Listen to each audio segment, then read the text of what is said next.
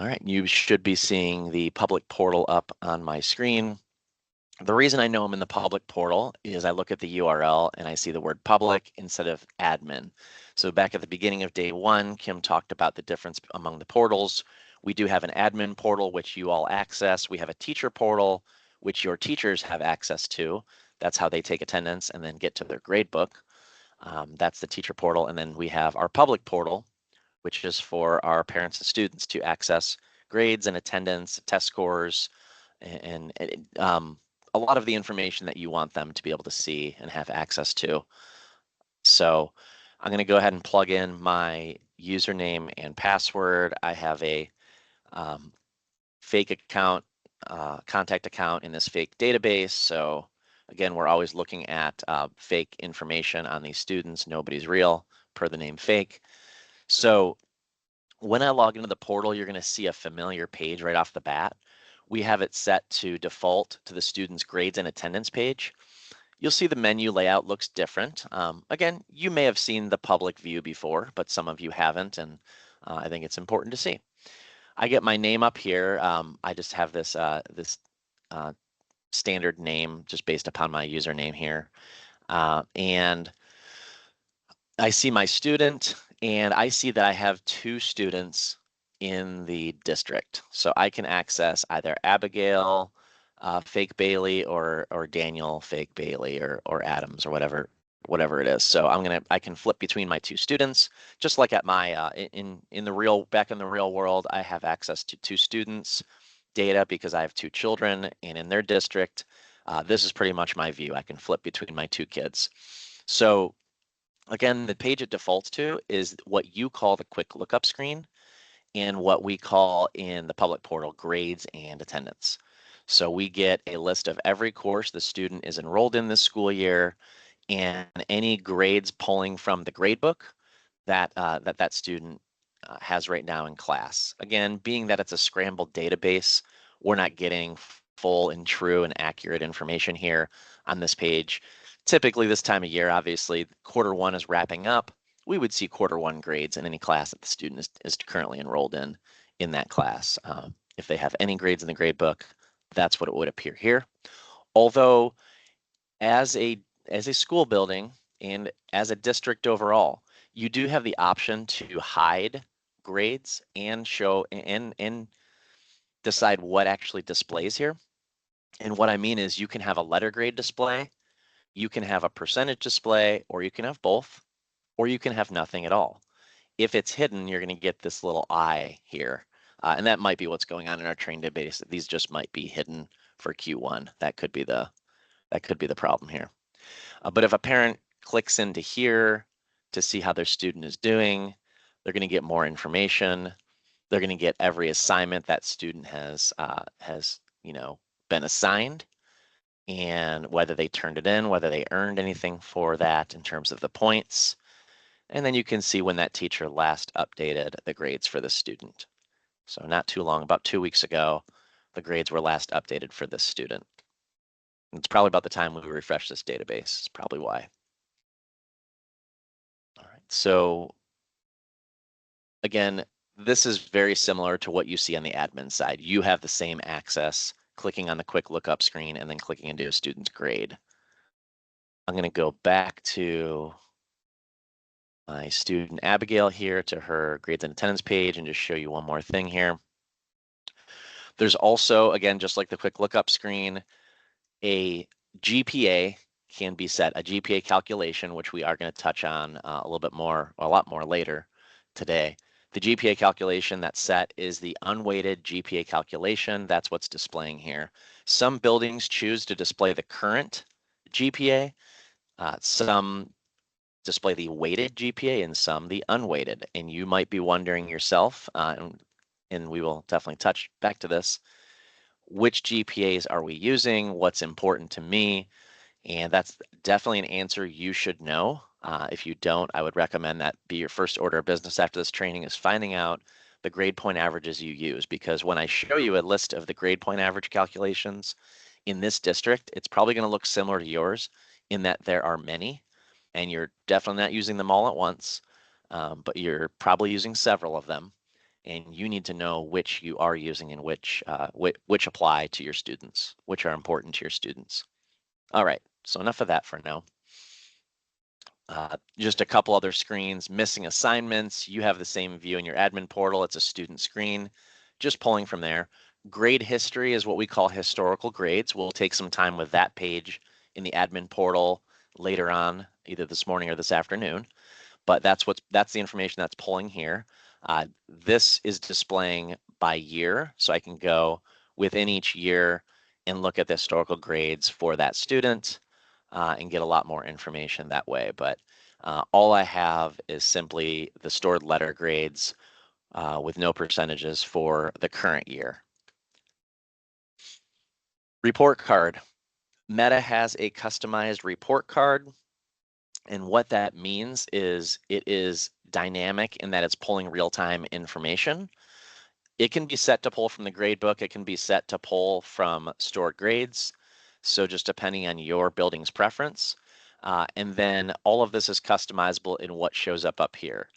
Do you want attendance to show? Do you want the quarterly GPAs to show? Do you want a cumulative GPA to show? If you're a middle school, maybe that isn't important to you that shows, right? So that would be the difference. Your district leader has access to make changes to the report card, and they should have gone through a training with our staff on how to set up the meta report card and how to adjust the settings on the meta report card. Even everything down here in what we call the courses box can be hidden or shown or modified. For example, you might not want absences or potential credit or earned credit to show here. That may just be something that could confuse parents and students.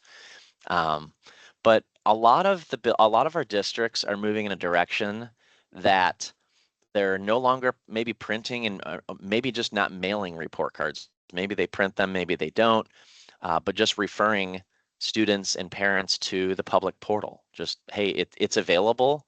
Once grades are stored, they say, all right, grades are official, navigate to your public portal. Here it is. I can print it myself from here, and I can have a copy of my report card. There we go. Not the cleanest view this way, but when you print it out of the admin portal, it looks a lot nicer. But students and parents could print theirs here. And I can even go back as a parent student and see what my report card looked like in prior years. If your district has chosen to hide the current year's report card, it may be defaulting to last year's right now, and that's a setting your district leader can change. We have some attendance history. We have the school bulletin that this was set up from the admin portal. So on the start page of the admin portal, I was able to put in a school bulletin announcement, and I could choose which portals it's viewable to. And I did choose the public portal as well. So I wanted them, anybody who went in here to be able to see that the homecoming game is tonight or tomorrow night, I'm sorry, and that the homecoming dance is this weekend. So and then you can view, they could change the date if they wanted to see what the announcements were last week or in the future. So they can do that here, but it's going to default to today's date. Because the bulletins that are created by whomever does that in your building, if that's used, are specific to date. So you can choose a date range that those appear or don't appear. Class registration. So hopefully if you are involved in scheduling, you are utilizing the class registration screens for students. This is how they make the requests, much more typical in a high school, but also applicable in a middle school. And even if a student doesn't have a whole lot of choice in what they request, I'll use a sixth grader as an example in this. If they get the choice between general music or choir or band or art, even if it's that one choice, the request screens can still be used within PowerScheduler. And then you can set that request screen up so they automatically get all their core classes once they submit their choice within the arts, and then they'll appear over here on the screen so they can see what they've selected. With a parent portal customization, So there is a way to customize what students and parents see here and what they don't. There are customizations that exist out there that you may have installed in your database that can hide screens like this. So there are times throughout the year, like right now, maybe you wouldn't want to show this because all it's showing them is what they requested for this current school year into this current school year, which is no longer applicable. They're already sitting in classes that may not be applicable. But when January, February, March hits next spring, the second semester, and they are making requests for the future year, this will flip over to 25, 26, and they'll be able to see their course requests right here in their public portal that they've made. Or in the case if you do it a little bit differently, maybe you've made the choices for them. You've entered them, you've hand entered them, and they'll see those too if this is turned down. But again, something to check out. You may want to look into that to see if your class registration is showing, your course requests are showing in your public portal. If the student owes anything, that would show up under balance. You may or may not be using, your district may or may not be using PowerSchool fees, so that may not be applicable to you. Account preferences, just what it sounds like, just like in the admin portal, we have our own account preferences. They do on their end as well. I want to highlight something here. This is a customization. This is a meta customization. Our developers created a page by several districts' request to view state test scores, I'm going to call them, and I'll say why I'm calling them that. State test scores, but it includes a little bit more than that, into the public portal. What's going to be confusing, I think, and this has already confused some users, is that there's also a test scores page. This is the core PowerSchool page that's on by default. So when I click into here, I'm going to start here and I'm going to come back to that one. When I go into test scores, I'm seeing the same test score page per student that you would see on the admin side. All right. So their OCBAs, of course, state tests are displayed here because someone in your district has imported the scores for the student into the core test scores side of PowerSchool. What this page here does, I click into there, is it should be the same information per those tests, but it looks a lot different. This is pulling from the FA screen. This is pulling from state reporting. And the reason is something we touched on last week in day one, is that your district is required to put state test scores and ACTs and SATs into the FA screen per student for state reporting. That's where state assessments is coming from. So that's why our development team created this page, so that we always know there's going to be, if a student takes a test, it has to exist there on the FA screen, and it's pulling here for the portal, whereas it's optional to use the core test results screen.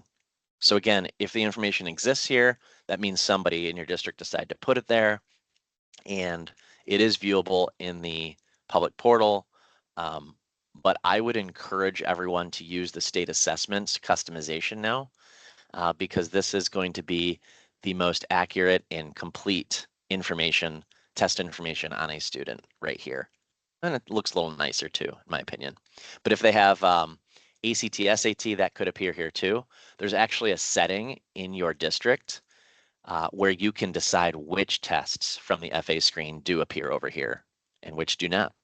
So they have OCBA or OST turned on right now, and maybe they don't have the ACT and the SAT turned on to display here.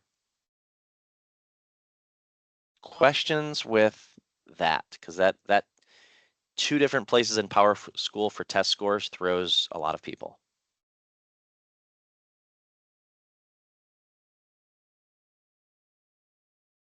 All right. Anytime the student earned a place on the honor roll, and we will touch on honor rolls later today, then that would appear here. So this student was on the honor roll in certain grade levels in the building that she was in, and it shows for which quarter and which level of honor roll was met. All right, so that's like a saved record of honor roll there. Any questions about things that a parent or student sees in the public portal?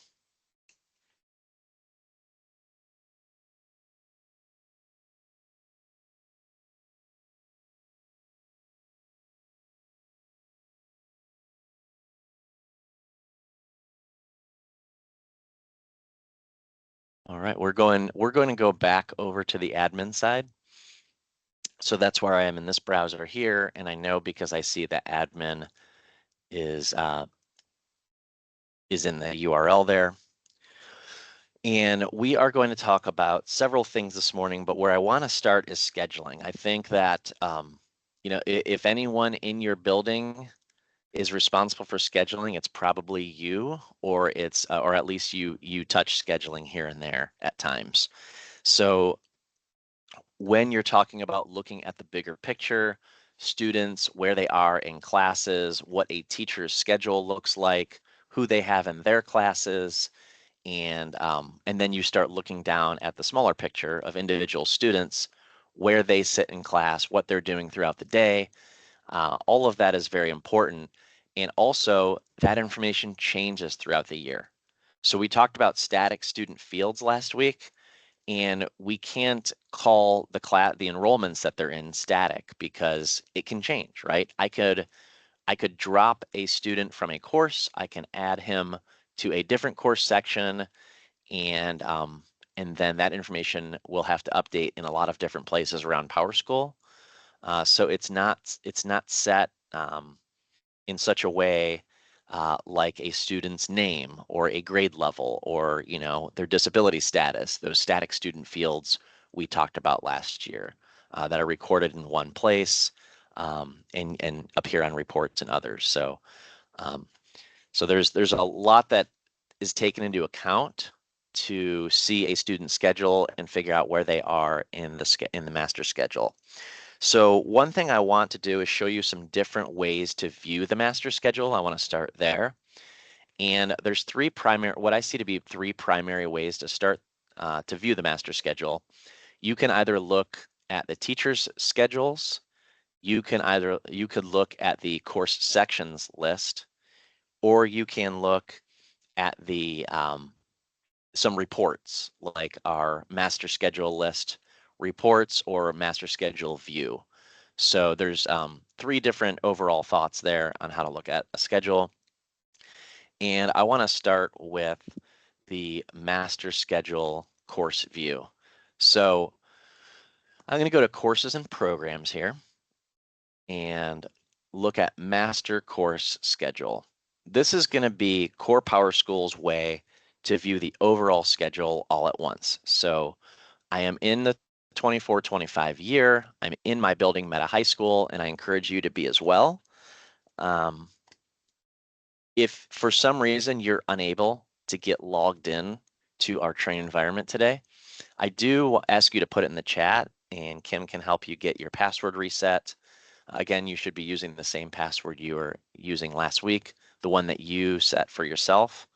But if you're having any trouble, I do want to get everybody logged in here to be sure that you can kind of play around and follow along, do some of the things that we're doing here. All right, so I'm in the high school, I'm in the current year, and I go to the master course schedule. So this is not looking at individual students, this is looking at the big picture. Hopefully you're all using this page. I'm gonna click on show preferences. There are no preferences set, so it's defaulting to this page here. So I'm gonna click on show preferences. And I have several choices here. So these are my settings for the master schedule. I could choose all periods or just specific ones that I want to see on my list. I'm going to go ahead and choose them all for our purpose. If I have differing cycle days, those will be displayed here. A, B, A, B, C, A, B, C, D, E. Most of our buildings are on an A day only, which means the same schedule happens every day for every student in terms of, and that may be kind of a misnomer because you may have different bell schedules on different days, but the cycle days are assigned to each section. So if every course section takes place only in A days, then they take place every day if there's only A days. But if you have A and B days, then that means you may have classes that only take place in A days and others that only take place on B days. And then similarly, if you have a schedule that does some different things throughout the week, you might have an A, B, C, D, E schedule. So for example, you may be in a high school where you have CCP courses that meet on the A and C day every week. A being on Mondays and C being on, set to Wednesdays. And other classes that meet on the B and D days, Tuesdays and Thursdays, maybe, if you set it up that way. And then we also have a lot, even more often than that, we have schools who do an AB type situation in their middle school. So maybe my choir class takes place every other day, while the band class takes place on the opposite days. So maybe my choir class students go on A days and my band class kids go on B days. And so that would, it changes where they go depending on what day is set on your calendar. And so we're going to make our way in a little bit here to the calendar setup, the bell schedule setup, the period setup, and I want to show you how all those pieces work together to form a student schedule. So again, this is the big overhead view right here.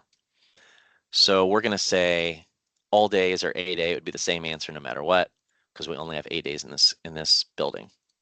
We're going to say we want all rooms selected, all teachers, and we want to group or sort by teacher name.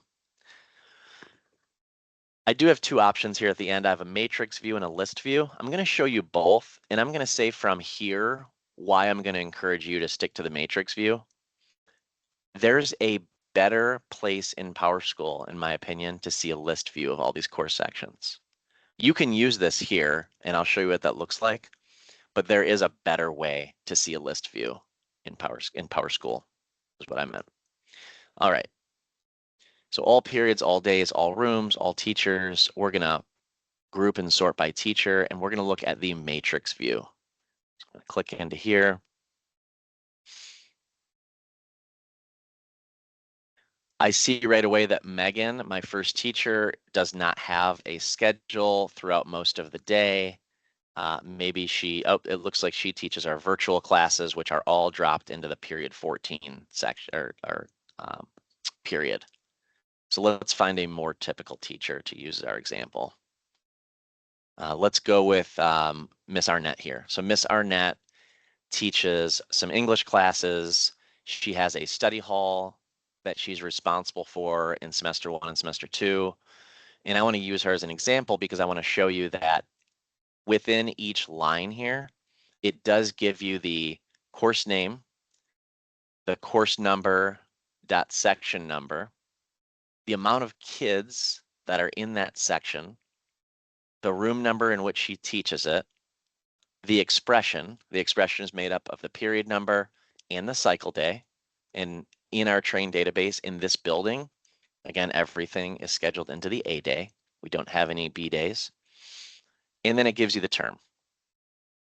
One hangup of this view is that it confuses some people in that it stacks the S1s and S2s on top of each other. But furthermore, what's even more confusing is if this teacher didn't teach an S1, it would have aligned that S2 section right up here in this spot. And it's just a visual thing. Even if it takes place in second semester, it's going to align it, straight across with these others if that didn't exist. And that's just a visual issue, I think, for this page. I don't see a quick example of that right now. Although this might be a good one. This might be kind of confusing because Miss Backus teaches she's responsible for the office helpers, so those sections are in her name. And you might look across here and just assume, okay, these are full year situations, these are full year course sections, but really this one is an S1 only, and it just puts on the same line. If she had an S2 over here in the next seventh period, it would just put it right here on the line. So just a visual thing to keep in mind. I've seen people copy and paste this whole schedule into an Excel sheet. It doesn't copy over and work real well. This is just a good reference for you to see where all the teachers are teaching in each period in the rooms, that in which terms. So it's a good reference point, but it's not going to be your best list view, which we'll come to in a little bit here. So just some examples of teacher schedules here. Also, if a teacher does happen to have two sections that take place at the exact same time, it does the same thing as the semester one, semester two. It just stacks them on top of each other, which again, I think confuses some people because technically these 16 kids, 12 plus 4, are all sitting in the same class at the same time, the same room at the same time. They all go to room 1003 with Mr. B right here, but they're all there in the same full year long term. They're not split up into semesters. That's clear in the list view, not as clear on this view, but I really do like, as much as I'm downplaying this view, I really do like it actually. It's a good, it helps me visually to see what's going on in the schedule. In a case where a teacher, again, trained database, a lot of scrambled data, but you might have a situation like your art teacher teaches drawing 1, 2, 3, and 4 all at the same time. You may see a situation like this on this screen. So it may look a little hairy here. All right. Any questions about the master schedule view?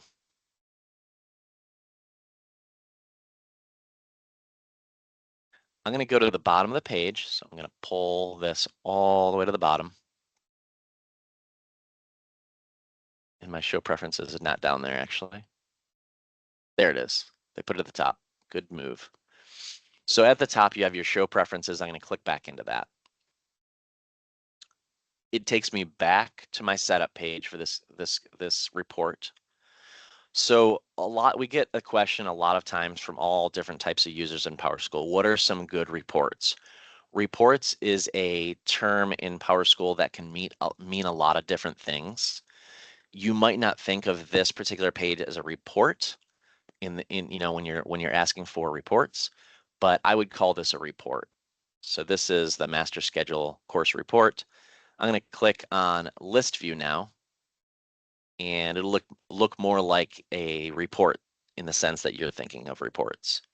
So I'm leaving everything the same, changing it to list view, and this may be something a little easier for a lot of people to look at. Same information, but in a linear view. I can once again go back and change preferences. I'm not going to do that, but it does still have my hyperlinked course number, section numbers, and my hyperlinked list of students. So if I were to click into, and we'll come back to this point, if I were to click into this here, I would see how that course section is set up. But if I were to click into one of these numbers of students, I'm going to get my list of students that are enrolled into that course. So both useful places to go in PowerSchool, depending on what you're looking for. But I'm going to show you another place that we can do that at as well. And where I would prefer, if I was going in to look at a section setup or edit a section or look at which students were in which course section, I'm going to show you where I would go to do that. So again, this is a list view. You'll see it's not filterable or sortable. I'm clicking on these column headers, and I can't, bring all expression number 1, period 1 class at the top. I can't bring all year-long term class at the top or S1 term classes to the top. This page does not work that way. If you're an Excel type person, you could simply copy and paste this into Microsoft Excel and filter or sort to your heart's content based upon what you're looking for. But of course, you will no longer have these hyperlinked numbers of students as well as the courses to go into if you needed to do that, but you'd have the data that you need. This report does exist somewhere else in PowerSchool, a customized version. So you may remember us talking about customizations last week. Meta has some customizations, like I talked about with the public portal in that parent state assessments view. But the customization I'm about to show you, we don't own. It's one of those outside customizations made by a different company. There is a free version out there. Your district may be using the free version. Your district may be paying for the upgraded version reports. And I'll tell you how you can tell if you have the most up-to-date upgraded reports that are paid, or whether you have the free version that's no longer maintained. When I go to data and reporting, I see an option, I think we touched on this last week, called PSCB custom reports. And if your district pays for them, you're going to see either a menu item here in the main menu called PSCB Dev Custom Reports, or PSCB Dev Custom Reports might be at the top of your page, but the word Dev is key. If the word Dev appears in this header, then you know that you have the paid version of these reports. Our train database does not have the paid upgraded version of these reports, but it's still, the one I'm about to show you still works very well. Most of these reports work just fine with the free version, but there are some things they've updated on the newer paid version. So when I click into PSCB custom reports, I get to this page, which lists a whole lot of reports. What I'm looking for is scheduling current year. If you work within student schedules or looking at the schedule overall in your building, this is a place that might really benefit you to learn about. The only one I'm going to focus on this morning at this moment is the master schedule list, because I want to show you the similarities and the differences between what we just looked at versus this one. So on the last page, we looked at the master course schedule report, which is out of Core PowerSchool. PowerSchool created that, but this other company created a version of that. When I click on master schedule list for the current year, right off the bat, I have the option to filter by teachers, by course name, by room numbers, or by terms. What I would recommend, the way I would recommend using this report, is simply to submit with all selected.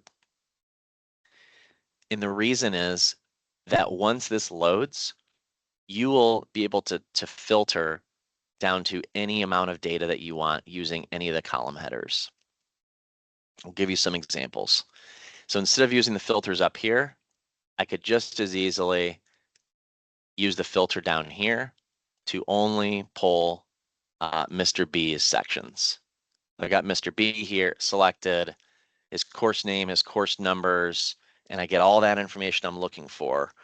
Number of students versus max enrollment that's allowed in the section, the number of seats available. So you can see his environmental science that takes place in period 13 is currently overfilled because there's 31 kids in there for a 30 seat section. So there's no seats available, let's say. It even breaks it down by gender on who's in that class. All right, looking at the gender on the demographics page of that student. And so a lot of helpful information, but again, you might just want to see the whole big picture, leave that filter off and see every teacher's schedule. And I can simply sort by teacher, which is by the default. I could sort by expression. I could start with the 0 period and get past that. Now I can see all my first period sections. If I really only wanted to see my first period sections, I'll use that filter and put in exactly that expression. And now I can see there's 246. This number's updating every time I filter this down. And I have 246 course sections in first period, which probably isn't realistic in a lot of buildings, but that's what's happening in this building. So a lot of course sections, and I can make sure that these are in alpha order. Let's see, I think it took off my filter. Yeah, it did. Let's see. Because I'm putting 1 in there, it's picking up all my 11s and 21s as well. That's what's happening. That's why I'm getting 246. I thought that seemed like a lot. So with that said, another thing you could do here, it's not a copy paste, it's even easier. you can actually export this entire report out to an Excel spreadsheet. So CSV, I'm going to put it in my downloads. I'm going to open it. And I have the very same data that I was just looking at, but now I can do whatever I need to do with it in Excel. I don't know about you, Stephen, but that's one of the things I love about the PSCB reports, that you can manage those in an Excel document and sort them and filter them as needed. Definitely.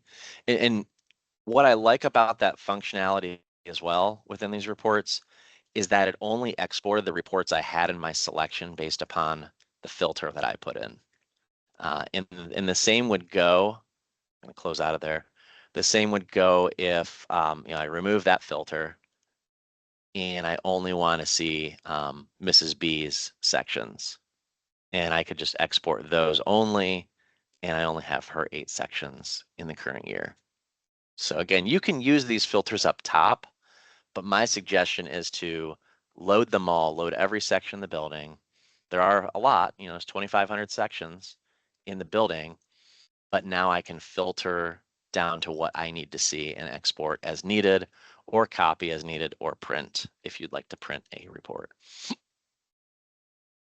So, yep, absolutely. So that's a, in my opinion, helpful report when we talk about looking at our schedule. Overall, that's a great place to go.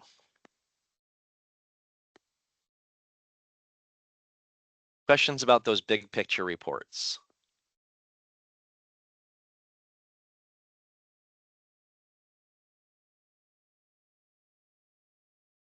All right, I'm going to go back to the start page.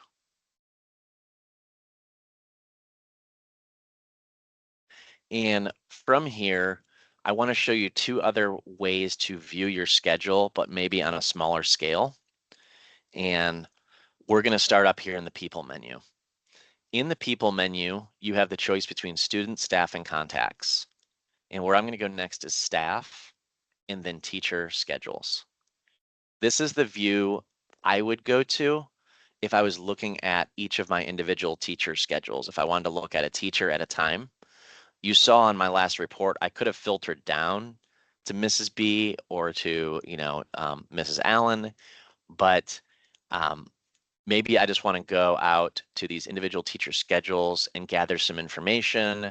Maybe this isn't where I'm trying to export or print, but I'm simply going to look at how the section is set up or the students that are in the sections. So let's go to, I think this teacher is a good example. Yep. So this teacher is one of my math teachers. She also teaches several sections of what we're calling in our building academic options. This teacher, I can see everything that she teaches for the year. It looks like she has all year-long course sections. I can see the expression in which she teaches them. It puts this page puts them in order by expression. The section numbers, which is very important. I also get some other information here I may or may not know about, but I can click I can click over top of this little teacher icon and I can see if there's other teachers. So if there's a co-teacher or other teacher on this section, that's why it's going to show this icon. So I click onto there, I can see, oh, Danielle Allen is actually the co-teacher of this section of this Algebra 1B. She's not the lead teacher, but it will still appear on her list of course sections. All right, and I go to the next one and the same thing. So she's actually, so if I go to Eliza's list, I'm also going to see the Algebra 1Bs here listed on her. A co-teacher has all the same access to PowerTeacher Pro for this section and to the grade book as a lead teacher does. There can only be one lead teacher on a section at any given moment on any given day. I'll talk about in a little bit why I say that, because that could change, right? So there can be any amount of co-teachers on a course section, but they have all the same accesses that the lead teacher does. So if Danielle's entering, creating assignments, entering individual student grades, if Danielle's responsible for attendance, maybe she's the intervention specialist. maybe she's a student teacher, all right, but she needs full access like the lead teacher. But notice the dates do match because a co-teacher's uh, time in a section can overlap with a lead teacher's. But again, I'll go back to there can only be one lead teacher at a time. So it won't even allow you to put a second lead teacher on a section at the same time. The enrollment will show you how many students are in that section. And there's something I do want to show you about that. I'm going to click into the Algebra 1B section, or the number of students here. So if I was looking for a group of students by course section, this is the place I would go to, because from this page, I can make my selection of students and work with that group. So by making the current selection, they're already pre-selected for me. I take them with me. They're now my selection of students. But the other piece I wanted to show you here on this page is that there is a detailed view that's turned on by default for me. I can turn that off. You may see this page this way. But once you turn on the detailed view, which I'd encourage you to do, you're getting the additional information, gender, grade level, the date that they entered that course, and the date they exited. The student's entry date into a course is always going to default to the first day of the term the course section is scheduled within. So the first date of the term, the year-long term in my building, is 8/14. And the default exit date, so when I enroll a student into this course, the default exit date will be the day after that term ends. All right. So this is a real tricky thing that a lot of people struggle with, and I have in the past as well, admittedly, that if my year end ends on 5/28, that means the exit date on the enrollment is going to be 5/29. So don't get thrown by that. That whole idea is going to come back in a little bit here. When we talk about modifying student schedules, we need to be sure those dates are accurate. The quick reason, the quick explanation here for why that is we have to show when the student was actually in the course. And by saying he or she exited on 5/29 means they were in it through 5/28. So think of it at like midnight to start the next day, 5/29. When I say they exited 5/29, they were in it through that whole day. And then beginning the next day, so on 5/29, they were no longer in that course. Well, it's a little tricky. Any questions about those enrollment dates?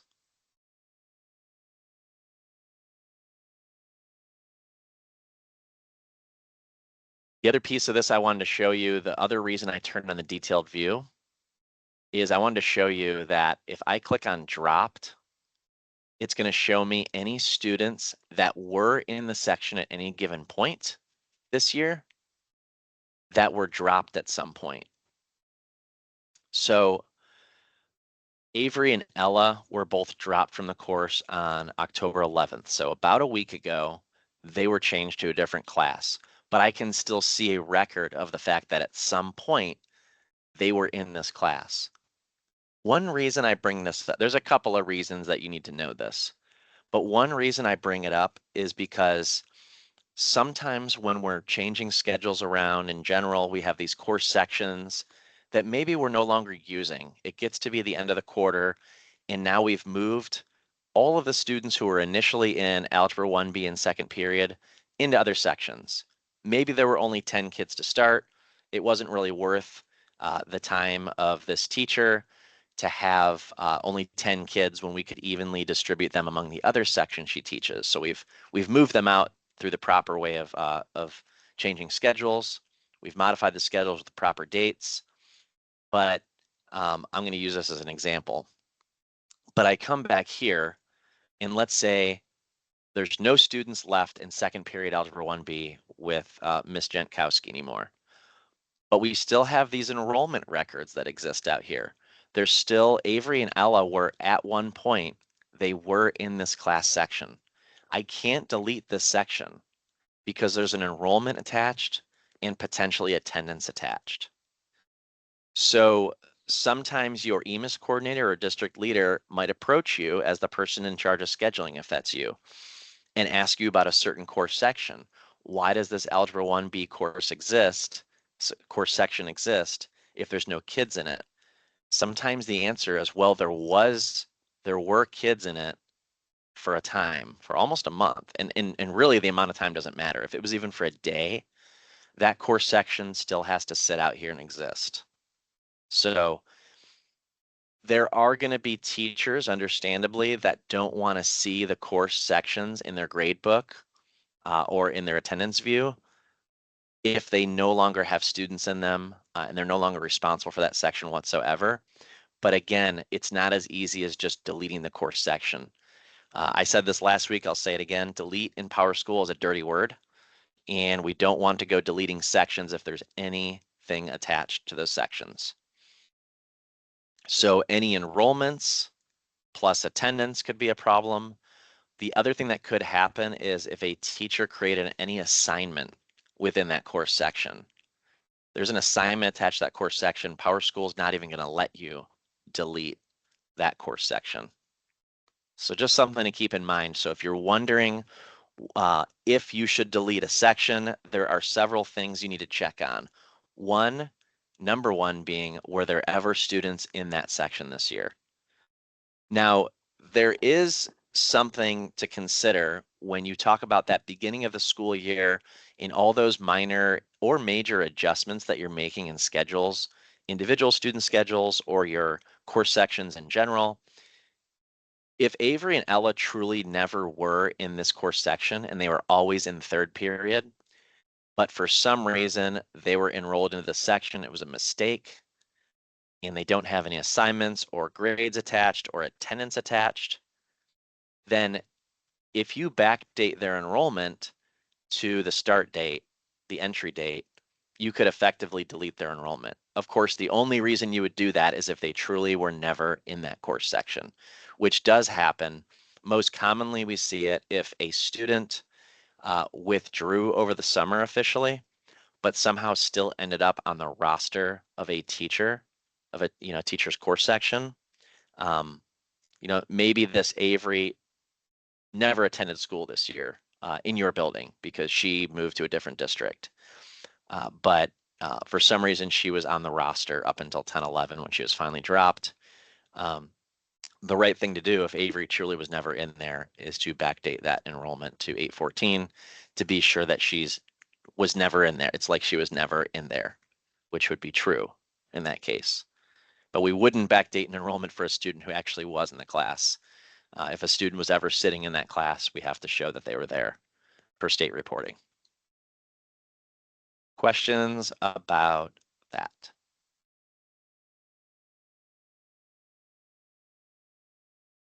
A lot less common pre-registered students, but it does happen.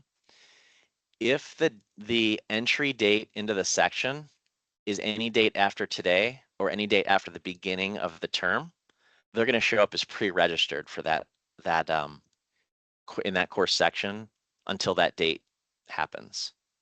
So if you were thinking about deleting a section, you would also want to check the pre-registered students, make sure there's nobody with a future enrollment into that course section.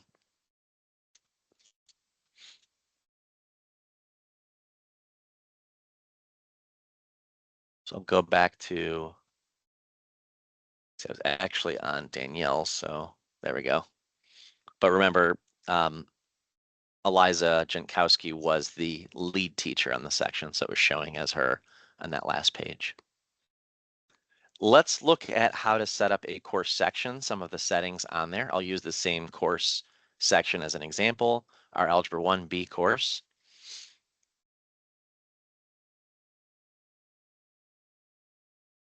Another thing that you should never do once the school year has got off the ground, got going, is change once there's students who have been in a course section, you wouldn't want to change the expression. So we get this question a lot at the beginning of the year.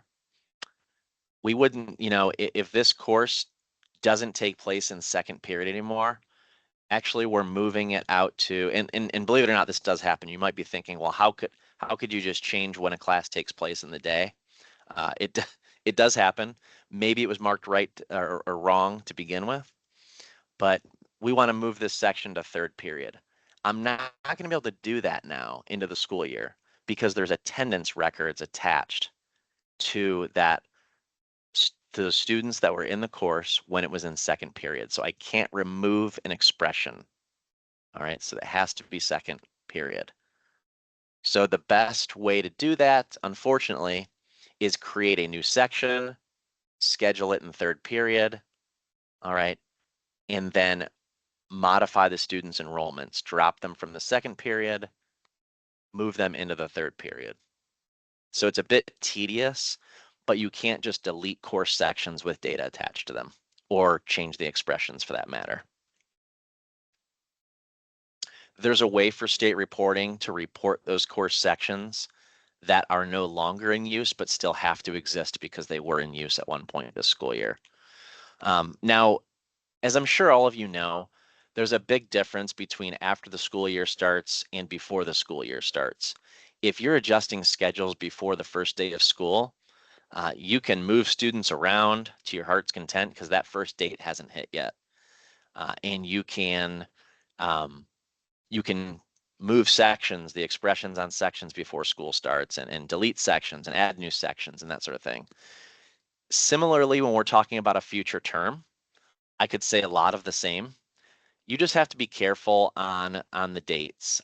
We've seen some funky things with dates, enrollment dates, like in August, we have some buildings that say, hey, I've got, these 10 kids scheduled in a semester one class. I'm going to go ahead and move it to a semester two class. It's just going to be a semester two class, or I'm actually going to make it a year-long class. But those enrollments with their enrollment dates are tied to the initial term that class was scheduled within. So if you're seeing any funky things with dates, like why don't these dates align with the terms, chances are somebody changed the term on that course section. Additionally, when we're talking about scheduling into future terms, so we're adjusting student schedules for semester two, maybe. A student comes to you today and says, hey, I don't think I want to take that second art class in second semester. What are my other choices? And if you have a policy that states that student can change classes before the semester starts, then you're looking at the schedule. Again, use that entry date as the drop date, and it'll look like that student never was in that second semester drawing course. Because again, the course section has not started yet, and you can drop them as of the first date of the semester two, and they will no longer be in that course. I'll probably say that again. It'll be like their course enrollment never existed. I'll probably say that again when we get to individual students. All right. So enough about expressions. Here's the term. Again, just a warning, you can't just update the term once the school year started. The enrollments would, the enrollment dates would change. If I change this now from a year long to a semester two, it would orphan the attendance records that took place on those first few days of school, the first 2 months of school. What I can do is I can change the teachers on the section. But just like student enrollments, I would want to be vigilant with the teacher name being accurate to when that teacher was actually in charge of that class. Again, that's for state reporting purposes. Here's what I mean. If Eliza was the teacher from August 14th when school started, but had to resign today or, go on medical leave or, or something like that, if she was not in the building or in the class anymore after today, you could put an end date on this on this teacher. So I could say that Eliza's last day was 10/17, and then I could say Danielle Allen became, well, it's not going to let me select the lead teacher, it looks like. But what I want to do, oh, that's why. Danielle Allen became the lead teacher on October 17th. So just like the student enrollments, the end date of the outgoing teacher and the start date of the new have to match. So your, or I apologize, it actually would be 10/18, the first day. So it's the date that the teacher was actually in charge of the class. So Eliza's last day was today. Danielle's first day of in charge of the class is tomorrow. And you would probably change her co-teacher status as well to end today as well, because now she's the lead teacher of the section. So those dates have to be accurate to who's in charge of who's the actual lead teacher of the class, but there can't be overlapping. So Danielle and Eliza can't be the lead teacher on the exact same day. So these dates do have to be different. Questions on that?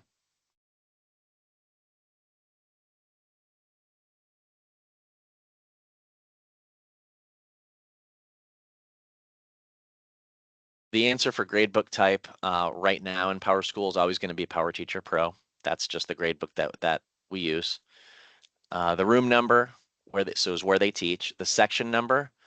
Most important thing to know about section numbers is that they are important, but they can change. I could change this number right now, and it would have impacts in different places around PowerSchool. Obviously, every student, um, every on the course sections menu, it would update there. Every student schedule, it would update. And if you're a building that uses dependent sections, which is almost exclusively an elementary type of scheduling, but we do have middle schools who use it, dependent sections. Those dependent section numbers would have to be updated any place where this course section is dependent, schedule dependent upon another. Does anyone have questions about dependent sections? I don't know if I'm talking to elementary here that uses dependent sections, but that's an important point if you're changing section numbers year to year, but you do have dependent sections set up. Any elementary staff here that uses dependent sections and is not sure what I mean there?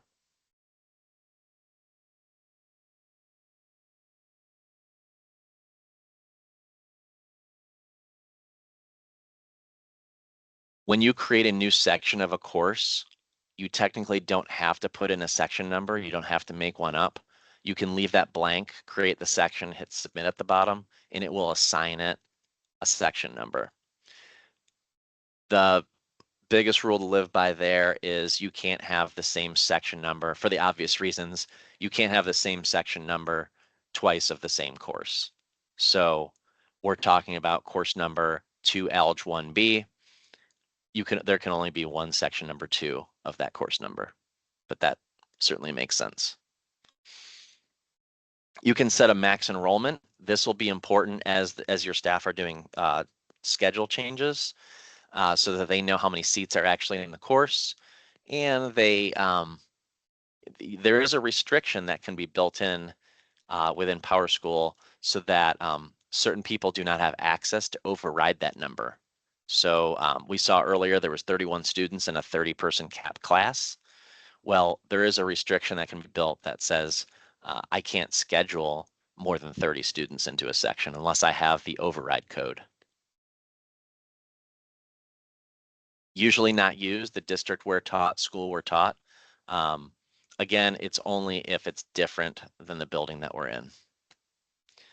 I mentioned dependent sections. I don't think that's applicable to most people here, but I'll put a plug in here. We do have a session in the spring that we offer a couple of times called live side scheduling or elementary scheduling.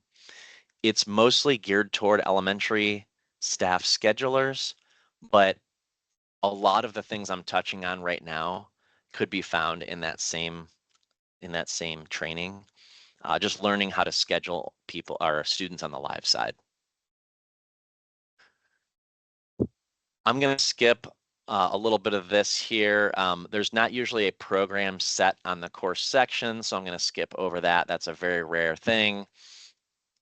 You can utilize student programs. I'm going to come back to what student programs are and how they work. You can utilize them in scheduling, which is how they would work here. I have seen several questions about this next piece in tickets recently, this year, more than I had seen before, regarding recording attendance. So if you have course sections that take place in more than one period, so let's say that you have 3 lunches in your building and they take place in 4th or 5th or 6th period, and you do have a group of students who takes lunch in 5th, but then they go to math or whatever they go to for 4th/6th periods, right? They go to their math class for half an hour, then they leave and go to lunch, then they come back to that same math class. All right, my daughter has a schedule like that. That's what she does. She does the middle lunch. So if you have checkbox on these sections, record attendance meeting separately, then teachers have the option to record attendance in either 4 or 6 in my example, or both. Whereas if you have this checked, by taking it once in the section, that's the only option that they have. It's going to record it for both. So there is a difference there, and it's something you want to be aware of. It's something that's come up a couple of times, probably more applicable to whomever does attendance in your building, but the question could come up from parents, could come up from students, probably more often from the teachers that are taking the attendance. It tends to throw them a little bit if you have this each meeting separately turned on and then they have the option. Well, where do I take meeting? If we're doing meeting attendance, where do I take it? Do I take it in 4 or in 6? In your building may not worry about meeting attendance. Some of our middle and high schools, and even elementaries, more often elementaries actually, they simply just take daily attendance each morning. But if you're doing meeting attendance, then this is important. You typically would not exclude a section from attendance. Exclude from storing grades. A lot of these pieces here that I'm talking about in this section are also course reference settings. So we're looking at the section level, right? There's been several course sections of Algebra 1B created, and I can edit these settings on the course section level. However, I could also go to the course if I have access and edit many of these same things on the course. So whenever a new course section is created, the settings follow the course. And so you're going to start to see same as course here, same as course. So for this setting here, it's looking at the course. Study halls, I would exclude from storing grades. Lunches, I would exclude, maybe even homerooms, possibly. You probably don't want blank grades to store. You probably don't want anything to store where the teachers aren't actually giving grades. Advisory, homeroom, I said lunch, study hall. There are exceptions to that. Some buildings are using that a little bit differently. I'll give you an example. If the homeroom teacher wants to put a comment in for that student that writes to the report card, then that would be a reason to store a blank grade for homeroom, for example. So you have a middle school, you're in a middle school, you have a homeroom. The grade's going to be blank, but you do want them to be able to put a comment in. If you don't store that homeroom section grade, it's not going to write that comment to the report card. So that would be a reason that you might leave that to include. But so I have the options to include or exclude on the section, but again, most likely that'd be done at the course level. So I'm going to leave it set to same as course. Same with grade scale. There are some buildings utilizing different grade scales per course sections, but most of that would just be looking at the course preferences itself, along with most of these settings as well. Does it exclude from GPA? Does it exclude from rank? Does it exclude from honor roll? If you have a pass-fail course, you're probably excluding that from GPA, I would think. You may have your own reason. Your district may have their own reasons for excluding these other pieces, a class rank or honor roll. But again, usually done at the course level. Could be a section though. Could be a specific section. Section types, houses, and teams are all part of scheduling. It's ways of getting the appropriate students into the appropriate sections. So if they had these set up in this building, you'd see a list of options here. And typically would not be done mid-year like this. This would be set up prior to the year starting to get kids into the right sections. Closed sections at max does exactly what it sounds like. You're talking about if this is set, then and I'm loading a group of students or using automated scheduler on an individual student, I want it to honor the max enrollment, which means if there's already 30 kids in the algebra class, do not put another kid in that algebra class. All right, these are things you don't need to worry about down here. And then additionally, these are things you probably do need to worry about, but I would advise you not to touch without your EMIS coordinator. This is something you might be using on certain sections. I gave some examples earlier. I don't know, maybe study halls, lunches, advisories, some kind of holding course maybe to say, hey, my kid does this for this amount of time, and I just need to know that, like an early release or a late arrival type thing. Your EMIS coordinator will know the answer here on what should be excluded, and you should work with them. And again, I'll echo what I said earlier. I would say most of that set up on the course level itself, probably not an individual section for these settings as well. Questions about course section setup?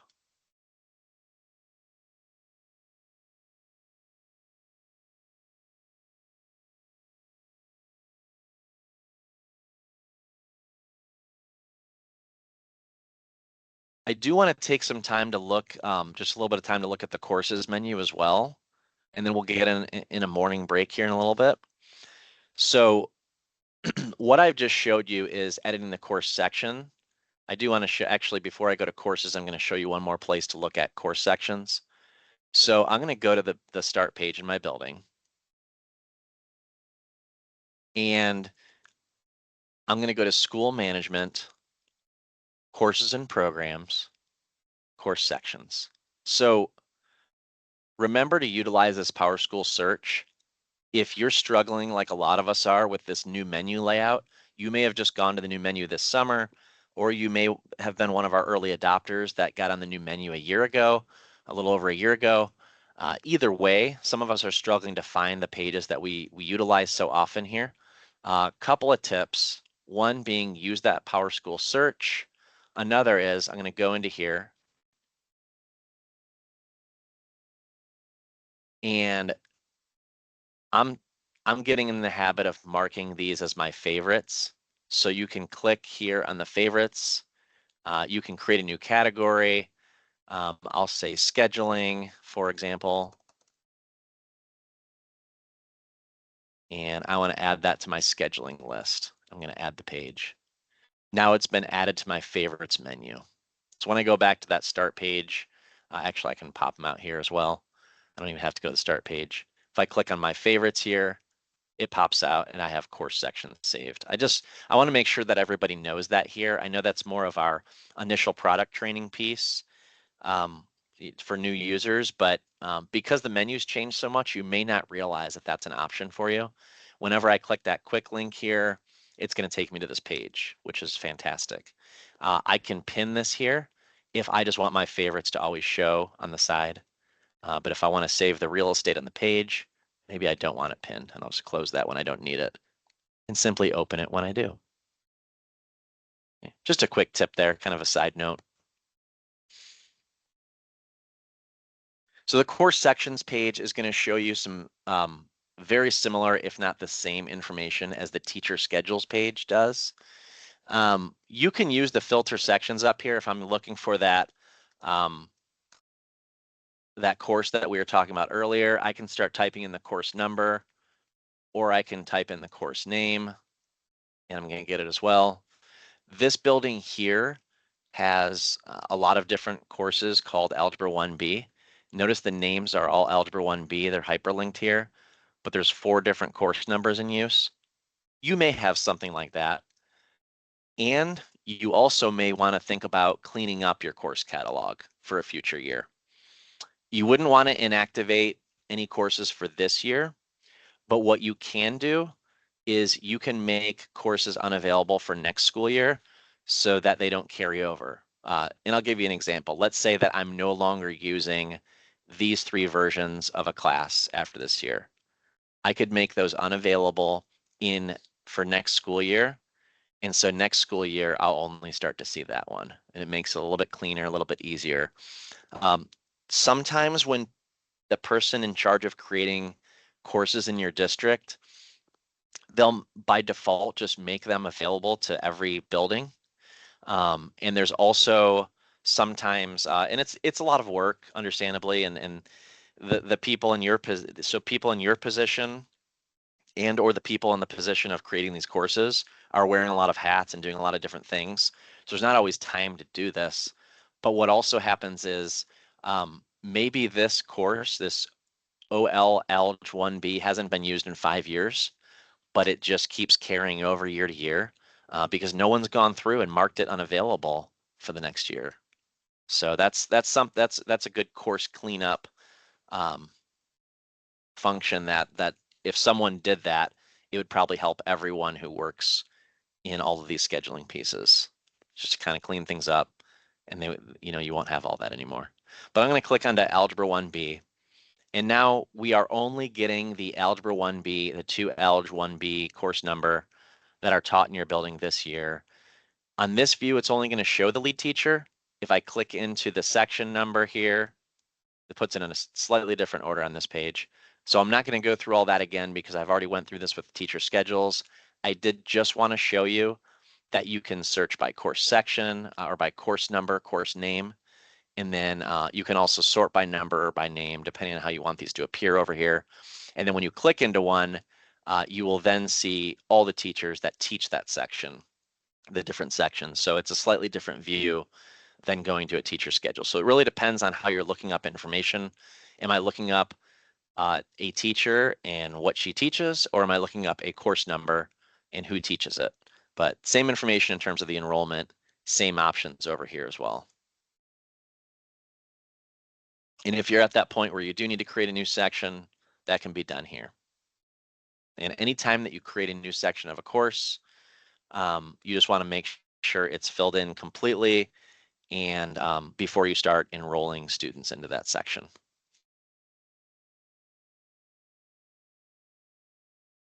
All right, I'm going to go back to the start page. I don't want to spend too much time on that. And now I also want to show you the courses menu. So the courses menu is the place where courses are built from and edited from. What we recommend here at Meta on the PowerSchool team is that courses are created and edited at the district office level. You may have the ability to edit a course at the building level, but we do recommend it's done at the district office level. That way it's consistent across the board.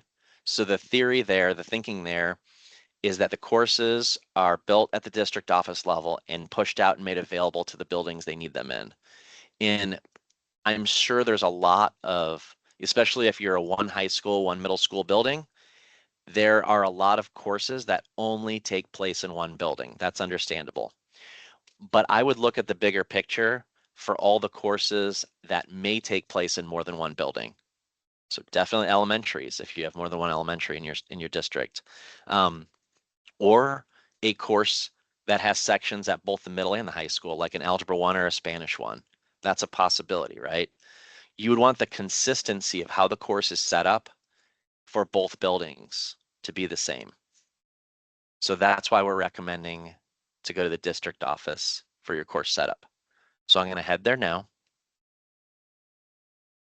And then I'm going to talk about this for a few minutes, and then we'll take our AM break. So within the district menu, I'm going to go to, again, I could type in courses here and it would take me there. Or I could go the other way and I could go district management, courses and programs. and courses. You do have the same menu item on your school management menu within the building. And for a lot of you, that'll be viewable but not editable. Some of you will have the access to edit that from the building, but again, we're advising that courses are only edited at the district level.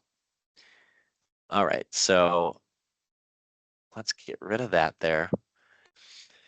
So you can search your courses by building, by year, and whether they're active, or you could use the inactive and unavailable as well, and you could see a lot more courses if you want to checkbox those. So I have no building selected, so I'm really looking at all right now. And I'm only using the name algebra. So anything with the name algebra in it. And you can see in this district, they have a whole lot of courses with the word algebra in the name. So I'll let you decide whether that's a good thing or not. I'm going to keep consistent with looking at the same course that we've been looking at with the 2 Alg 1B, known as by name Algebra 1B. So I'm going to click into that here. I can see from this page the prerequisite, if there are any, and which building it's active in right now. I'm going to click into here. It does open a new tab for me.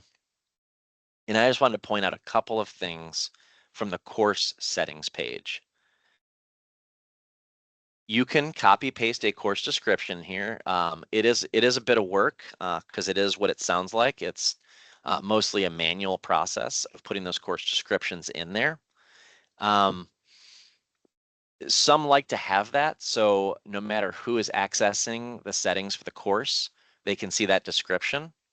So it may be a good idea as a communication tool among your staff to have that description in there. All right, and then very important here, the number of credit that a course is worth. Typically, when we're talking about credit, you're thinking high school credits for graduation. Not 100% the case, but that is where it applies for high school students. Any high school course that earns credit needs an amount of credit in the credit hours, right?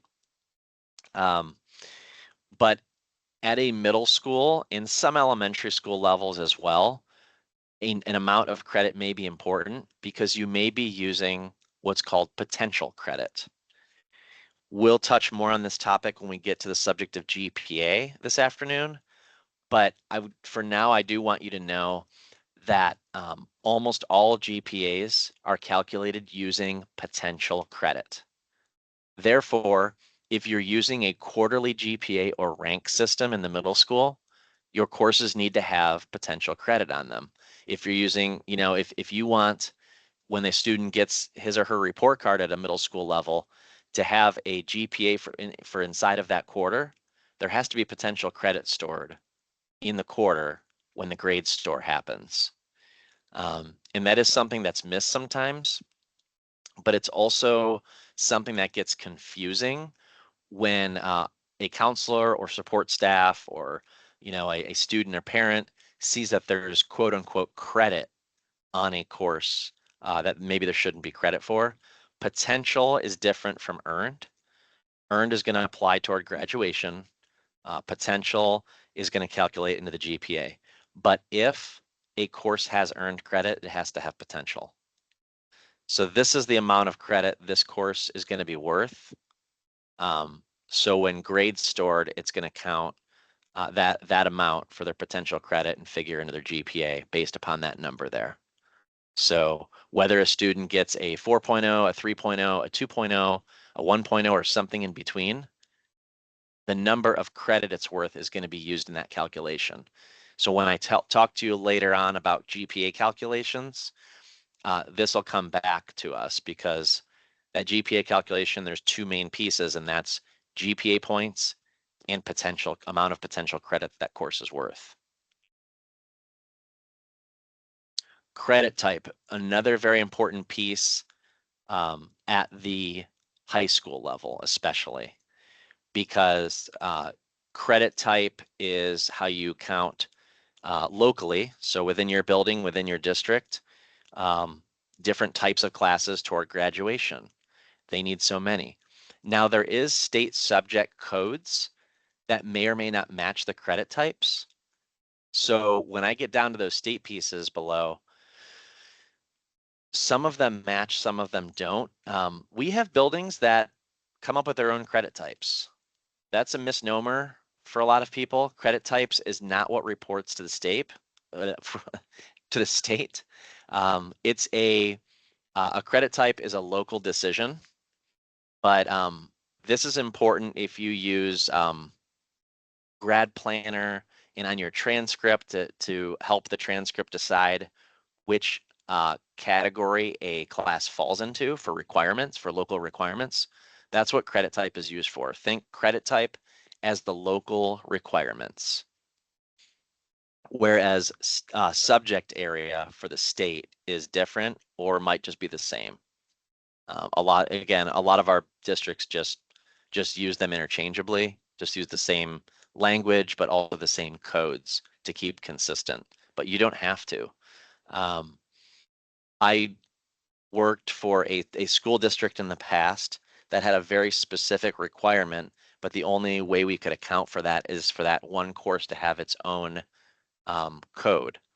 All right, they had a senior project that was the only course, but every kid needed to earn it, and we wanted to show on their transcript that they earned the 1 credit for quote unquote senior project, and therefore we had a senior project credit type, and it could have been something as simple as SP if we want.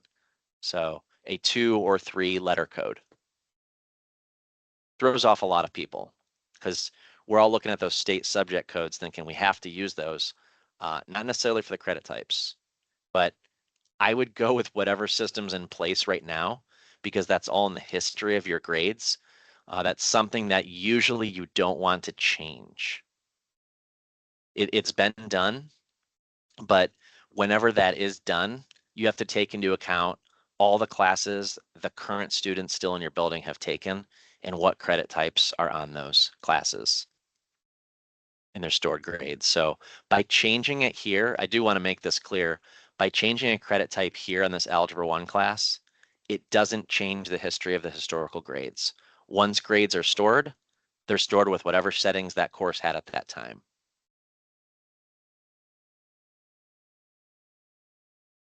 Max enrollment, again, can be set at the course level, could be set on the section level if needed. If there was a course section that needed a different max enrollment, you could change it there. Here's where you're seeing some of those similar things, so I'm not going to spend much time here. This is where I could exclude, so like a lunch or a study hall, I would just mark this to exclude.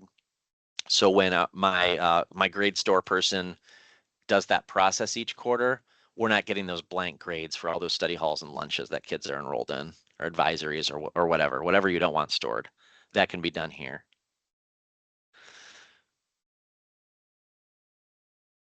I talked about these already, but what I do want to touch on is this. This confuses us a lot as well.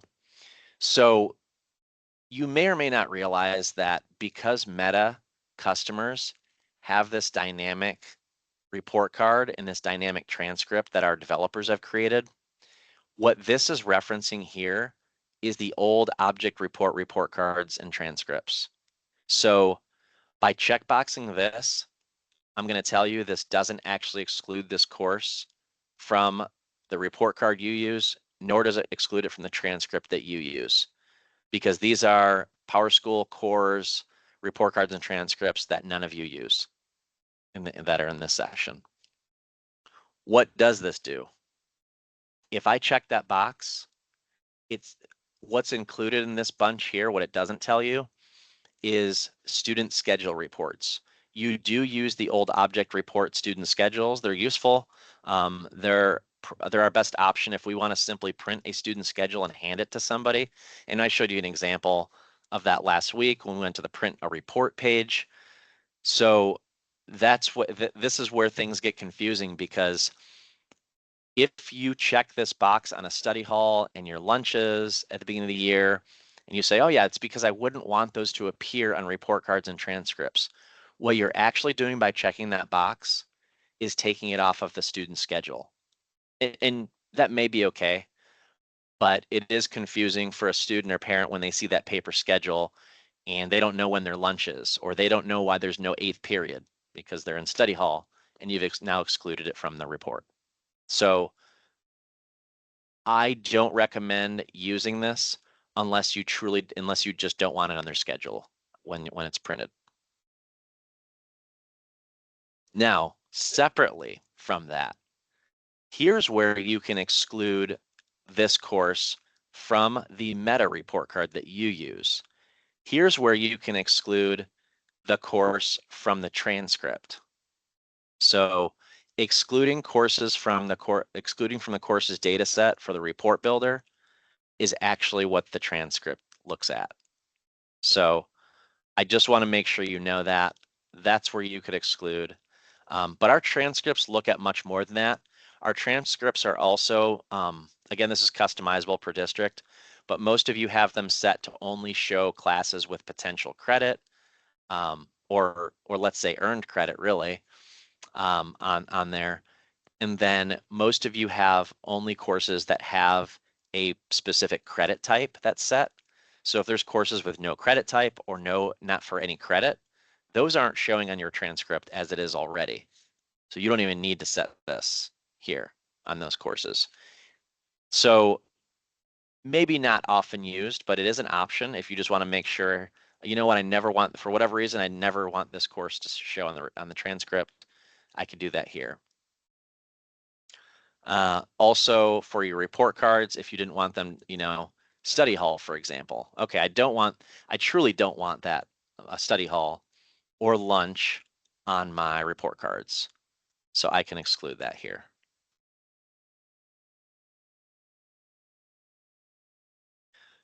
If you're unsure about how your transcript looks, how your report card looks, you have opinions on how that should be modified, your first line is to go to your district leader of your district, find out who that is if you don't know, work with them. They're the ones that are going to work with our team to customize that report card or transcript for you. I'm going to put in another quick plug for our EMIS coordinators. My advice, don't touch these settings. Let your EMIS coordinators do that. Anything below this blue line. Questions about course setup versus course sections?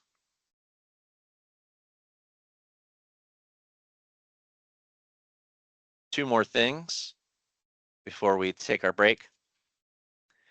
Availability tab is going to show me which years the course has existed. This could be a good reference for you. It's not going to show you an option for 25-26 until the new year is created in years and terms. This is important to those of you who work in scheduling in the future school year. So when you start coming to those PowerScheduler sessions, one of the very first steps you're going to do is create the new school year in your building, or your district leader is going to do that. A lot of your district leaders take care of that part. Once that new year is created, you now have a 25-26 option on each of these courses. That's the point where if you no longer want this specific course number to be involved in scheduling in the future, you would edit the availability again at the district office level if you have access, or ask whomever does have access to do this. Edit the availability for 25-26 to say unavailable for your building. That'll make sure it doesn't come over to PowerScheduler. It doesn't come over to next school year. Again, you don't want to come here and do that here unless you are 100% certain there's no course sections in your building for this year and never have been for this year. That's why I would advise just waiting until the new year and then editing the availability on the new year to say it's no longer available, and then it won't come over for you. That's a piece that was a game changer for me when I was in a district. When I worked with my course management person on doing that, and I worked in a high school and a middle school, and we cleaned that up. And then when I got into scheduling for that year, I could not believe how nice and clean everything looked, and I only had the courses available to me that I actually used. So huge difference. I'm going to go back to the district settings here, the course settings, and I just want to point this out here. Course information could change year to year, and if it's changed, we would never change the course number, but you technically can change a course name, but it changes per the year. So I can go back and look at how a course was set up year to year.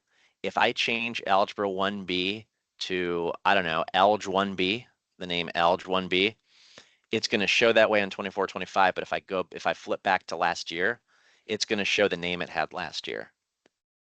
So course information can change year to year. And again, when a grade gets stored, it looks at the course settings and the course section settings in the moment it's stored. So important for how much credit a course is worth and credit type, the course number, the course name, all of that is going to show in the stored grade record, which we'll show you later down today. All right, let's take a break. Let's say about 7 minutes. It's 10:41. We'll come back at 10:48, and then we'll go through about noon for our morning session.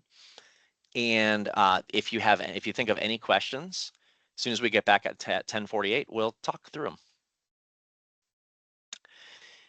And I'm going to grab my selection of students. So as I talked about in day one, I am, every time that I grab a quick selection of students, I have a spreadsheet over on my other screen, and I am just copy pasting that group of kids right here into multi-select. Really great feature to pull a group of students at any given point that I can have on hand. Again, just a little bit of review from last week. I could save this group of kids in my stored searches. That stored searches would look at student fields to decide which kids to pull.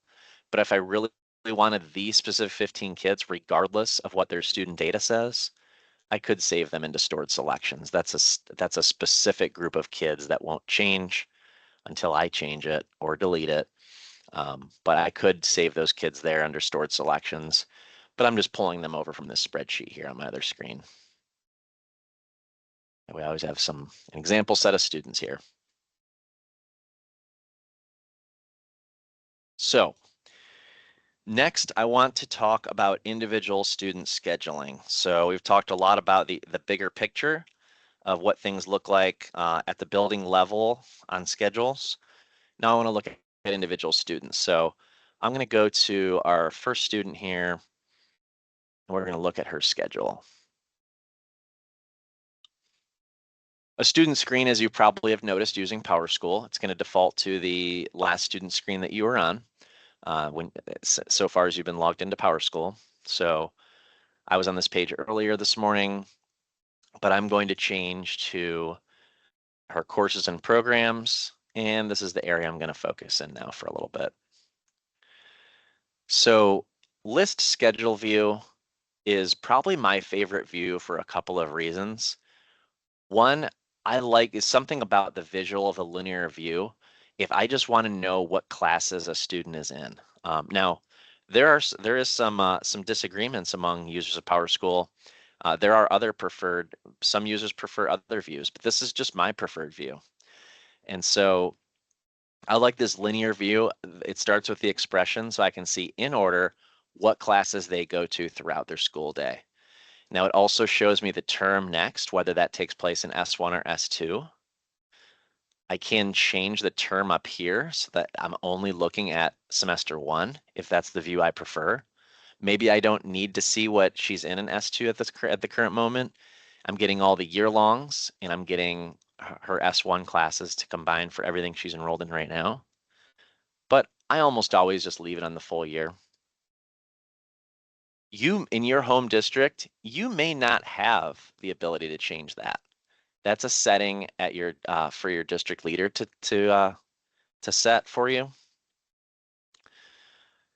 So I have my course number hyphen section number. So I have that information available. The course name, the teacher of the section, the room. And here's the other big thing I like about this page. I can see the enroll dates. So obviously they're going to vary from classes that start in semester 2 versus classes that start at the beginning of the year or semester 1. Now this student has mostly stayed in the same classes throughout the year, but the exception that I can see is down toward the bottom. It looks like we know that the first day of school was 8/14, but on 8/27, she was enrolled into her house, probably a way that they categorize students, maybe like an advisory type of thing. And then on 9/13, she was enrolled into the attendance section. So it looks like every kid is enrolled into an attendance period. Now, I do see attendance up here as well. Again, scrambled data probably wouldn't be this way in a normal environment, but so just keep that in mind. But just as examples for classes that she didn't start the year in, but are in now. Just wanted to point those out. So that's a little bit of the list view. The next one I want to show you is the bell schedule view. The bell schedule view does exactly what you would think it would do in that it's looking at your actual bell schedule for the school building. So the bell schedule is telling the system what times this class period takes place. So if this is period 1, which is what I'm assuming, then she has United States history in period 1, and period 1 on the bell schedule takes place in these times. We do not recommend gaps in times in the bell schedule. A bell schedule is not necessarily when the bells ring in your building. It is a way to track students for the accountability, but also for attendance hours. So if a student comes in partway through the day or leaves partway through a day, we need to know whether that student was in a class that counts for attendance or if they were in or missed lunch, right? Lunch doesn't count against them for attendance. So that's a big important piece of what's in their bell schedule is accounting for their lunchtime. Every student should have a lunch on their schedule because that lunch class is going to be what's considered non-instructional time. Because their lunches are 45 minutes long, if a student arrives, or let's say a student leaves from school at 10:40, all right, they get picked up, they went home sick. These 45 minutes are not going to count toward their attendance time missed, but the rest of so that 10:40 to 10:45 will, because they're in a class or in non-instruction, or they're in instructional time, let's say. And then after 11:30, all that time they missed in the afternoon counts against them, but this period of time does not count against them. So I wanted to make sure I pointed that out, and this is just a place I found to do that. But the reason we're seeing these gray squiggly lines, as some people call them, is that there are gaps built in the bell schedule. We don't recommend that, or let's see, what I really meant to do is say 8:10 to 8:15. If second period starts at 8:15, first period really should end at 8:14. That way students are always accounted for throughout their day. Even though we know there is 5 minutes of passing time, they're technically not in history from 8:11 to 8:14. We would recommend in the bell schedule, it says that they're there till 8:14. That way your find me alert works. So if I'm ever looking for a student, I want to locate this student, it's going to tell me she's currently in period 5 with Mr. Burrows. That happens to be lunch in this case. So she's at lunch right now. But if I were to do that search at 10:44, she would be nowhere right now. I wouldn't be able to quickly identify where that student is. And so where that comes into play, more often it's when a parent arrives to pick up a student, use that locate a student alert or find me. But also in the case of an emergency, if we need to find a student right then and there, we want to be able to click that. And we want to be able to account for where a student is in that moment. But again, you won't see that if the bell schedule isn't set up to account for any minute of the day. So the bell schedule should start at when the school day begins, and it should end when the school day ends, but every minute in between should be accounted for.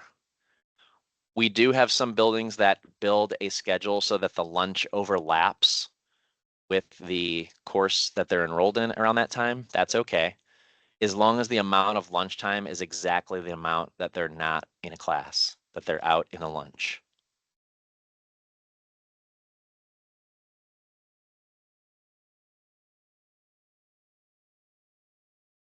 Another thing you'll notice is that there's no Friday bell schedule. Reason being is there's no school tomorrow. So this is also looking at the calendar.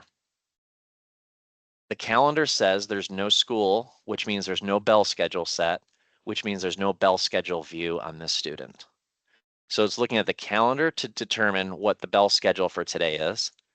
There can be one bell schedule per school day, but the bell schedule has to be set on the calendar.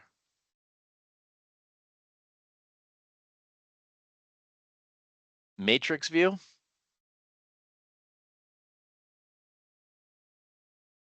The matrix view is a lot of schedulers' favorite view, especially for finding gaps in schedules.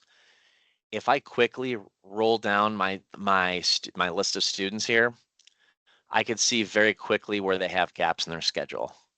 And if I need to identify those gaps and fill in the blanks in their schedule, that makes it pretty easy to do so. Now, we talked about a search last week that would find those bare spots on a schedule. You can do it that way too. But sometimes you just want to grab a group of students and you want to look at where they're scheduled and where they're not. I see this kid is in an attendance course first semester, but not in second semester. That would be concerning. Every kid has to be in this building, the way it's set up. They use their 0 period as their attendance to take daily attendance. They would want this student in attendance class before second semester starts. So a matrix view is a nice colorful way to see where students are and when, look for gaps. It's a nice visual. It's a lot more visual than that list schedule view I showed you earlier. So everyone has their preferences on these views. Lastly, on the front of individual student scheduling, I'm going to spend a little bit more time on this menu here, menu item, modify course schedule. If I need to change an individual student schedule, this is where I need to go to. You've got some options here at the top. Search available courses, which is usually how I would find an individual class section to put a student into. In that case where I needed to find that student, an attendance period to put him in, I could select 0 period, hit find, and it's going to give me every option. Again, if I was on that student and I was looking for a place to put him, I would go to semester 2 specifically, 0 period. I maybe even be looking for a specific teacher. So we'll get Alyssa here. That's the one I want to put him in. I'm going to click on that here, but before I do, I want to be sure the date is accurate. It's going to default when you put a student into a new course section.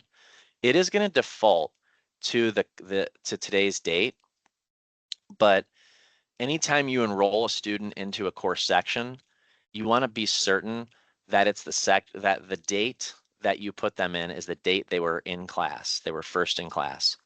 So if we're backdating enrollment, so for example, maybe well, I'm talking about semester 2 here, so I'll start there. All right. So if I enroll them as of today's date, because S2 hasn't started yet, that's not going to be a big deal. When I, oh, you know what? This is a full year section that will be relevant. Okay, so let me back up.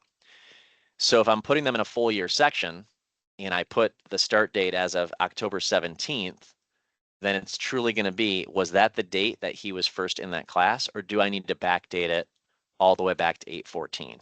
Was he truly in that section on 8/14? If so, that's what I need to do.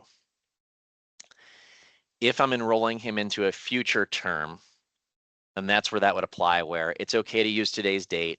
It's going to default to the first date of that next term when it starts.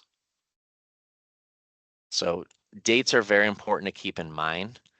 The date that that student was in class is the date that you should use on this enroll date.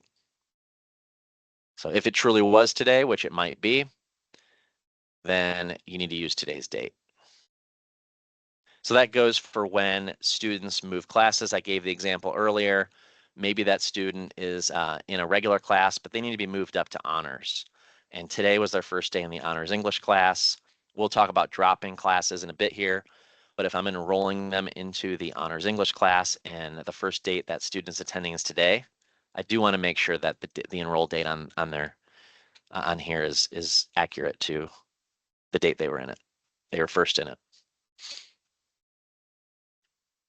Another way this a student could be scheduled is if you know the course number dot section number, you could do a quick enroll. If you do so, make sure that the effective date is accurate over here, because as soon as you plug that in and hit enroll, it's going to put that student in there with that enroll date.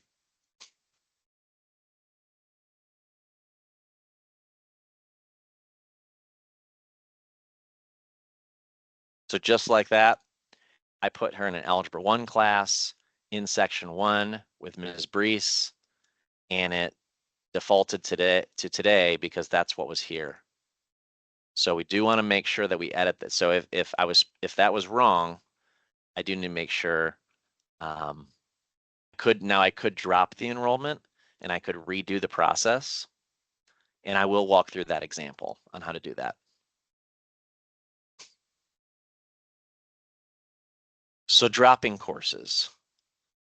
At this point of the year, I don't think there's I don't think you'd want to do a drop all. Very rarely would mid-year you want to drop all the classes for one particular student. Now there are occasions. I know sometimes we'd have a student that wouldn't transfer out, but we would his placement or her placement would be elsewhere, so we would put them maybe in an alternative center. And in that case, you could drop all these classes, and when I click drop all, it would give me the opportunity to put in a date. Again, let's go back to what we talked about earlier. When dropping enrollments, we're going to drop using the date after the last date they were in class.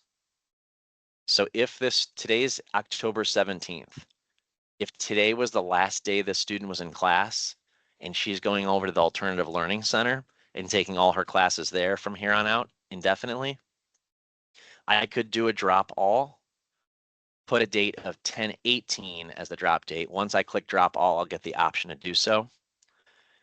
And I'll put in 10/18. These are going to show here until the end of today, but at midnight, these are all going to disappear off her schedule. Per the fact that she was in the classes today, but will not be tomorrow. So drop date of the day after the last date they're in school.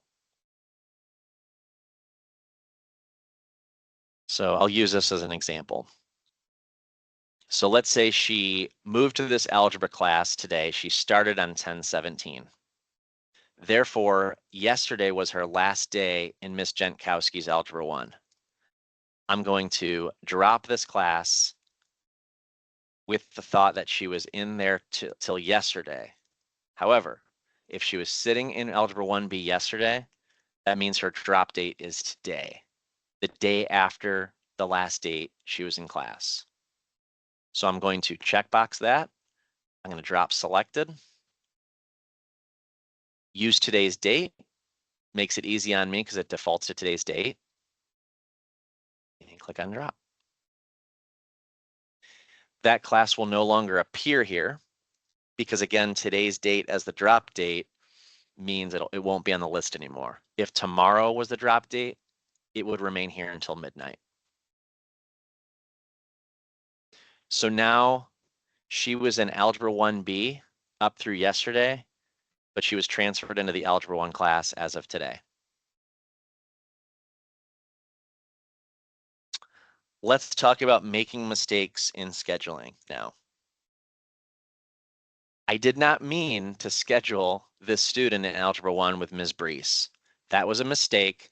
She actually didn't go to that class in 5th period today. I sent her elsewhere. It was simply a mistake on my part or someone's part.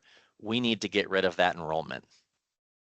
If the student has not had meeting attendance taken in that class yet, we can use the exact same drop date as the start date, which will delete that enrollment.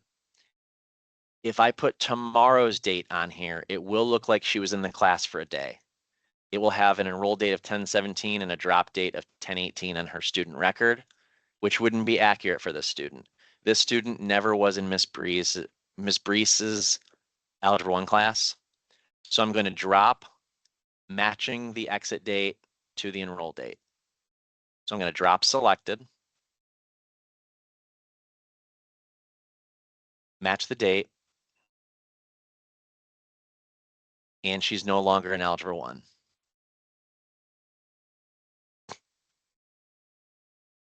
What about her Algebra 1B enrollment that we talked about? That was a mistake too in this example. So you may or may not be familiar with the course registrations page. It used to be called all enrollments in the old menu. So I'm going to click over to the course registrations student screen. And due to a customization, I do have the option to undrop. This undrop, I just want to make this clear, is a customization. When I'm dropping and adding students, I'm not coming here and editing dates to make that happen. I'm not giving them an end date here in the edit portion of this screen. I'm modifying schedules only on the modify course schedule screen, unless this truly was a mistake and I never meant to drop this student at all out of Algebra 1B. So I do need to change this. And notice that it's keeping a record of all changes I'm making to schedules. So that can be found by your district leader. I'm going to click undrop. And I'm getting some information. The exit date is going to change back from today's date back to the end of the year as it should have.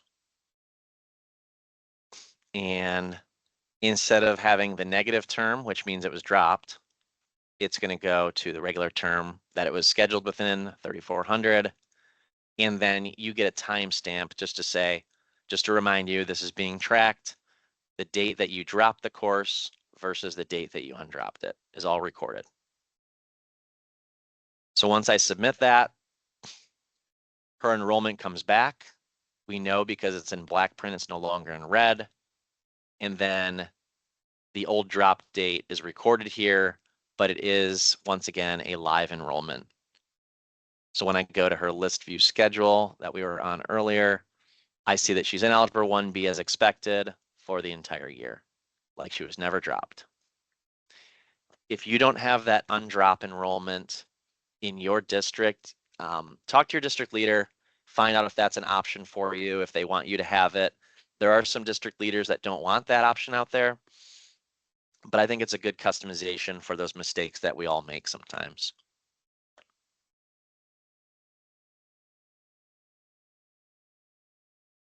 Let's go back to the modify course schedule page. I want to talk through a couple more things here. So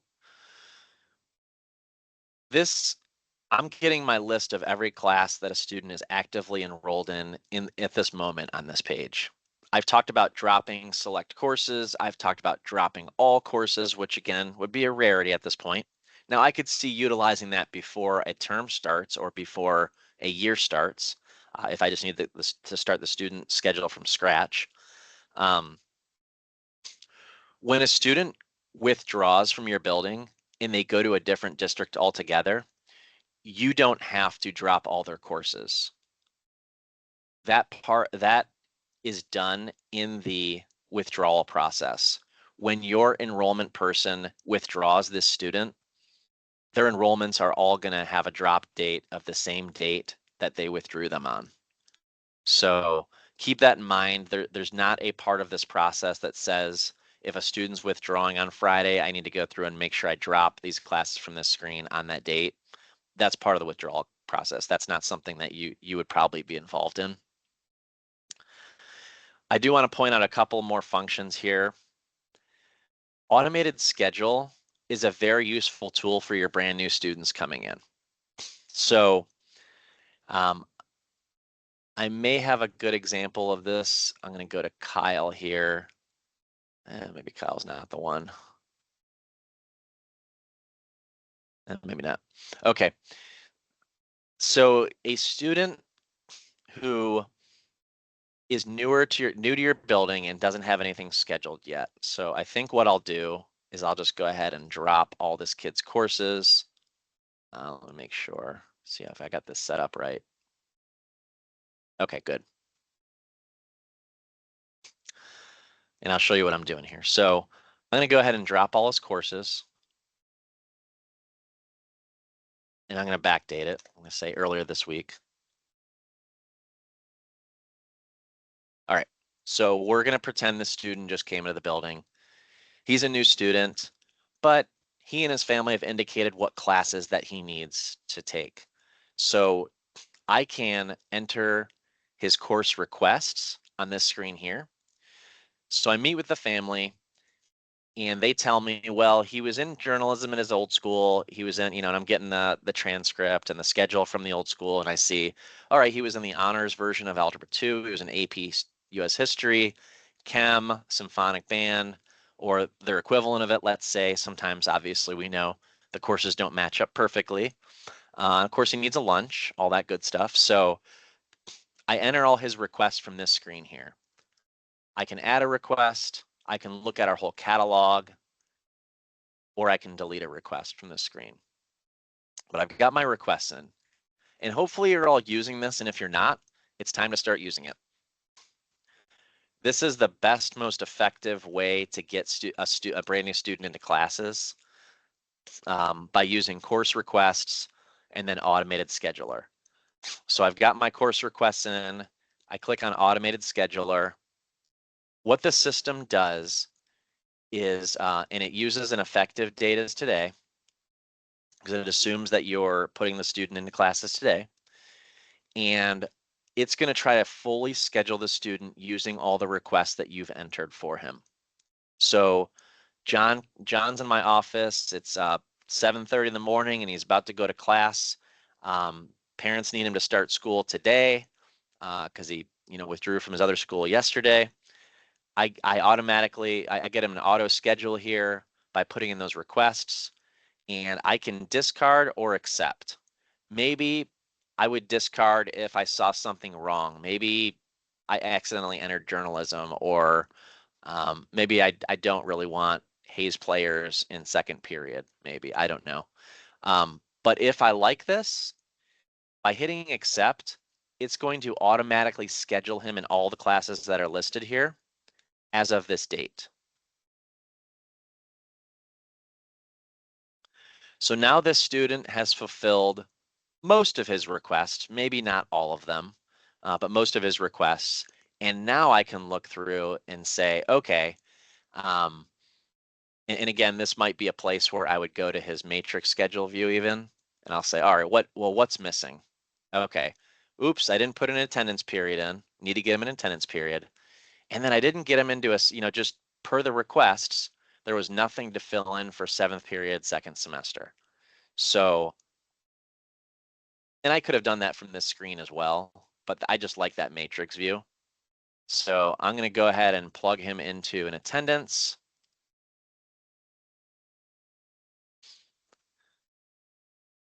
And I'm going to pick one. And to me, it doesn't really matter. It might matter for this student. It might matter to this teacher, but I'm going to go ahead and put him in that class as of today's date. Now he has an attendance period. I'll get him a 7th period, but I'm only looking at second semester. I'll talk to John, decide what kind of elective he wants. And you know what? He'll take drawing. Okay, we'll get him in drawing next semester. All right, now he's fully scheduled. He's got all 8 periods of his day. He's gotten his attendance period, and it was a lot quicker than going through and trying to find a class in each period for him to take and try to troubleshoot that. So I'm going to go back to the matrix view. Good, fully scheduled in 8 periods. That's what I wanted to see. The other big piece of this I wanted to show you, I want to make sure you're utilizing if you're not already, is the manually schedule student function. So again, so what automated schedule does is, if you're familiar with Power Scheduler, it does what Power Scheduler load process does, but on an individual student scale on the live side. All right, so automated schedule takes a student requests and tries to find the best fit to fulfill as many requests as possible for that one student. Manually scheduled student is different. It's a screen that's going to list out the options of where all of the requests are in your schedule. So 10th grade lunch takes place 4 times in the day. Right now we have him in period 4. Could he fit into any of these other periods? I don't know. You can see in each column what classes the student is in per these gray boxes with the check mark. I can also see who teaches it if I hover over that course section. The downside, I will say, the complaint we get about this screen is if there's 2 Algebra 2 honors sections in first period, it's only going to show one of them, and it's going to default to 1. So you don't get a choice if there was 2 different Algebra 2 honors classes in period 1, unfortunately. Red means this section is full. Green means this section is available. Gray again is the section is scheduled. All right. So just another way. So because this student just started, I could toy around with his schedule a little bit. You know, if I could, do one of these types of things. So maybe put journalism there because I want to put Algebra 2 there. He didn't have, it looks like, yeah, now he's going to have Algebra 2 third period, and then I could submit. I'd be really careful about using this screen if the student's already in classes for a time, and being sure if I'm making any changes that I'm using the accurate enroll date up here. So just a word of caution. This isn't nearly as commonly used of a screen during the school year. Again, unless the student hasn't been in classes yet.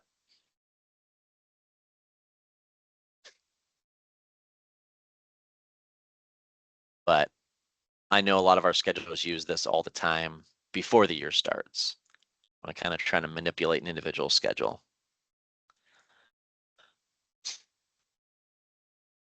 Any questions on modifying a student schedule so far?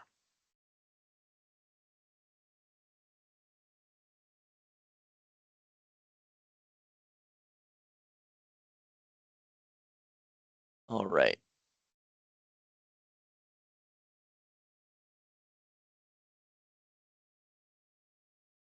So you've probably all used this function before, and again, more commonly used before the start of the school year, but could happen mid-school year. We'll use a semester 2 course as an example. So I have my 15 students that I work with all the time. I got them from my multi-select, and I'm working with them again here. And I need to enroll them all into the same class. So looking for the courses and programs menu, there it is. I can click on what used to be called on the old menu, Mass Enroll, is now called Mass Register. Click into there. And just like your modify schedule screen on an individual, I can filter down to the classes that I'm looking for. And I need to put all of these students into a health class in semester 2 in period 10.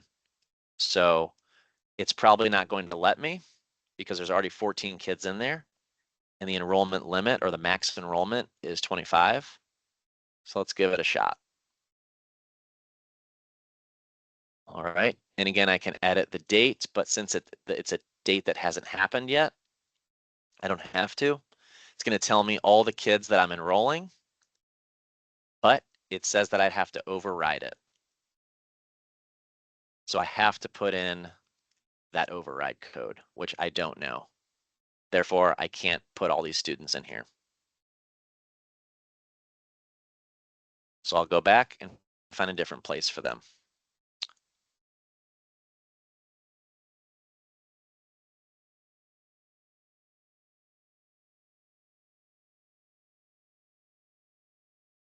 So instead, I'll put them all in Rise Up.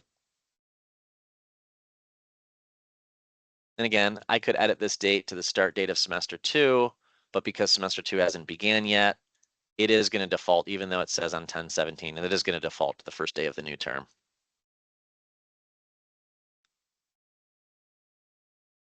Which is January 7th.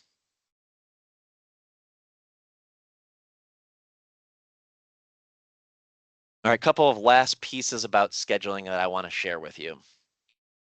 So we've talked about individual students. I want to go back to the bigger, the higher level view of all of this. What makes a student schedule? What pieces have to come together to make that happen? There are several pieces to this. I'm going to go to the school management menu and over to scheduling. The first place I'm going to go, the bigger picture, years and terms. So I've referenced this a little bit already. When I click into years and terms for a school building, I get, starting with the newest year first, so could be current year, could be next year, depending on what time of year I'm looking at this. And there's a couple of things I can set up here. If I click into the year-long date, I get the opportunity to, now, wouldn't want to do this mid-year, but I could edit the school year name, the abbreviation. It does tell me the first day of school and the last day of school because this is not where I would edit this from. It tells me how many periods I have in my day and how many cycle days I'm using.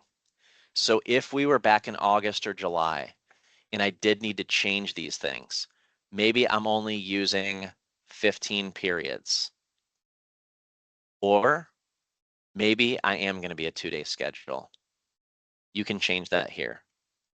However, if it's July and I say I'm on a 2-day cycle day schedule, and I do put, I saw this happen beginning of the school year in a district, in a building. They wanted to become a 2-day schedule, but every single class in their building was scheduled only on A days. Therefore, the system was saying, well, you're on a 2-day schedule. You may have B days on your calendar, but everything's on an A day only. So at that point, they would have to go through and check box the B day on everything that takes place every day. So there are consequences and a lot of things to think about before you come here and start making changes. The other more serious caution I would say is not adding but subtracting away. So in my example here, I had 22. Again, let's say it's July or August, and I go down to 15. If there's course sections scheduled and anything out past 15, you're at the risk of orphaning records out there, both sections and student enrollments. So be absolutely sure, again, using your master schedule list as a great tool, a great reference point to know exactly where all your classes are scheduled into. And if there's anything beyond 15, you would not want to pull this down to 15 periods in a day. Again, these are settings you would not change mid-year.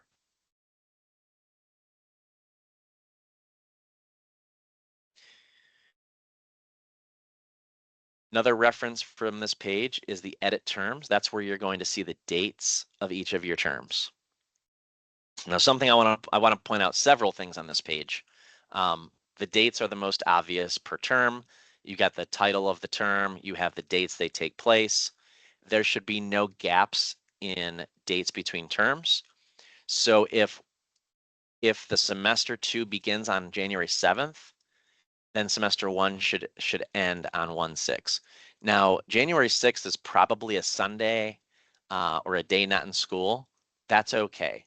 But this is the first day that students are in semester 2 courses and in the semester 2 term. then by default, semester 1 has to end the day before. There should be no gaps in between term dates. Same with quarter 2 to quarter 1. Another quick example. If this is a Monday or a Tuesday, it doesn't matter. The quarter 1's got to end the day before. Let's talk about why these terms have asterisks next to them. There are times, and we'll talk about some examples, where you would want to suppress a term in PowerSchool. Suppressing a term is referencing what a student and parent see in the public portal. So if I have quarter 1 suppressed for that asterisk, I'm going to click into it. That means anything scheduled in a quarter 1 term is being suppressed from the portal right now. I also have the option from this menu to exclude any classes in the quarter 1 term from the report card. That's not used as much. There's other report card settings now from the report card settings page that allow you to do the same things. But if you don't want your quarter 1 classes to show in the portal, then you could suppress them here. Now, you may be a school, understandably, that over the summer and up until a certain date, you just go ahead and suppress every term so that your students can't see their schedules until one point in the summer. This is how you would do that. I don't want my students to see their schedules yet. It's the summertime. But also keep in mind the opposite. We get a lot of tickets in August and September once school starts saying, hey, my students or parents are logging into the public portal and they can't see their classes. They can't see their grades.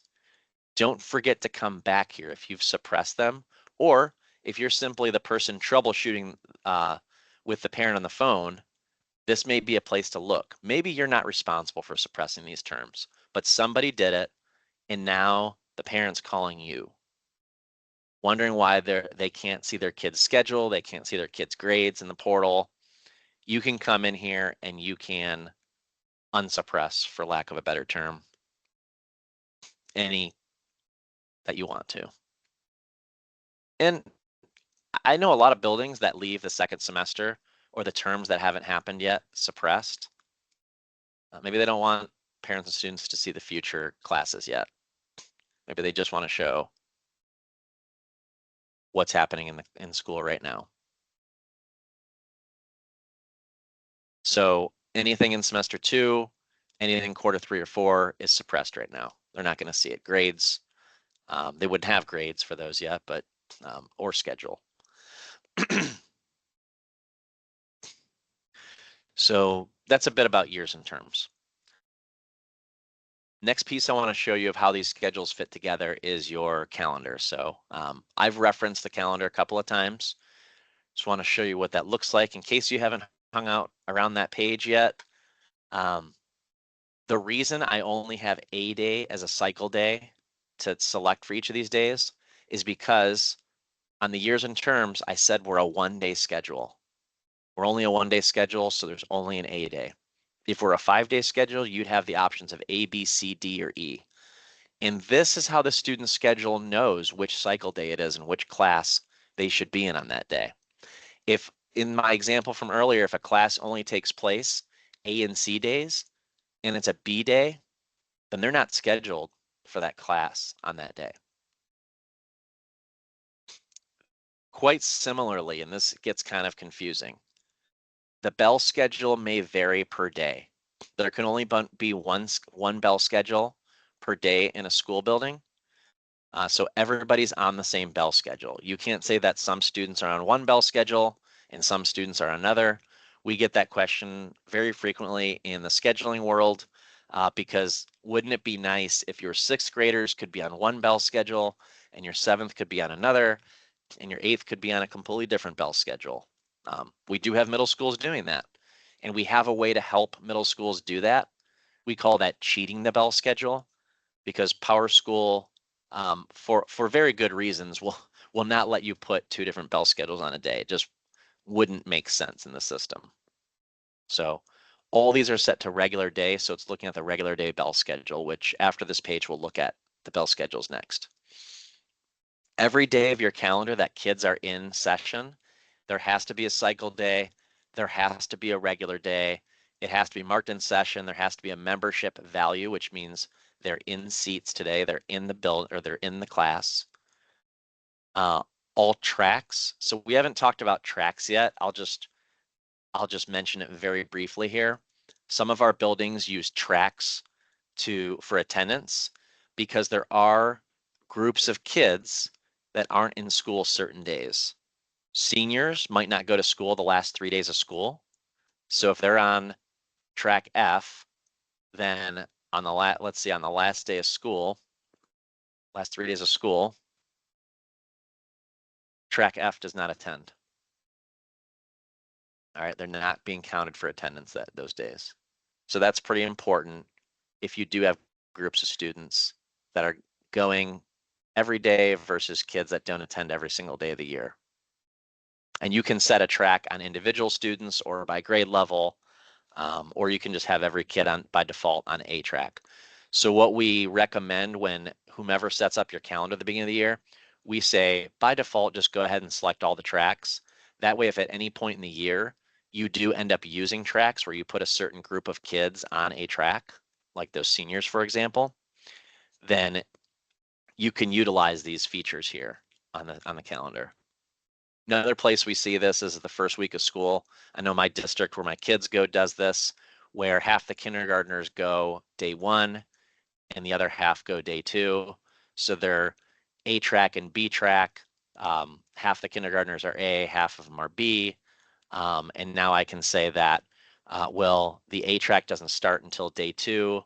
The B track starts on day one, but you can see that the B track doesn't go to school on day two. So just a little bit about tracks there. It's probably not something that's going to come your way a whole lot in your position, but I just wanted to let you know that exists out there. One very important piece I want you to know about this calendar, because we field tickets from schedulers and people who work with student schedules every single summer and into the school, up to the beginning of the school year, is that error that you're going to see, and I wish I had a screenshot of it handy to show you, where you can't schedule students into course sections. Again, this is most typical after the end of year rollover in June up to the first day of school. If no one has filled in this calendar, if there's no cycle day, no bell schedule, if none of this is here on any days, let's say, you can't schedule students. So your calendar has to be filled in order to schedule students into their courses. Just keep that in mind. So if that's your job, that's where you're not going to see that error if you get your calendar filled in before you start scheduling students on the live side. And what I mean is, I know many of you here will use PowerScheduler prior to the end of your rollover, which means you're placing students into course sections in PowerScheduler. But the end of year rollover brings all those schedules over to the live side, brings the new master schedule over to the live side. And if you're elementary, a little bit different. You've copied your master schedule, you've modified that master schedule, but either way, there's always going to be occasions where you need to schedule groups of kids or individual students into sections on the live side, and you're unable to do that until this new calendar is set up. So keep that in mind. Someone needs to set up the calendar. Sometimes that's your district leader, sometimes it's a building leader, building secretary, sometimes it's a principal, sometimes it's a counselor. It just depends on how your district and your building operates. We've seen it all on who's responsible for what. So, but if I get a case that you can't schedule students into classes, first place I'm looking is this calendar. Questions about the calendar?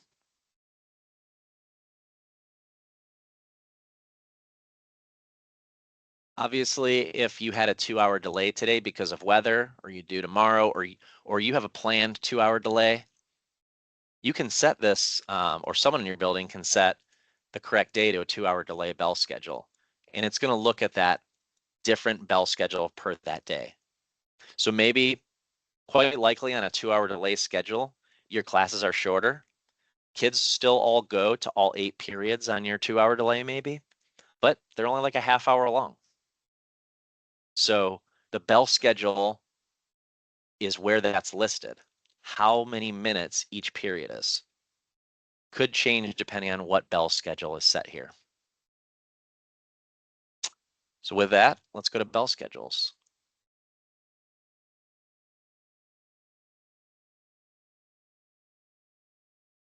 This is another good page for you to get familiar with if you're not. You may not ever create the bell schedule.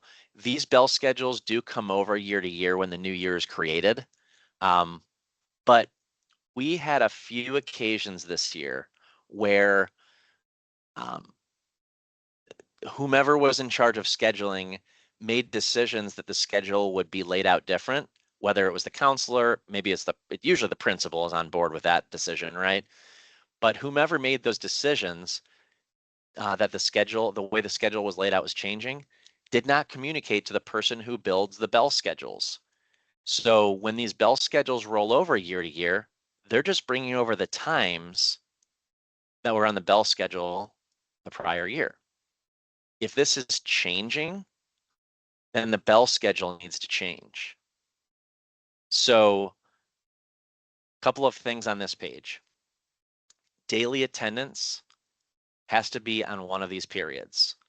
We know from looking at kids' schedules and a little bit when we talked about modifying schedules that it looks like every kid in this building has a 0 period to account for daily attendance. It's just a 4-minute long period. Again, it's not necessarily when your bells ring in the school. It's just a way to account for time. So this daily attendance period has to have some amount of time on it. And in my opinion, 4 minutes, a 4-minute duration on this attendance period was intentional because you may or may not have noticed this when I was looking at a student's bell schedule view, it didn't show his attendance period. In order to show on the bell schedule view of a student's schedule, the period has to be 5 minutes or longer. And my guess is this building didn't want that to show because it just doesn't mean anything to a kid or to a parent. It's just a way of tracking attendance. They have the 0 period. But out here, it's showing that if a student is marked absent or not, this is the amount of time they're absent minus their lunch.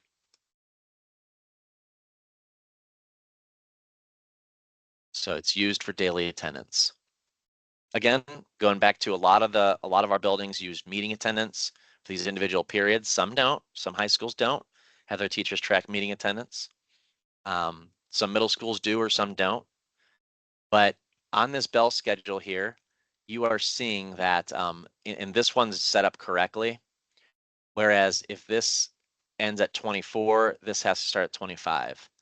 But the way I would do this is if period 2 again starts at 8:15, period 1 should end at 8:14. And so I can adjust this. If you're not the one that does bell schedules in your school, I do not recommend getting here and adjusting it today. I would check in with the person who does that in your building because you're going to get this error mid-year. You can't edit a bell schedule once there's attendance on students. Now we do have buildings that change up how they're scheduling mid-year. Not recommended practice, but we do. And what we'd recommend then is that that building builds a whole new bell schedule. And then on the calendar that I showed you a little while ago, they set the new regular day bell schedule. So they build a new one. And you might even put a date on it, regular day beginning 10/18. And they would set that regular day beginning 10/18 on every day tomorrow and moving forward. And so students' attendance will be calculated using the new bell schedule. We do have buildings that do that. It is a little rare, but we do if you need to change how things are scheduled or things aren't set up quite accurately. But as you saw, you can't go back and change the times on these bell schedules now. Questions about bell schedules?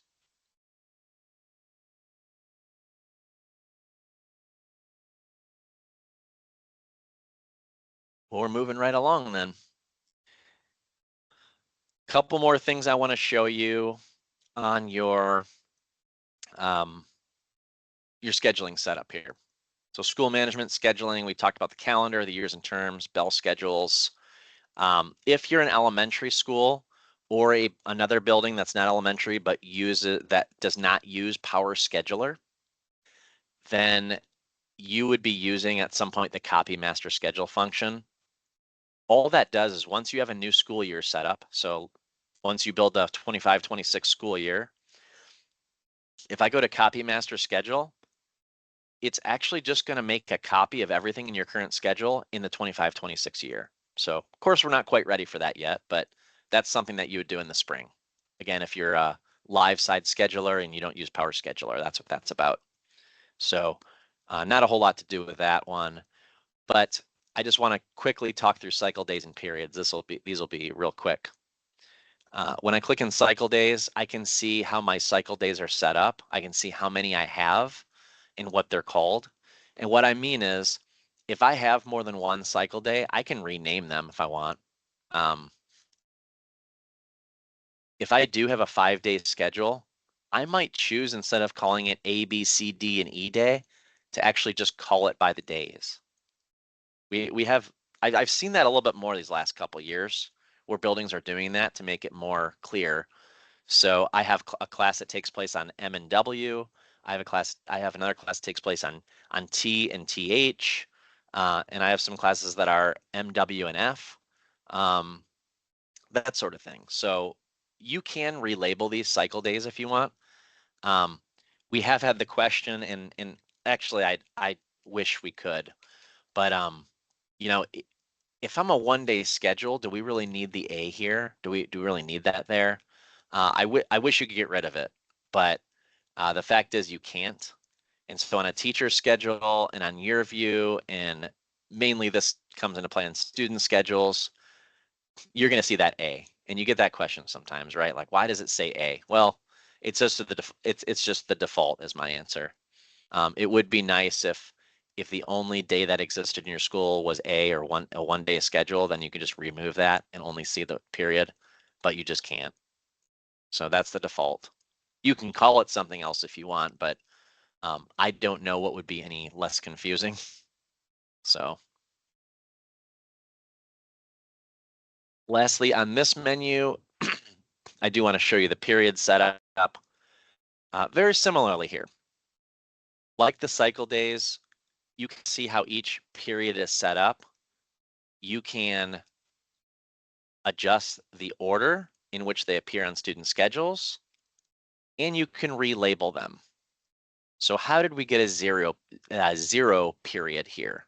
Well, we have a 0 period because we simply relabeled one of the actual period numbers.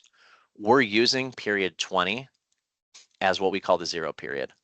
So internally in PowerSchool, every course section that we use for daily attendance is technically scheduled in period 20, but we call it 0 and we sort it to the top of their schedule. So kind of a trick on the system there, because it does allow you to move the order of the periods. And what that does is it means period 1 internally is still period 1 that the kids are sitting in. If we used period 1 for attendance, then actual period 2 would become period 1 class, and it would just get a little confusing. We've had buildings set it up that way, and some of them like it and some don't. So we say, if there's going to be some kind of advisory or homeroom or what they call 0 period in Meta High School, we say relabel the period, use one of these bottom periods and sort to the top. But here is a good example of why I would not wanted to have deleted periods 16 through 22. I truly am using that period 20. So I would have lost that, orphaned it, or it would have given me some error that said I can't do it. So keep that in mind when you're live side scheduling, changing things. Know what's in your schedule and what you're using things for. I'm going to put in a quick plug for Power Scheduler. If you are the person in your building who's involved in scheduling and you have not been to our Power Scheduler overview, we have one coming up in 2 weeks on November 5th. As you can probably see, I'm wrapping up on the scheduling portion of this training, but I just want you to know that we do have multi-step training sessions for Power Scheduler. And just a quick definition of what Power Scheduler is. I've said the word a lot, but you may have no idea what I'm talking about. It's a part of PowerSchool in which you schedule students for a future year. It's probably the simplest definition there is. So usually used by middle and high schools. But the reason I'm saying all that now is if you want to change how your schedule is laid out and you're unsure of how to do that for next year, that is, talking about next year. Don't change it now for the current year. But if you want to change how things are laid out for next year compared to how they are this year, come to our overview and then schedule time with us. We call that time a scenario planning session, and we're going to sit with you virtually, usually on a Zoom. And several members of our scheduling team, like Kim and myself, and we have a few others, are going to sit with you and help you come up with a plan for your next year's schedule. So start thinking about those things. What works in your schedule and what doesn't this year? Maybe everything works great, and I would love to hear that too. But if not, you do have the option to change things if that is within your decision. Um, then please come to one of those. Even bring an administrator with you. Bring that decision maker for the building, so that you guys can make sure that your schedule works as well as possible for your students next year. All right, so that's the end of my commercial. Well, Stephen, I was going to say, I think you already said it, but it is November 5th is the first one. Mm-hmm. And then we do also have another one scheduled on December 3rd. So if you do miss that November 5th date, there is another one in December. So I just kind of wanted to make sure that those dates were out there. Thank you. That's a great point. Yep. That yeah, we run one of those overviews every month, November, December, January. And then we also have scenario planning sessions scheduled for each of those months because we understand that not everybody's head is quite within 25, 26 years scheduling yet. Some are. We've we've had several Mhm. requests. That's why we have a November set of sessions because some of our buildings do want to start that quick, but yeah, some aren't ready. So we do offer the options. Yeah, we do have several already signed up for that date. So, Right. yep. Awesome. Yeah, that's on our calendar. So if you are unsure of where to find our calendar to get registered, then you make sure you stick around during the lunch break or at the end of today's training, and we'll make sure that you can access our calendar to get registered for future events, namely scheduling. I do see a question in the chat. Is January the last date of the year? So just a little bit of elaboration on our scheduling sessions. January will be the last overview session of the year, Mhm. but it's not to say, so that overview is what, by definition, it is an overview. It is an overall look at what scheduling decisions that you would need to make for the year. It's not officially it's not a work session, so you're not going to be starting scheduling. We do recommend you come to one of those sessions November, December, or January. And then it doesn't mean you have to start scheduling for the new year right at that moment. And anybody can come to these overviews. So for example, maybe you're not the person in charge of scheduling at your building. Maybe you haven't been involved in scheduling in your building, but you want to learn how it works. Um, I would encourage you to come to one of those. And just to follow up that, so again, a little bit more to elaborate. Then there's several steps. So scenario planning is what we call step one, and that's that individualized per school building meeting that we offer with our scheduling team. And by the way, to put the commercial business aside, there's no charge for your district for any of this. This is all included in your PowerSchool services, just like this training. So this isn't an advertisement in that way. It's truly, this is the service that we offer, and we hope that your schools are taking advantage of the service that's already included with what you have. So with that said, there's a scenario planning session, and then the session after that, not to go too into the weeds, but then we do help you build your scenario from there. And then we have scheduling work days, beginning in January all the way up through June.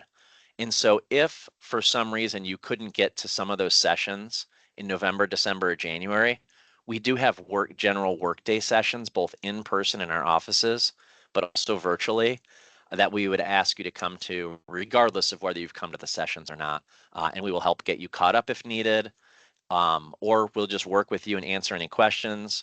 Or sometimes it's just working side by side with you and getting the schedule done. It's nice to all be in a room together sometimes. Virtual can work very well with some things like trainings, and asking questions. But sometimes you like to come out to our Columbus or Marion office and get that time with us where all the scheduling team are in the room and work along. And as you have questions, just ask. So yeah, that was a big overhead view of our scheduling services that we offer as a team, but there's a lot more to it. A group of students in the middle school taking Algebra 1. There's two ways to schedule them. They go over to the high school. Let's say in this scenario, they go over to the high school and they take a high school Algebra 1 course with high school students, right? That is the high school teacher. She teaches over there, but regardless of where she teaches, there's two ways to schedule those kids. You can schedule them in a separate section that looks like it's in the middle school building. As long as all the course settings and the section settings are the same, it's still earning credit. You can do it that way.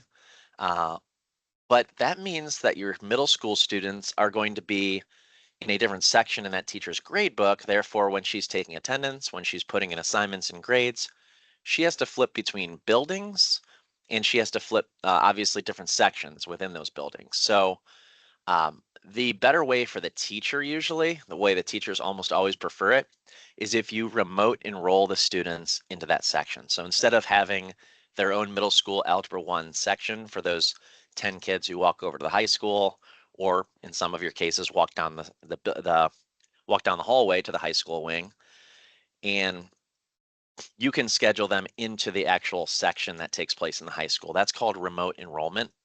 So what I'm going to do here is I'm going to flip over to the middle school, and I'm going to go pick a student. And it doesn't matter which. Let's just pick this kid here. Now, this student we're going to pretend is an 8th grader that needs to go over to the high school for Algebra 1. Maybe they're moving, maybe this kid is changing math mid-year, maybe it's the beginning of the year. It doesn't really matter. It's going to be the same process regardless.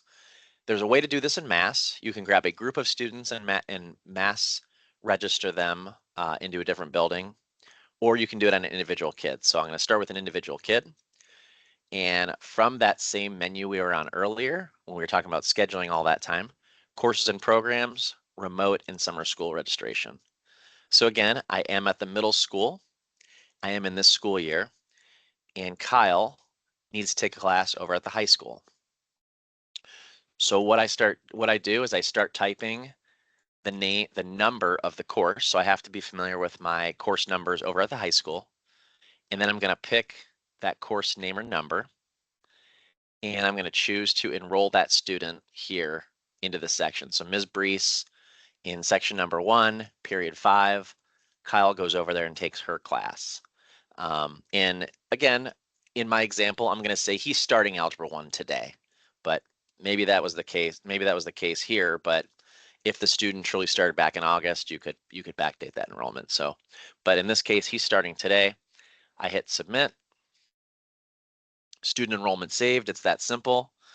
The other example I'll use very similarly is I'm going to select by hand, and I'll just grab 3 kids with the same last name, but all fake. All right, so I've got 3 kids, and I need to do the same thing. I need to mass enroll them into a course in the other building. So same idea. I'm going to go down to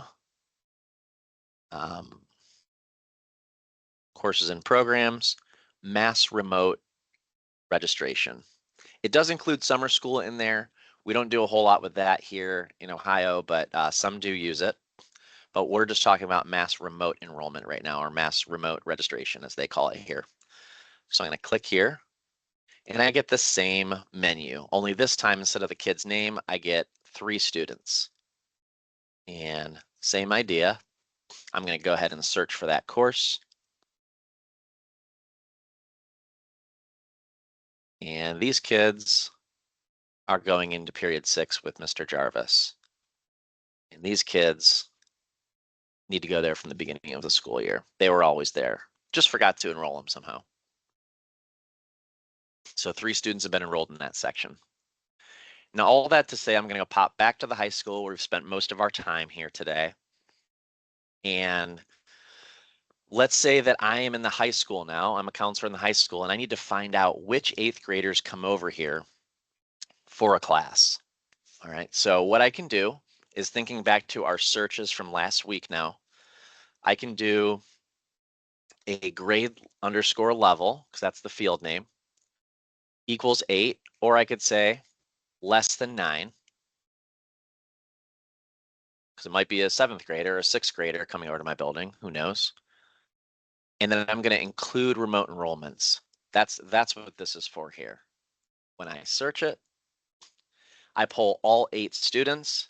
Now today I enrolled 4 of them into 2 different sections, but apparently there were already 4 other kids enrolled into a section in the high school as well. So these are all 8th graders. I can see they all go to school, typically in the middle school, but you know, they're all taking a class up at the high school. So that's how I find them. I also wanted to point out, because this question comes up a lot in our department. When I say our, I mean in the counseling department, student service department. When I go to the student's quick lookup screen, this throws some people. It's going to default to one or the other, the MMS middle school grades or the MHS, but they're not both going to be combined into one. So when these kids and these parents go into the public portal, the downside to me with remote enrollment, it's not a huge one as long as the communication is there. They're not going to see their middle and high school courses on the same screen for their grades and attendance screen. So I have to click over to the MMS tab to see my kids' middle school courses, and then to the high school tab to see their high school courses. I just wanted to point that out, that because that question, I remember getting that question a lot in the building, and we get that question occasionally here in cases, understandably, because you're on the front lines with parents and the students. They're coming to you asking questions about their grades, for the system as a whole, and why they can't see them. And sometimes they just miss that. Sometimes they say, well, I see my middle school courses, but I don't have a first period, and I take algebra at the high school. Why isn't that on here? So they're just gonna have to click over to the other tab, see it. And you are too. Sometimes you might have been looking for that yourself. All right, moving right along here. So we are in the high school, and the next thing we want to talk about is grade point averages. Yeah, I think I'm going to jump to grade point average in the interest of time. I think that's the best place to go right now. All right, so GPAs for our middle and high school staff especially, but even more especially the high school staff, is a very important calculation that takes place in real time. And what I mean by real time is that every time something changes in your system in terms of the grades on a student, the stored grades on a student, or sometimes it's grades in a grade book, their grade point average can change depending on the calculation. So the first place I want to take you is what the GPA calculations in your district look like. I want to look there first. I want to show you some examples. Then we're going to come back to the build. That's going to be at the district office. Then we're going to come back to the building and look at what that looks like on a student, look at some things that impact their grade point average, why things calculate out the way they do, and some validations or verifying factors you can use to be sure your GPA is calculating correctly. What you absolutely, as a high school staff member, or if you're in a middle school and they have quarterly GPAs and honors, quarterly honors, end of year honors, and that sort of thing, you do not want your GPA calculation to be wrong. And if it's wrong, we need to get that corrected as soon as possible. We've all had that parent or student, rightfully so, advocating for their academic record, asking questions about why their GPA is calculating a certain way. So it's to your benefit to understand how that calculation happens, why their GPA is what it is, and what kind of where you can go in PowerSchool to verify it's working correctly and to kind of prove that it's working correctly as well in some cases, right? So we are going to go to the district office now because that's where you're going to find your GPA calculations. These are set up at the district. These should not be changed by anyone except for the person who's managing GPAs because, again, all of these GPAs are being calculated in real time. If I go to the GPA calculation right now in a live environment and I make a change to that calculation, potentially every student or even only one student's GPA could change, and that could be a problem. So you want to be sure, again, these GPAs calculations are accurate, and that you're not making changes unless you're making changes to make it more accurate and that you're going through the proper channels to do so. This is a good example of security within PowerSchool and why some users are not able to access the district office and other users are simply not able to access particular pages. There's just a lot of things that if I had access to everything in a PowerSchool environment, I could change without even knowing what I'm changing. So again, just another example. Where I'm going to go to see my GPA calculations is district management in the district office, academics, and GPA calculation methods. For my example here, first off, it's showing you every GPA calculation available in your district. Why are there so many? Well, elementary might have their own set, middle school might have their own set, the high school may have their own set, but also GPAs can be current GPAs, as in current calculating from the grade book, and cumulative. Cumulative implies stored grades only. All right. Also, GPA calculations, school boards vote, decisions are made by administrators and sometimes counselors to change the GPA calculation, change how it's calculated. And if there's history where a GPA calculation is needed, best practice is to create a new GPA calculation and then moving forward, use that new GPA calculation, still retaining the old, which is why you're seeing in this environment here, and maybe your own, a bunch of GPA calculations. Maybe there's ones you don't use anymore. There are ways to note that. I'll just use an example here. I'm going to go into transcript cum. And maybe I just want to say DNA here in the description. Doesn't harm anything. It's just a field for your own information. And now I see DNA. Okay. It should have been DNU really. Do not use is what I meant. So that when I put DNU on a description, that means that we're no longer using that one. That's what that means. So you can do that if you are certain, if you work with your team, you know you're not using it, you're not going to go delete it. Remember, delete's a dirty word, but you can mark it in here, do not use anymore. So we don't use that transcript cumulative, unweighted. We use these other ones instead. All right. So the examples I'm going to show you are here at the top for now. There's a cumulative, and this probably has to do with the acronym of a school or a school district. That's just the way they've set it up. It's not necessarily how you have to do it. You can name them what you want, what makes sense to your team. But again, I wouldn't go changing the names if these are all set up. Number one reason not to change the names of these GPA calculations is your transcript and other places in PowerSchool that GPA is used is looking at the name of a GPA calculation.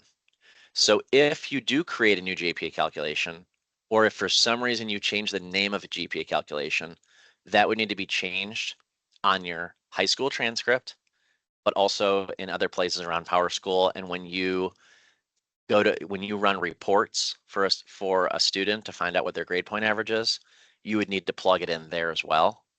So just keep that in mind. Um, Whoever named these may have had a reason for it, but just know that by changing the names could change, have unintended consequences, I guess I'll just say. So I'm going to go into the unweighted, and my description for unweighted is that it ignores AP weights. So my AP classes are weighted, but I do on my transcript show an unweighted GPA because some colleges ask for the unweighted. So they don't want 5.0 scale for our classes. They want to know what a student would have on a 4.0 scale. So that's why we have an unweighted GPA versus a weighted. So this is my first example. I have a description. I can put in whatever helps me know how this calculates here. Then comes the confusing part. So I do want to explain this. This throws a lot of people, but the easiest way I can think to explain this is there's two pieces of a GPA calculation. There is potential credit, okay? Potential credit here, you can see that in the calculation. Don't pay much attention to all of the symbols in here and what that means. I don't expect you to write your own calculation. In fact, I even myself look in different districts to figure out what the calculations are. And at times when I'm helping districts with their calculation, we can copy paste to come up with new ones, copy paste, and then modify. But let me tell you about the different pieces of it. So round means what it sounds like. It's rounding. And at the end here is how many decimal places are going to be after the decimal. Some of you might have two, some of you might have one, some of you might have a different number here. They have three. So it is rounding to that place. So a student could technically have a 2.979, but maybe you wanted to round to the 100th place. So maybe he has a 2.8 because a 2.79, what did I say, 979 would round up. So that's what that does, rounding and how many places.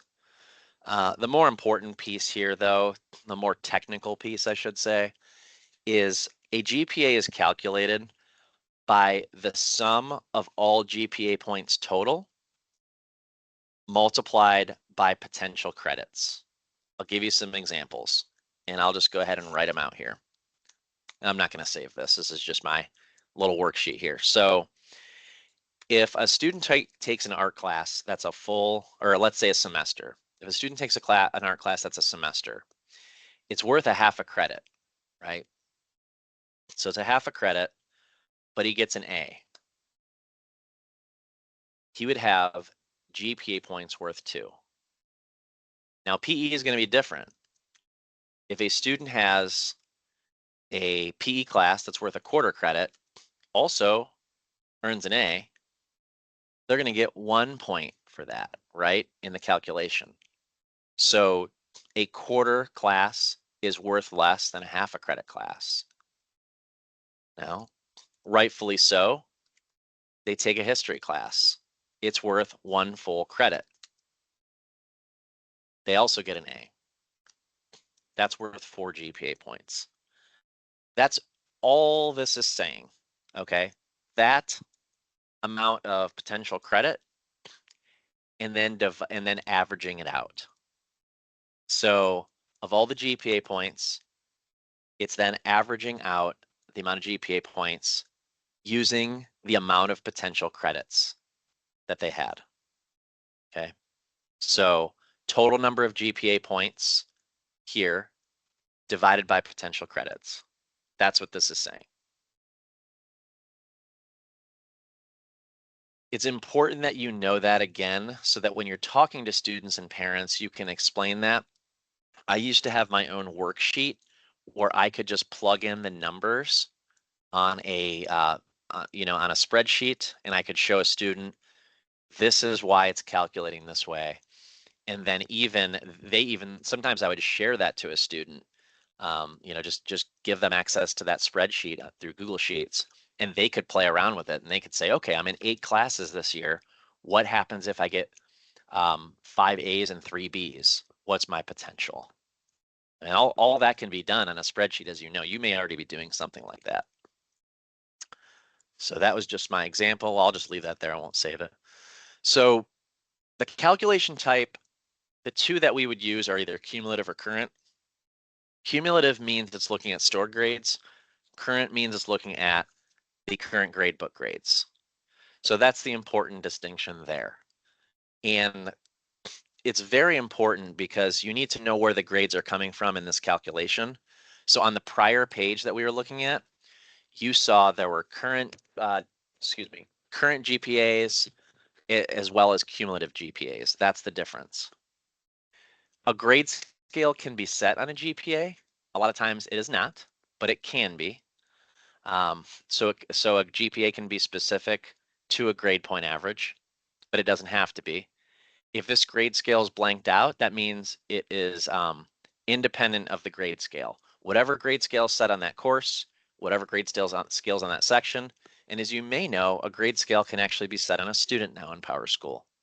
You'll see that a lot in the special ed world. So this is, we'll say, grade scale agnostic, this calculation. Terms. Which terms is the GPA looking at? When I show you how to validate a student's GPA, this will be so much clearer why you need to have this here. All right. If I blanked this out, well, why wouldn't it look at all my quarter GPAs, even my exam terms if I have those? And think about the grade levels the same way. I have to tell it which grade levels to pull from, every stored grade record comes with a grade level that the student was in. If I removed 7 and 8 from this calculation, if I said, hey, I'm a high school, I don't need anything under 9. Well, what if we get a student that transfers in and I have to be accurate on his historic grade record? I have to say that he took Algebra 1 in 7th grade. Those students exist. More commonly, it's an 8th grader, but sometimes it's a 7th or 6th grader. So if there's any kids that could have high school credits in the 7th or 8th grade that you want to count in their GPA, you have to account for that in the grade levels on the setting up of the GPA calculation. More often, actually almost exclusively, the school years are going to be for those current year grade calculations. This is a cumulative, so I'm not going to set a school year. I could ask it only to pull particular credit types, but this calculation looks at all. Also, on your courses, we saw this earlier, on your courses and on your course sections, you had the option to exclude from GPA, exclude from rank, exclude from honor roll. And in your course setup itself is determined whether there's potential credit on that course. So usually we're going to say courses with potential credit. If you use projected GPAs, there is some extra parameters for that. I haven't seen that used, but I'm sure someone's out there using it. All right. So cumulative unweighted ignores the weighted grades.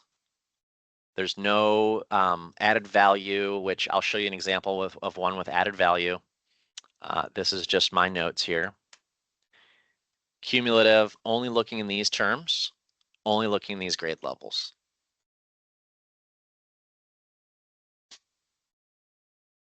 Now I'm going to go to cumulative, which implies that it is weighted, right? So weighted cumulative GPA.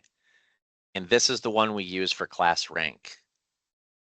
All right. So maybe it's not the one that certain colleges want. We have those both listed on the transcript, but our building per board policy is we use the weighted GPA to determine rank. Okay. Something different I wanted to show you in this one is just that they include GPA added value.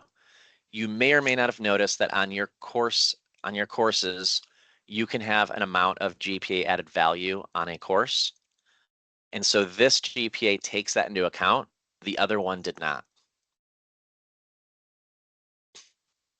Same terms, same grade levels. So same calculation, only it takes those weighted classes into account. So if a student has never taken a class with weighted grades, their cumulative and unweighted should be exactly the same. If a different student has weighted classes versus non-weighted classes, their cumulative versus non-weighted would be different.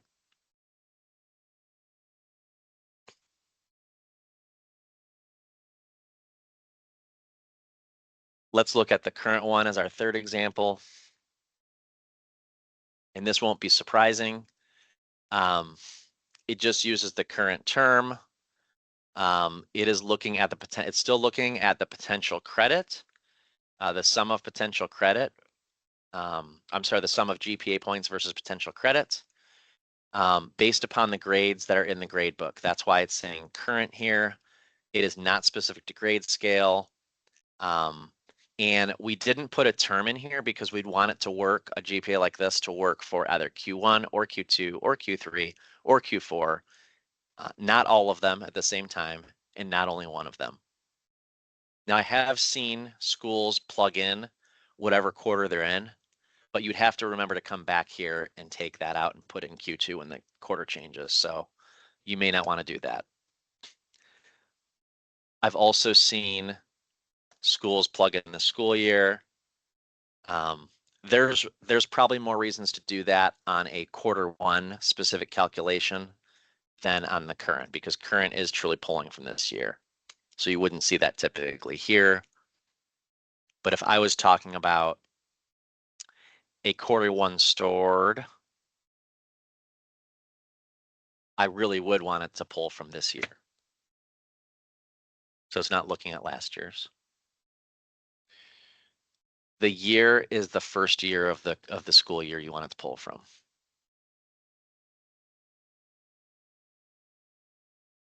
And then there's a little note in here.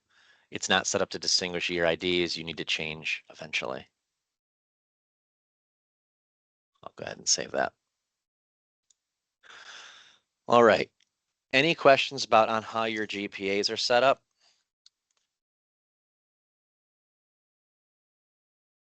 I know it's a lot.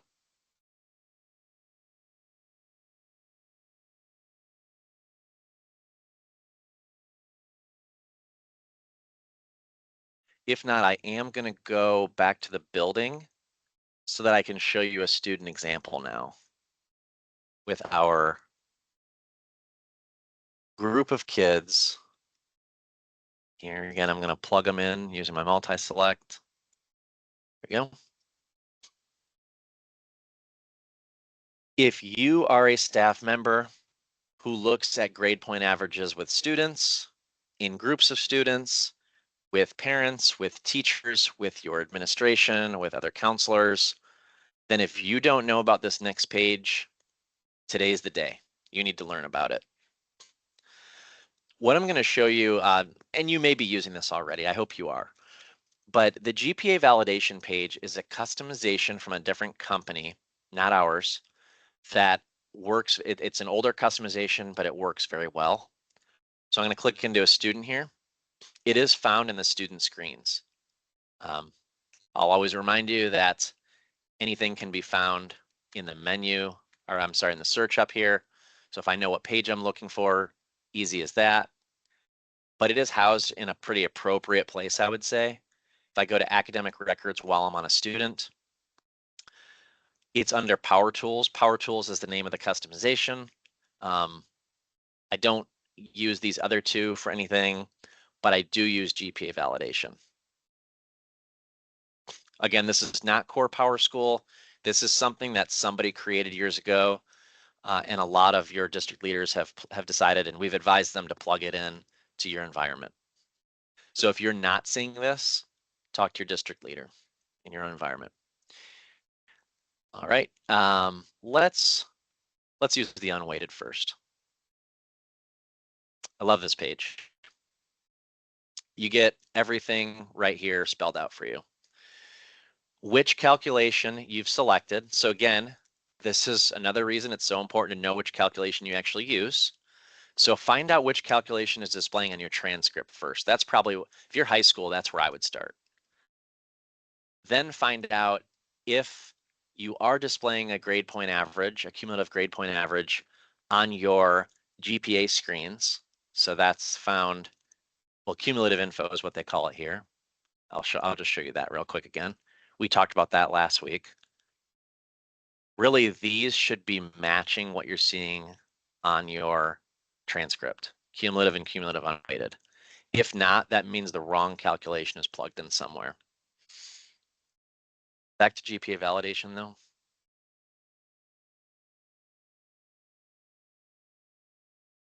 Gives you the name, gives you the calculation, the actual student's GPA. So you can see we have it set to 3 spots past the decimal place. So we're getting a nice little 0 on there.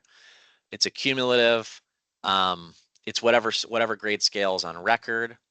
It gives you the number of grades counting in the calculation. So that's a good validation for you right there. How many years of classes? So this student is a 10th grader. So she's only taken high school credits for 1 year prior. The sum of her total GPA points, the sum of the total percent. I don't know if that's real useful. Every percent she's earned in any class that counts. It just totaled them up for you. If she had added value, it would show there. As many earned credits as she has, as many potential credits as she has. What term? This is all pulling from the GPA calculation I just showed you. Terms, grade levels, years, credit types included, what counts, what doesn't. But here's the best part. Show me what grades are included in this GPA and which are not. Included versus excluded. So the one thing I don't like as much about this page, and it's a small sacrifice for such a great tool, is they never built a course name column in here, which I felt would have been really useful. Looking at your environment, looking at this training environment, I don't know what 4PHSI is. I can guess it's physical science, but I don't know which one. So that would be helpful to know. This might be a health class, but I don't really know. It just might be nice to have that course name, but again, this isn't our customization. We can't modify that. So you've got to know your course numbers, or at least be somewhat familiar with your course numbering system. But what happens down here is interesting. It highlights in red which reason that this is excluded from the GPA. In the calculation, we said that only S1, S2, and Y1 classes count. Therefore, Q1 classes, Q1 grades would not count. So, of course, we're going to store a grade into Q1 this year, right, for your students, but you wouldn't want that counting toward their cumulative GPA. It had potential credit on it because potential credit is needed to help calculate that quarterly GPA, right? Because whether you're in middle or high school, a lot of you want to show a quarterly GPA so the student knows and you know how they did for that quarter in and of itself. But also, this particular district or building has marked these grades to exclude. Now they can do that on the stored grade record itself, or that is an option on the section or the course, but we know that's not the case here because up here for PHSI is showing in the GPA calculation, whereas down here it's not. So it's definitely specific to the stored grade record. They've excluded anything probably that's a quarter. All right, I see a semester 1 grade here, and I'd wonder why that's not included in the GPA calculation, but it's set to exclude. So they must have a reason for that. All right. But these are the things that you could start looking at to see if you or a parent or a student feel like the GPA may be calculating wrong for that student. Maybe it's within their stored grades. Maybe this shouldn't have been excluded. Or maybe you see the quarter term grades up here counting into the GPA. I've seen that before. I've also seen more commonly at a high school level, especially for a ninth grader, the stored grades when a student was in eighth grade was done wrong, and they have potential credit on their year end or semester end classes, which is making it count in their GPA. Because we included seventh and eighth grade up here, and if the person who stored grades in your middle school stored them with potential credit in this at the semester or the year-long term, then they're going to show here. You know, that science 8 and math 8 and art 8 and choir and band. And maybe some of those are for high school credit, but most of them aren't. So those are the pieces I'd be looking at here. But I love the ability to see what's included and what's not included. So utilize this as a tool, communication tool for your students and parents, but also for your own reference as well.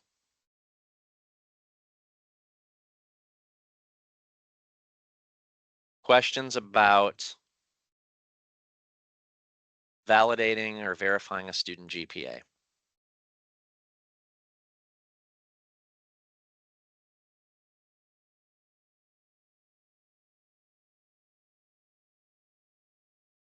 So this student, looking at her quarter 1 grades only, and again, this is a cumulative, which means it's looking at the stored grade record. So cumulative is a little bit misleading in a way, in the way we think about cumulative. Cumulative means over time, right? But cumulative on this kind of calculation truly means it's stored versus current. It's not a stored grade, it's from the grade book. So just another example, a secondary example here. This is only looking at quarter 1 in this school year. So the classes this kid is enrolled in right now that she took in quarter 1, these are the grades she earned. They all counted. And then everything else, everything prior to Q1 in 2024 is not in the calculation. So she's got some work to do. She had a bad quarter. So when mom comes and asks how it is that she's not eligible to play basketball, well, she didn't meet the 1.5 threshold in quarter 1.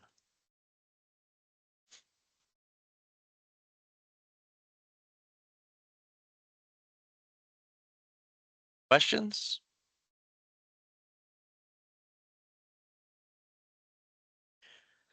I'm going to highly recommend that you utilize our meta documentation.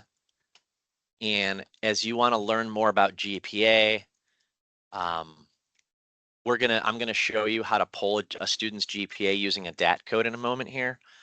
But as you want to dig in more to GPAs, again, use our documentation, put in GPA here, and you will see DAT codes that you can use for pulling GPAs, the overview of how to set up GPA calculations and how they are. This is probably a good one for you, printing a list of students and GPAs. I'm going to show you how to do that right in a moment here. I will say that there's the screenshots in this document here are per the old menu. So I do need to update those I found this morning. So just wanted to be transparent with that. I'm not going to open that up right now, but it could be, you know, it is a good tool. It'll still tell you how to do it. I'm going to show you how to do it right now in the new menu.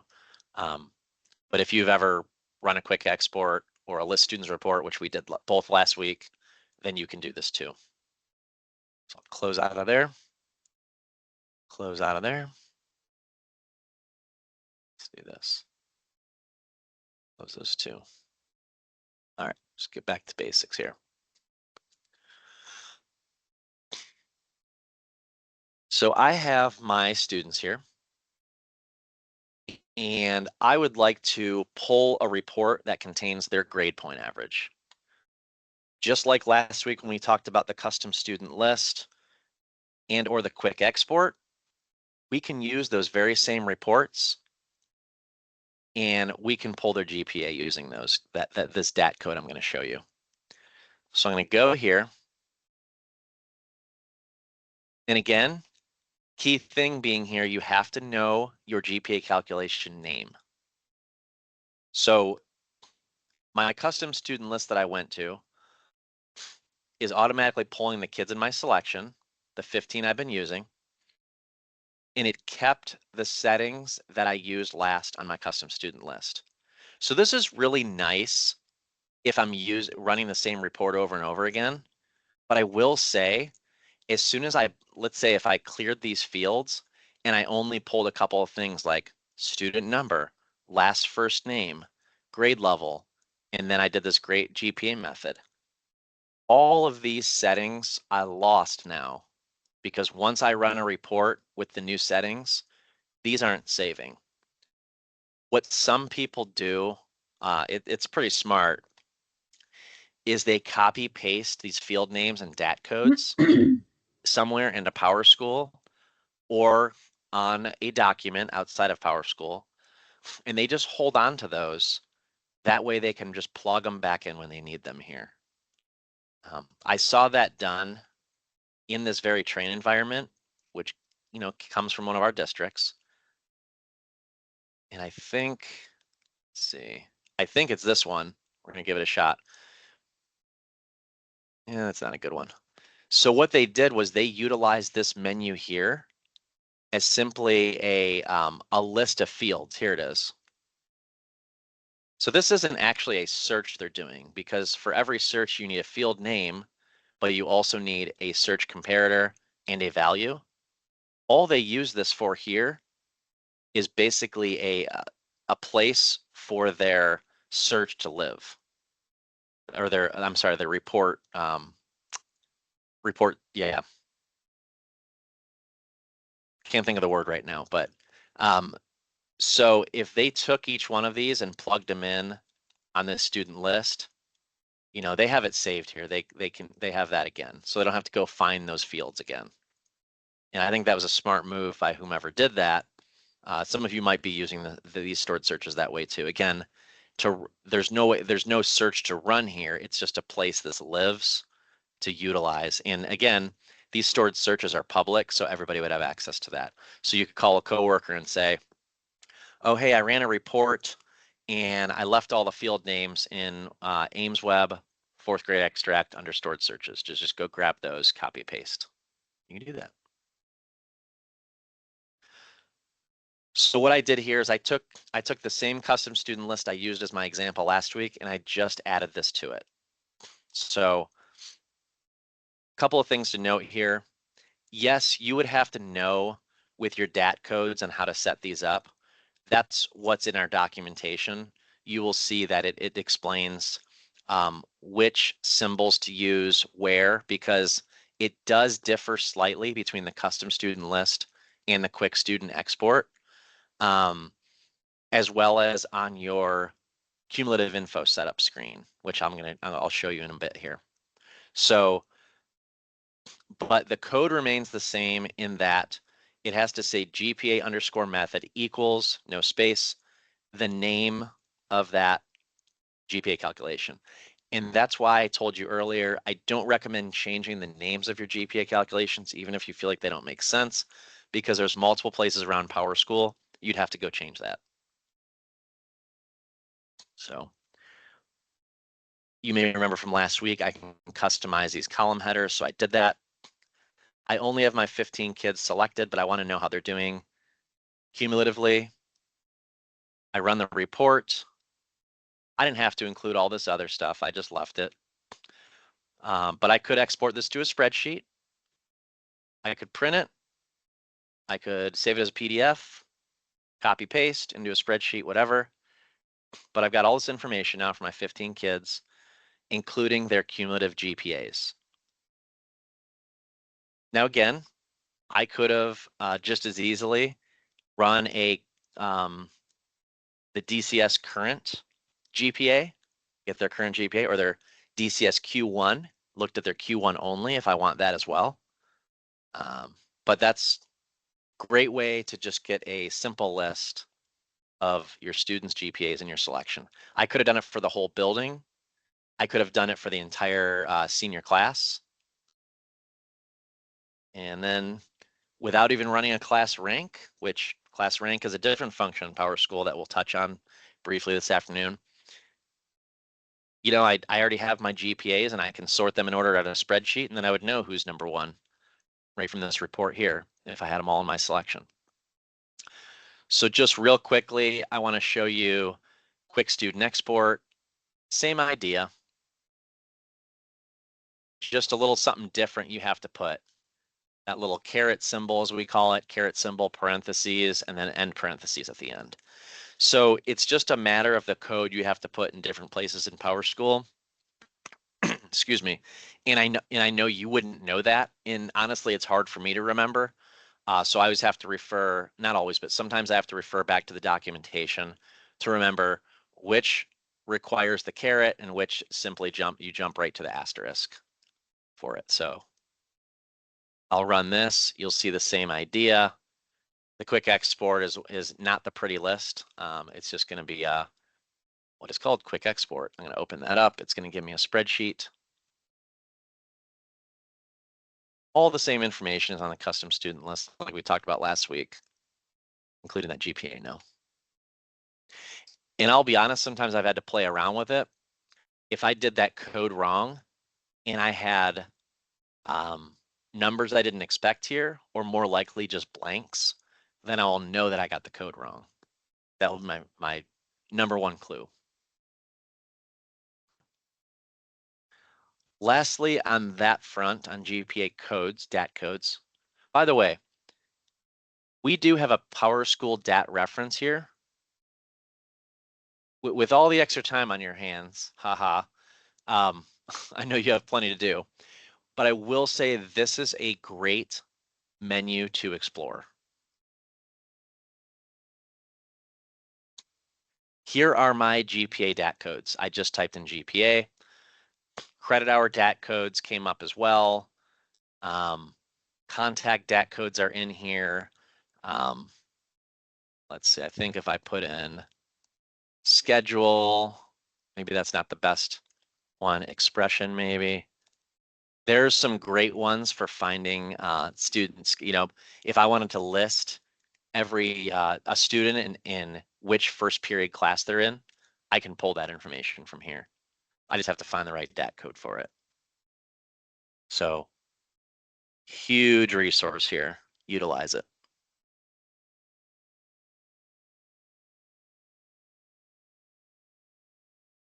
And then lastly, on the DAT codes, GPA DAT codes front, I do want to come back to GPA info for student screens and just show you, touching back to something we saw last week. Same code, slightly different, you know, symbols in the front to pull those, but that's what's happening here. That's how it's pulling. Your transcript setup, which I would imagine you probably don't touch, your district leader does, or our team does it when they ask us to, are pulling the same type of codes. They're pulling these cumulative GPA codes like this. But again, if you're seeing discrepancies between what's on your students' transcripts versus what's on this screen, it's time to, and then it's time to figure out why. The code must be wrong in one place. All right. So that's that, and I think we are moving on. I don't want to spend much time on this. I just want to make a quick touch point to test scores. So we talked test scores last week. We talked about test scores in the public portal this morning. I just wanted to remind you, it is in the agenda, so I just wanted to touch it real quick. But Again, there's two different places where test scores could reside in PowerSchool. On the state Ohio FA screen, this is a required place for test scores to live. All state test scores and ACTs and SATs must be input here. Your EMIS coordinator takes care of that piece, but it's not a real pretty screen to look at, right? And you may not have access to this screen. And I know we have some people in this very training that work at a school that doesn't state report. It's a private school. So you may not have this either. The other place that your test scores could reside, and this is optional, it's not required by any entity, is the test results. And you may remember from this morning, the public portal shows whatever's in here. And if your customization's turned on, it could also show the parent state assessments. And if you do work in a school that doesn't do state reporting, it's not to say that you couldn't utilize that FA screen for your test results, if that's overall going to be a better option for how you're for reporting and whatnot, you know, with internally anyway. So just a bit about test scores, but I'll let that lie there. And now I'm going to hand it over to Kim to talk a little bit about historical grades. Hey everyone, I'm going to share my screen. Okay. For sake of time, I do want to go through just a few student screens, give Stephen a little bit of a break here, and just show you a few things that we think are important to counselors, along with all of the other good information that Stephen's given you so far. So right now I am in Meta High School. I do have a list of my current student selection, and I just want to go into, we're just going to go into Abigail here. And I want to show you a little bit about her historical grades page. So if I go to her academic records and I go to historical course grades, I'm going to see all of her grades that have been stored for her up until now. So you can see by looking at the screen, you can see the years in terms in the first column here, and you can filter on any of these columns. So if I wanted to see previous years, where maybe she started in the high school, it would bring up her 21, 22 records. Also, with that being said, you can also filter on these columns as well. So if I only wanted to look up this year's grades, historical grades, I could filter on just this year's historical grades. And again, you can do that on any of the columns here. I know I had mentioned before, I love the PSCB custom reports because they give you that option to do that. And this student page gives you that option as well. And it does come into play a lot of times because you may be only looking up one particular course or one particular grade level that the student was in, and you only want to see those grades. So that is a real important part of this screen. You can export this screen. So you can export this into CSV, you can print it, make a PDF of this screen. If the student really wants to have, a copy of this, this might be somewhere that you go for all those historical grades. You can see that we did go ahead and store our Q1 grades for this year. So those are appearing here in the historical grades column. If you click on one of those grades, so we're going to click on Abigail's Algebra 1, you can see all the information that's pertinent just to that particular grade. Starting at the top, you'll see what school it's related to, what term you're using, what store code we use to store that grade. And then obviously you'll see course number that it's associated with, the course name, the teacher name. These are real important things if you need to go back and look at a particular grade. The GPA points, I know that, Stephen talked to you a little bit about those earlier. Potential credit hours, he also, referenced that as well. So this is where all the information about the particular grade is held. You'll see here that does have that credit type in there. That's really important also for the grade. Here at the bottom of this page, you will see all the Ohio State information. So this is where your EMIS team lives when they're, looking at a particular grade. And you will need that core area code, on the grades. So especially if those grades maybe are transferred in grades from students who have transferred in and we've manually entered those grades. And I'll show you how to kind of do that here in just a minute. But that is very important. Actually, I think that you have to have that attached when you do transfer those grades in. So again, this is all the information that referenced that. Is there anything that I need to add, Stephen? No, I don't think so. think so. No. Okay. At the very top here, you will also see that there's change history. So if someone comes in and changes anything on this page, that history is going to be saved. So just, remember that your district leader can always go back and look at, maybe that something was changed that was inadvertently changed. We can go back and figure out what was changed and who did that change. Yeah, when I worked in a district, I always kept documentation of if a teacher sent me a note or something, an email, or maybe we had a form. There was a year we had a form. If they requested a grade change or a principal requested a grade change, I always had them document that, and I kept it as a record because it does show in PowerSchool. And one day someone might ask you why you changed a grade, and you want to be able to show why.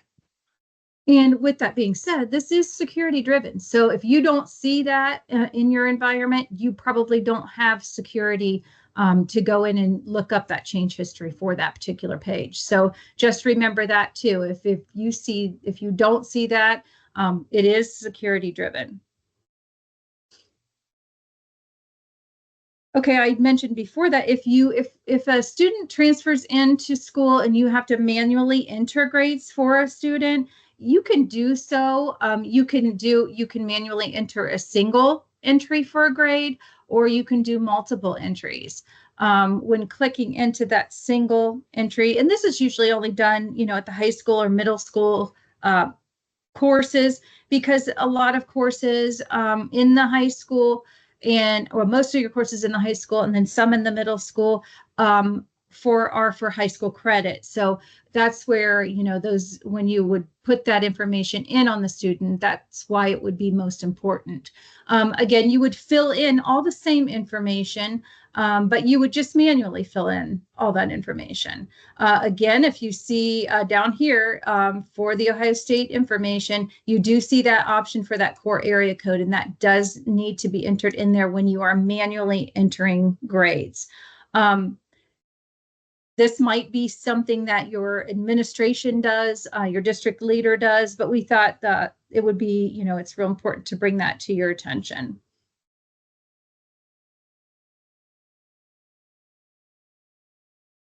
There's also, I want to point out, there's a detail view up here. And if you click on that detail view, you can also see some of the information that's related to that grade. So if you see that grades D, the earned credit was 0, the potential credit, your earns a graduation credit, yes, and that credit type also appears also on this detail view. Some people really like to, look at that when and really decipher in really deciphering the grades, the student grades, without actually clicking into each of those grades. If you just want to know a few little things about those grades, it does show in that detail view.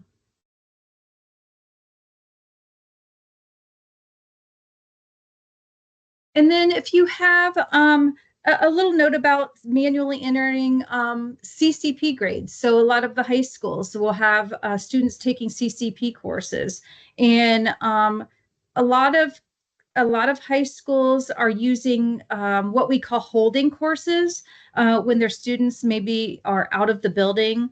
Your student's CCP schedule should show on their PowerSchool schedule, but a lot of our high schools use those courses. If a CCP course shows in their schedules and those courses are checkboxed to store grades, then that historical grade will store as a blank, which is what you want when they're maybe taking a course outside of the high school. then you can go back in and modify that. It will show as a little dash that would be considered a blank. And what I did is I went ahead and pulled up the CCP courses in our test environment here. And they may not be set up perfectly. Again, this is our test environment, but if you go into one of those CCP courses, you can see how they're set up, and you can see exclude from storing final grades, and you can exclude that. But again, if you want that blank to be able to go in there and manually put a grade in, you'll want to go ahead and store that grade as a blank. So again, it will store as a blank grade. Then you can hand change it when you go back in there and get that grade from their college course that they took. Okay, so this whole screen, very good reference to go back. Like I said before, I love this because I can filter it on the year I'm looking at, and I can just print it for that year if necessary. So this is, one of the places that I go if, if I get a ticket and the district is asking specifically about course grades. Any questions about historical course grades?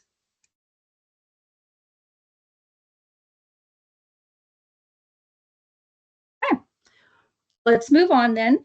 I'm going to also show you, Stephen did just lightly touch on transcripts. I'm going to go ahead and show you where those students' transcripts are found. So if you go, I'm going to go back into my Abigail Adams, and I'm going to go into more. And I'm going to go right here at Meta Reports, my custom reports. And I'm going to go into the student's transcript. You'll see here that you have options of how you want to view that student's transcript. So you can include the current schedule. You can make this an official transcript. Right now, I'm going to make it an unofficial transcript. Ohio graduation requirement, you want to use the default.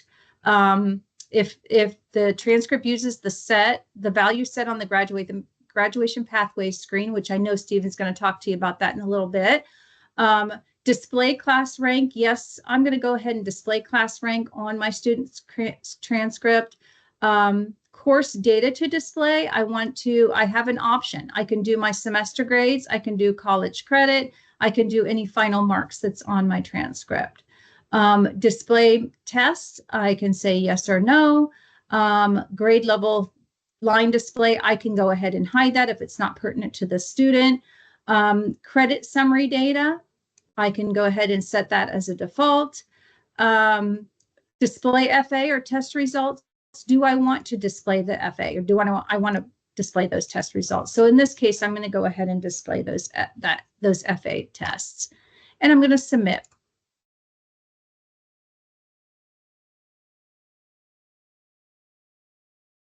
Okay, so here is where you can see the transcript on a student. This is just an individual student. I'll show you here in a minute how we can print mass print transcripts, but this is just on an individual student if maybe you have a student in your office and they just want a real quick copy of their transcript. Now, the transcript is, we do help you set up the transcript. So again, this is not something that you would do, but you and your district leader would work together and then work with one of our team members, and we would get all the parameters set up for everything that you do want to display on your transcript. There are a lot of different ways that we can work things out, and we have some really good team members that do a lot of work with our transcripts. Are really, really good at getting exactly what you want on those transcripts. So again, that's not something that you would do, but it would be something that you would work with your district leader on and try to get exactly what you want to see on that transcript. But that is how you get to the transcript from the student screen. Real quickly, I'm going to show you just how to get to report cards. You may already know this, but if you go up here, let me grab my student again.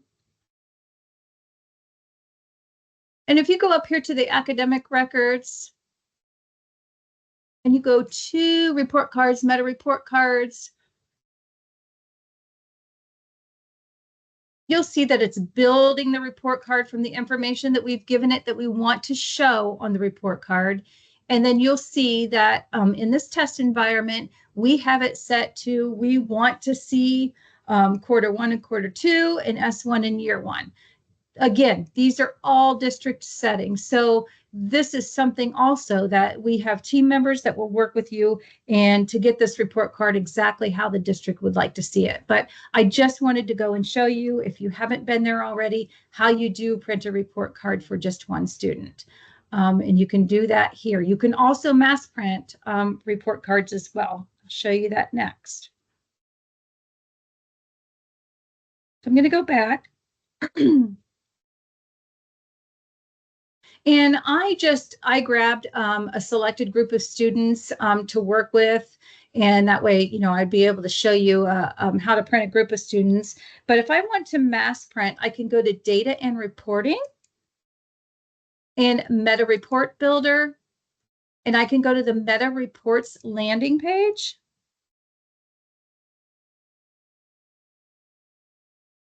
And on this particular page, it shows down here in the bottom, but it shows student transcript. And again, I have those same parameters. What is it that I want to print on each of those students? Again, it's just set up just exactly how it was in the individual student page.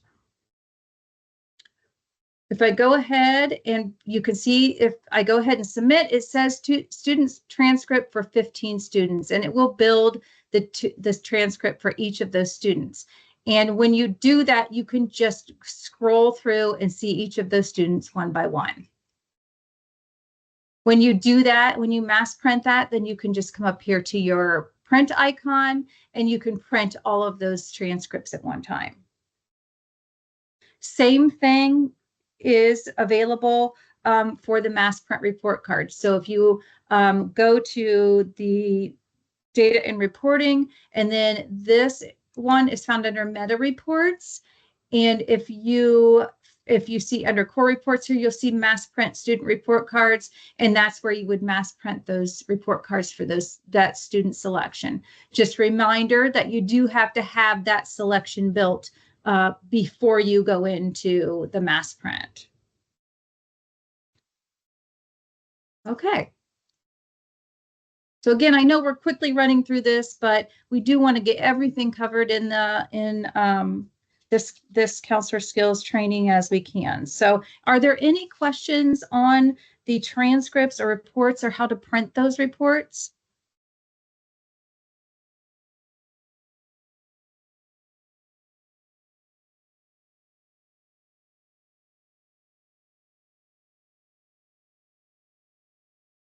All right, I'm going to move on then to log entries, which is another student page that I think is important on students. So I'm going to go back to my Abigail Adams.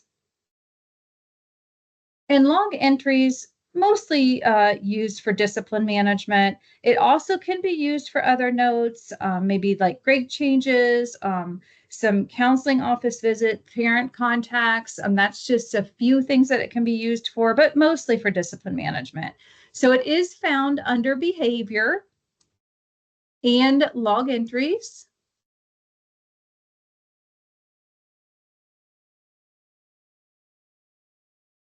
And you can see this student here already has a log entry that has been used for the students, that she has this particular discipline log entry, log type. And there is a subtype. Again, it shows who created that log entry and on what date and at what time. Okay, so you can also filter. So if there are multiple entries, you can filter on a specific filter if necessary. If you're looking for a specific date or looking for a specific log type, you can do so here. So to add a new entry, you would go up to the top and add the entry. And again, you would put your date, the date and time fills in, but if you know, say you're adding this from earlier in the day, you can also always change that time and date. The author is automatically defaulted to whoever's doing the entry. The log type. These are set up for you. Your district leader has probably created these and set these up for you. So if there's something additional that you need in your drop down, make sure you do reach out to your district leader and have that person create those log types for you. Same with subtypes. Those you might need additional subtypes, and those can also be created as well. So again, we'll just put damage to property here. Title, if you want to enter a title, you can do so here. Any text that you want to put in here, you can put whatever text you want in here. Consequence, this is optional for discipline. So again, these are all set up by your district leader. You can add additional ones there if necessary. Incident type, this is where you would put what type of incident the student had. Incident type category, a lot of districts don't use the incident type category, but if you wanted to, it is available there for you to use. The incident date and time, that's important when you are putting in that information. The offender, who is the offender? The student, the teacher, the administrator, who was the person that had the discipline action, and also who the reporter was. The action date you can put in there, and the action taken. Again, there's a list of things that you can use, and there's availability to add more. This here at the bottom is the Ohio State information. So this is the information that needs filled in when reporting to the state.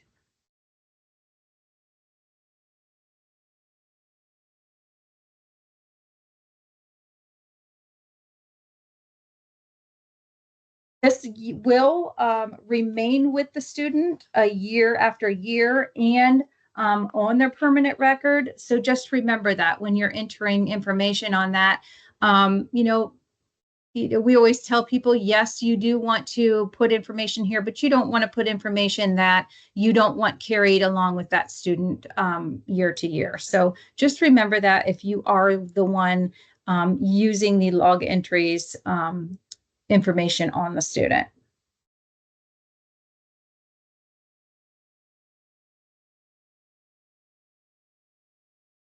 I'm going to go ahead and leave that page and not create another one.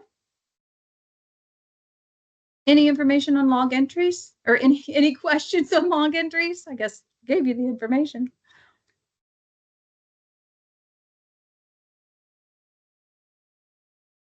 Okay. So we have a question. We do have a question in the chat regarding transcripts I wanted to address real quick. Okay. I'm someone sorry, asked it. No, that's okay. No, I should have been, I didn't have my screen up with that. So with the questions, someone asked, do we have the capability of sending transcripts to colleges via PowerSchool? We were able to do that through Infinite Campus. Unfortunately, there is no option. I know there's, I'm certain there's buildings that use third-party vendors. I think the name is escaping me right now, but there are third-party vendors that can sync with PowerSchool, pull the transcript out, send it, but PowerSchool itself does not do that. So I do apologize. That would be a good addition, though. Okay, so moving forward, when looking at student alerts and the student line, let's go ahead and pick I feel like we're picking on Abigail, but we're going to go ahead and use her again as reference. So alerts, icons can be added by the district leader.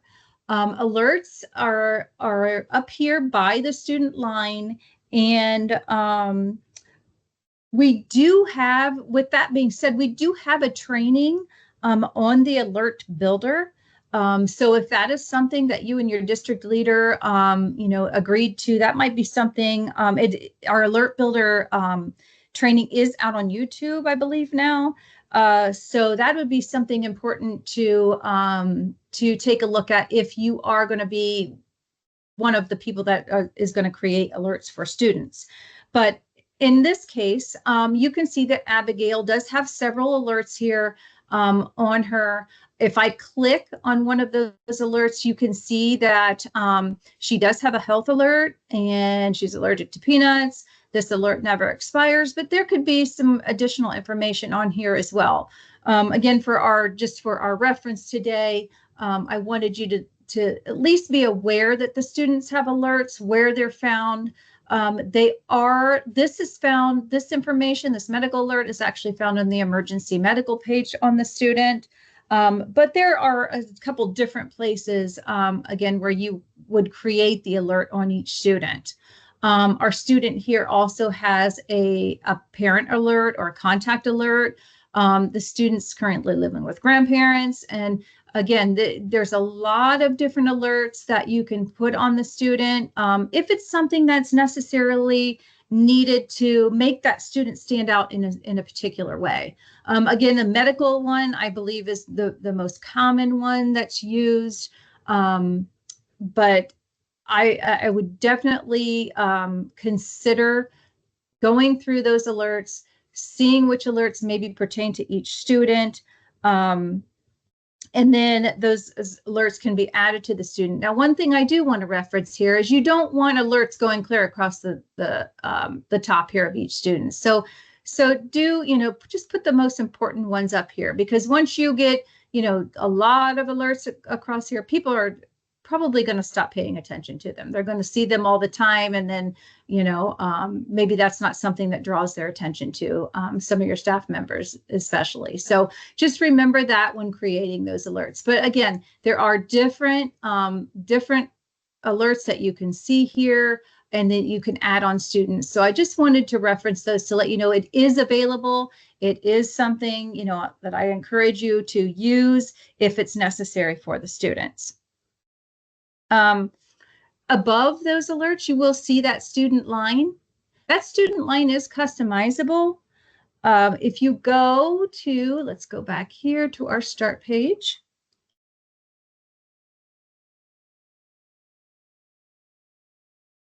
Must be at the end of the day, right, Stephen? It's taken a little bit longer now. You tired it out. Yeah. And if you go to people and you go to students here, you will see in the middle here, you'll have student line. If you click on that student line, it's going to show what you have, what labels you have, what values you have shown in your student line. At this point, you can change the order of those to how you would like them to appear on your student line. You can edit those if necessary. You can delete those if necessary. These are your portals up here at the top. So this is your student line. This is how it's showing in the admin portal. Again, you can customize it for each portal if necessary. You can also, this is your preview. So again, if you decide that you want the school listed before the SSID, it's going to show you what the preview looks like. Okay, and tell you then at the top, you have unsaved changes. Make sure you save those changes if that's how you would like that to appear on your student line.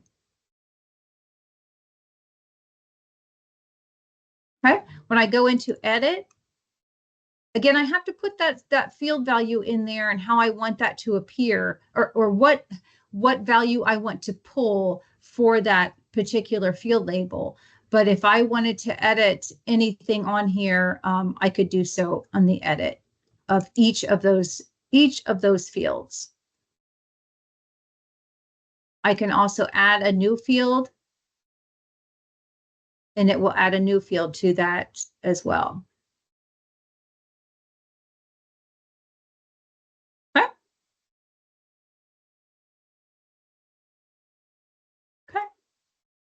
All right, so any questions on the student line settings? And this might not be something that you do either, but if there's maybe some reference, like in particular, this one has the counselor's name in there. If you don't see the counselor's name in your environment right now, and that's something that's important to you, That would be something to ask your district leader to add. Okay. Any questions about student line settings?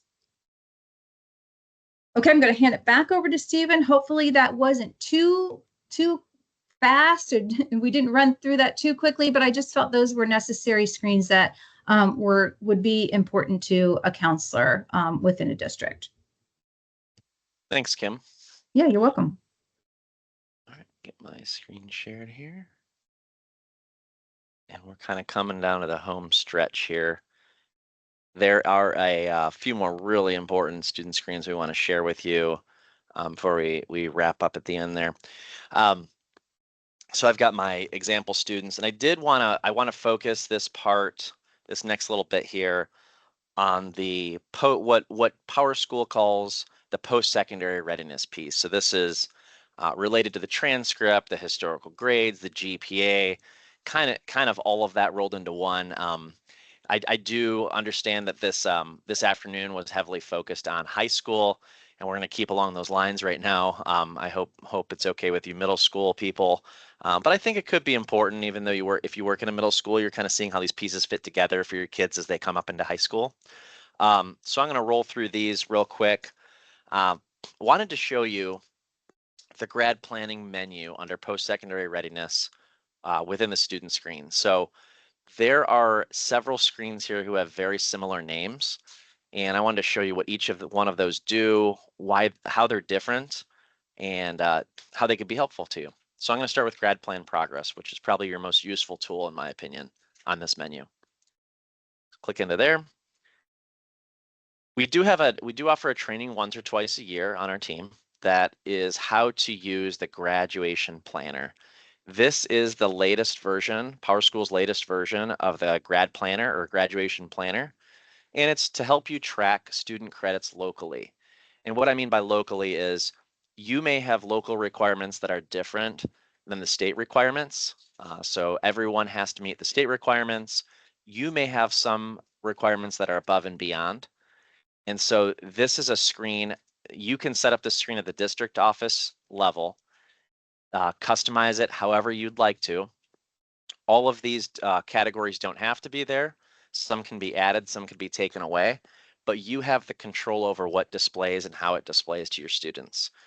This is a screen that can be set to display in the public portal. And then for your own information, you can pull it up on your side in the admin portal, just like I just did, per student, to see how our example student Abigail here is doing. And it's got some nice visuals here to show you what she's completed with the dark green. And you can see down here we have a legend. Dark green is completed, light green is in progress. So it's looking at her current schedule to determine that. And then blank or white is simply she has not gotten there quite yet. And then as we get into the menus here real quick, you'll see what why these other pieces come into play.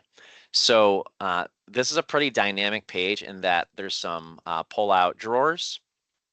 As I click into each one of these, it shows me which courses she's completed for the requirement, which one she's in progress on her way to completing, and then what satisfies the requirement. So again, this is something that you fill out, you assign dependent on your credit types. So those credit types I mentioned this morning when we were looking at course setup is how it's determined on what is an English class and which is not. So again, regardless of the subject area for the state of Ohio, this is looking at your credit types that you assign locally, which may or may not align with those subject area codes. So I've told it that English credits, I'm sure they're ENG types, and this shows me down here, once they fill up the English bucket, then any English classes above and beyond 4 fall into the electives bucket. And then after that, any English ENGs above and beyond fall into the credits above requirements. So it's a logic that you're setting up for this menu to say that English has 4 credit requirements. But if they took all 4, say within 2 years, it's possible, kid starts, a real advanced student starts CCP fall of their freshman year, takes their 4 English classes, one per semester up through their sophomore year, they may fulfill their 4 English credits in 2 years. If they earn an English credit in their junior year, that next one is now going to fall down to and start fulfilling elective requirements. So the logic, the way you'd want it to work. All right. So let's go down to another one here. So within fine arts, they have one built for their career center as well, because as we all know, when students go to the career center, they don't have as much time to take other types of electives, and therefore that could fulfill their fine art credit. The logic here, of course, is to start in fine arts, but then fall into electives as well. So this student has not earned any fine arts or career center credits yet, but they are working on 2 of them. So this is a really nice screen to see where they stand in terms of requirements. It does throw some people off the way this is created, though. It says they fulfilled 3 of 11 requirements. And this particular grad planner, again, this is optional. This is if you want to set this up this way. This school has decided to incorporate test scores into it. And in order for this to work, you would have to be sure your state test scores are being imported into that core test results screen that I talked about earlier this afternoon and referenced this morning as well. So again, that's one advantage of using the test results core screen in addition to the state reporting screen, is if you're using this part of the grad planner. This is a very specific piece, but we have at least a couple of buildings that are using this. They want this to show. There's other pages in PowerSchool to track this information as well, so it's not absolutely required. You could simply not build this requirement in here, and it probably wouldn't hurt anything, but it is an option for you. So that is the grad planner. Again, a training once or twice a year is offered virtually and sometimes in person in one of our offices. That way you can learn how to build your grad planner, and it's more of a workshop type of thing, a little different than today in that it's more hands-on. You're in your own environment building out your grad plan. The next one is a much simpler screen, the grad plan selection. And this is the way that you determine, you tell the system which grad plan should be displaying for the student. All right, so they're using a post-secondary prep plan 2026 and beyond, and that's what it's pulling from. There's graduation contracts and there's post-secondary preparation plans. They look very, very similar, but those are the options on this page, and you would choose which the student has, you would submit, and then it would show you that now I've given this student 2 different grad planners, which vary only slightly. This one that I just selected looks like it has an ACT score built in, a world language, a GPA because they have to meet the GPA requirement in order to qualify, which is looking at their cumulative GPA. And according to this, they have not met that GPA requirement currently. So depending on what plan, so you can build out multiple plans for your students. And in this case, you could have several plans on that. You could have a regular diploma plan plus an academic honors diploma plan. I have seen one district build out a different plan for every honors diploma there is available. As all of you know, there's a lot of them. Next one, this is where it gets a little confusing. I'm not going to talk much about this next screen, and I'll tell you why. This is the old graduation progress screen. So it does a lot of what the planner does, but this is the old version. You probably think the same thing I do. Why do we still have this here? Why does this still exist? The answer from PowerSchool and even from our team is that, well, some districts still use this old one. And so we don't want to just get rid of it. So PowerSchool is not just going to get rid of it. Eventually, it'll probably be sunsetted. But I don't know when that is. There's no end date on it right now. But some of our buildings and districts do use this older version, and some of them like it better. you know, you don't get the colorful visuals. But what they do like is that it shows the classes that they've earned or are working on right on the page. There's no pull-out drawers. You're not clicking in to see additional information. You're getting it all in one place. So I could see the advantages to both.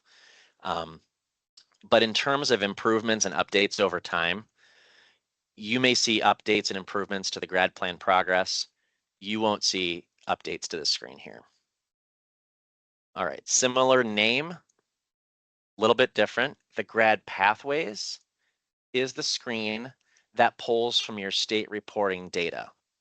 So again, maybe not as beneficial or useful or a reference point for our non-state reporting schools with us today, but our private schools. But if you state report and you're storing all the student data in the state reporting screens, then this is what's going to show you whether a student is on track for state graduation requirements. So what I like most about the screen is the clickable links to explain certain pieces of it. So here it says to view your district specific credit requirements, you can consult the grad plan progress or the graduation progress page, which are the ones I just showed you. So again, those are local district requirements.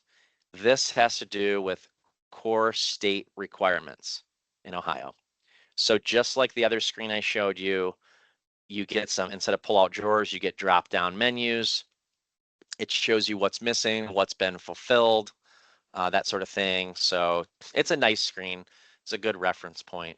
Uh, if something here looks inaccurate, it has to do with the way your state reporting courses, and that would go to your EMIS coordinator, that question.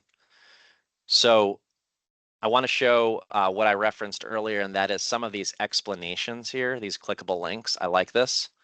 So you might wonder, it says not met for my student for their economics or financial lit requirement. Why does it say that? That information pulls from the FN tab on the state province Ohio page. So that's information that's being pulled from here, FN. It used to be a tab on the classic menu. It's now its own page. Okay, so this is looking at the scores out of, again, state scores out of the state student screens. So the FA, the FA record, student assessment record, that's looking there, not at the core test results page. Again, I know it's confusing. There's two different places for test results. All right, readiness. So I spoke of those seals earlier. So how do seals get on a transcript? The seals are all listed here, such as biliteracy, science, fine and performing arts, college ready, just as a few examples. But it tells you right on this page how it's set on a student on whether they've earned it or not. So the following seals require a program code to be entered in, it's actually called student programs now. It says special programs here, but it is student programs on the new menu.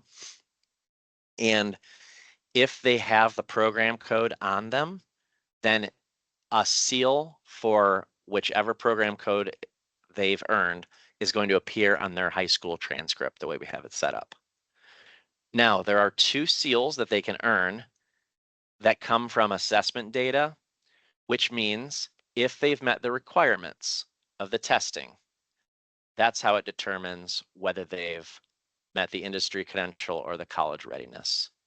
So in other words, someone in your district has to enter the program code on the student for these to appear. So if you have a student meeting the requirement for, say, the science honors for graduation seals, then someone in your district is going to have to put that science program code on a student.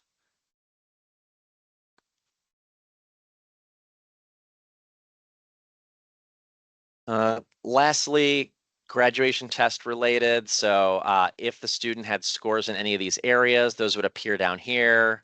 And then counselor notes.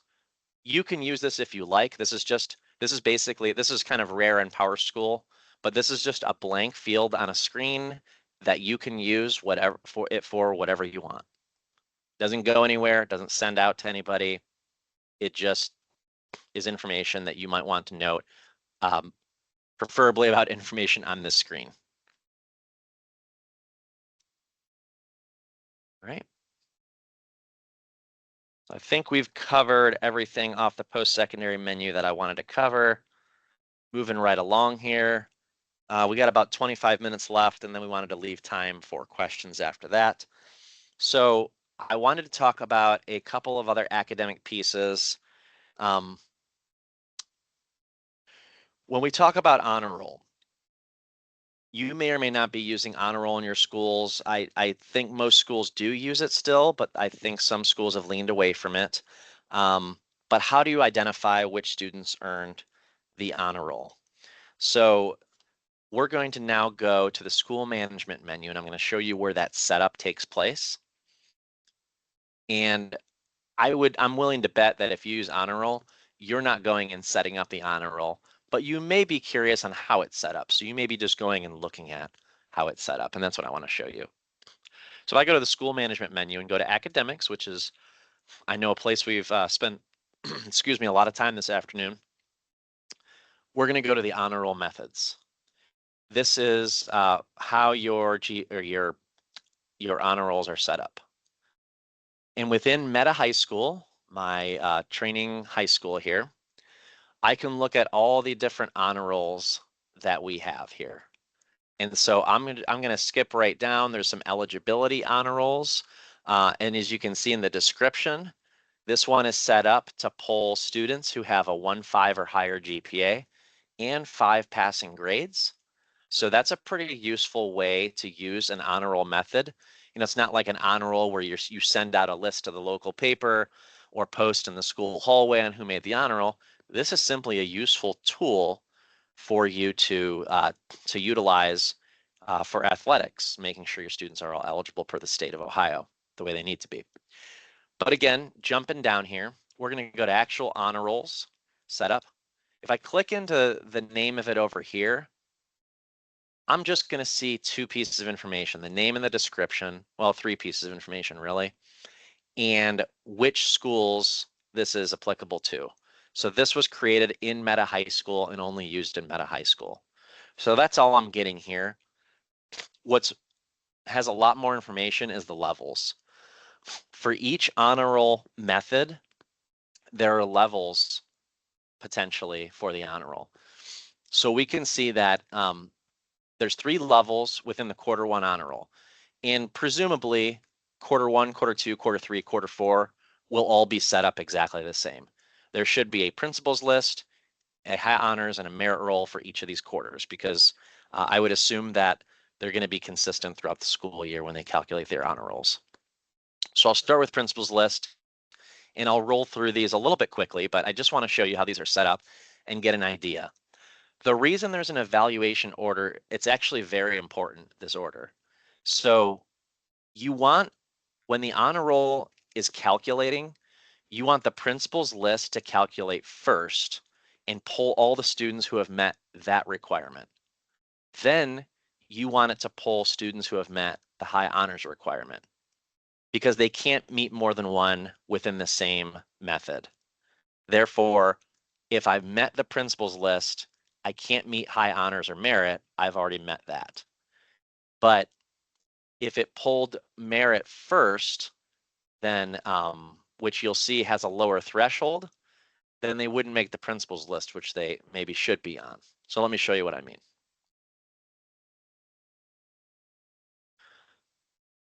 So how is an honor roll set up? Again, you got the evaluation order I already put in there, or I already mentioned, I mean. The GPA calculation method has to be identified. It's required that there's a GPA calculation method. Notice that I'm using the Q1 stored calculation. So only looking at quarter 1, only looking within this school year's quarter 1, and only looking at stored grades. The GPA is numeric.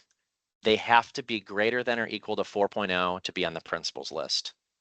Now my merit roll has to be greater than or equal to 3.0, which I'll show you in a moment. Therefore, that's why I would want the principals list evaluated first, because I want kids who have a 4.0 to be on the principals list, not on the merit roll. So you want this to be evaluated first. Only include classes that count in honor roll. Remember the course settings we looked at this morning, and we could check box if a course counted in the honor roll or not, and you can change that by course section if you need to. And that's a setting on the GPA as well. Well, this here for this honor roll calculation would override the GPA setting. So regardless of what's on that GPA, if you check boxes here, it's all classes that count in honor roll. There's credit options that you can utilize here. It has to be worth a certain amount of credit, or it has to have earned credit on it, or there has to be a number of unique courses. So you might say greater than or equal to 5. You know, if there's a student only in 4 classes, should they be in the honor roll? I don't know. Hopefully you have a policy. What I see often in honor rolls as well as all the things above is some identifying grades that would narrow a student out.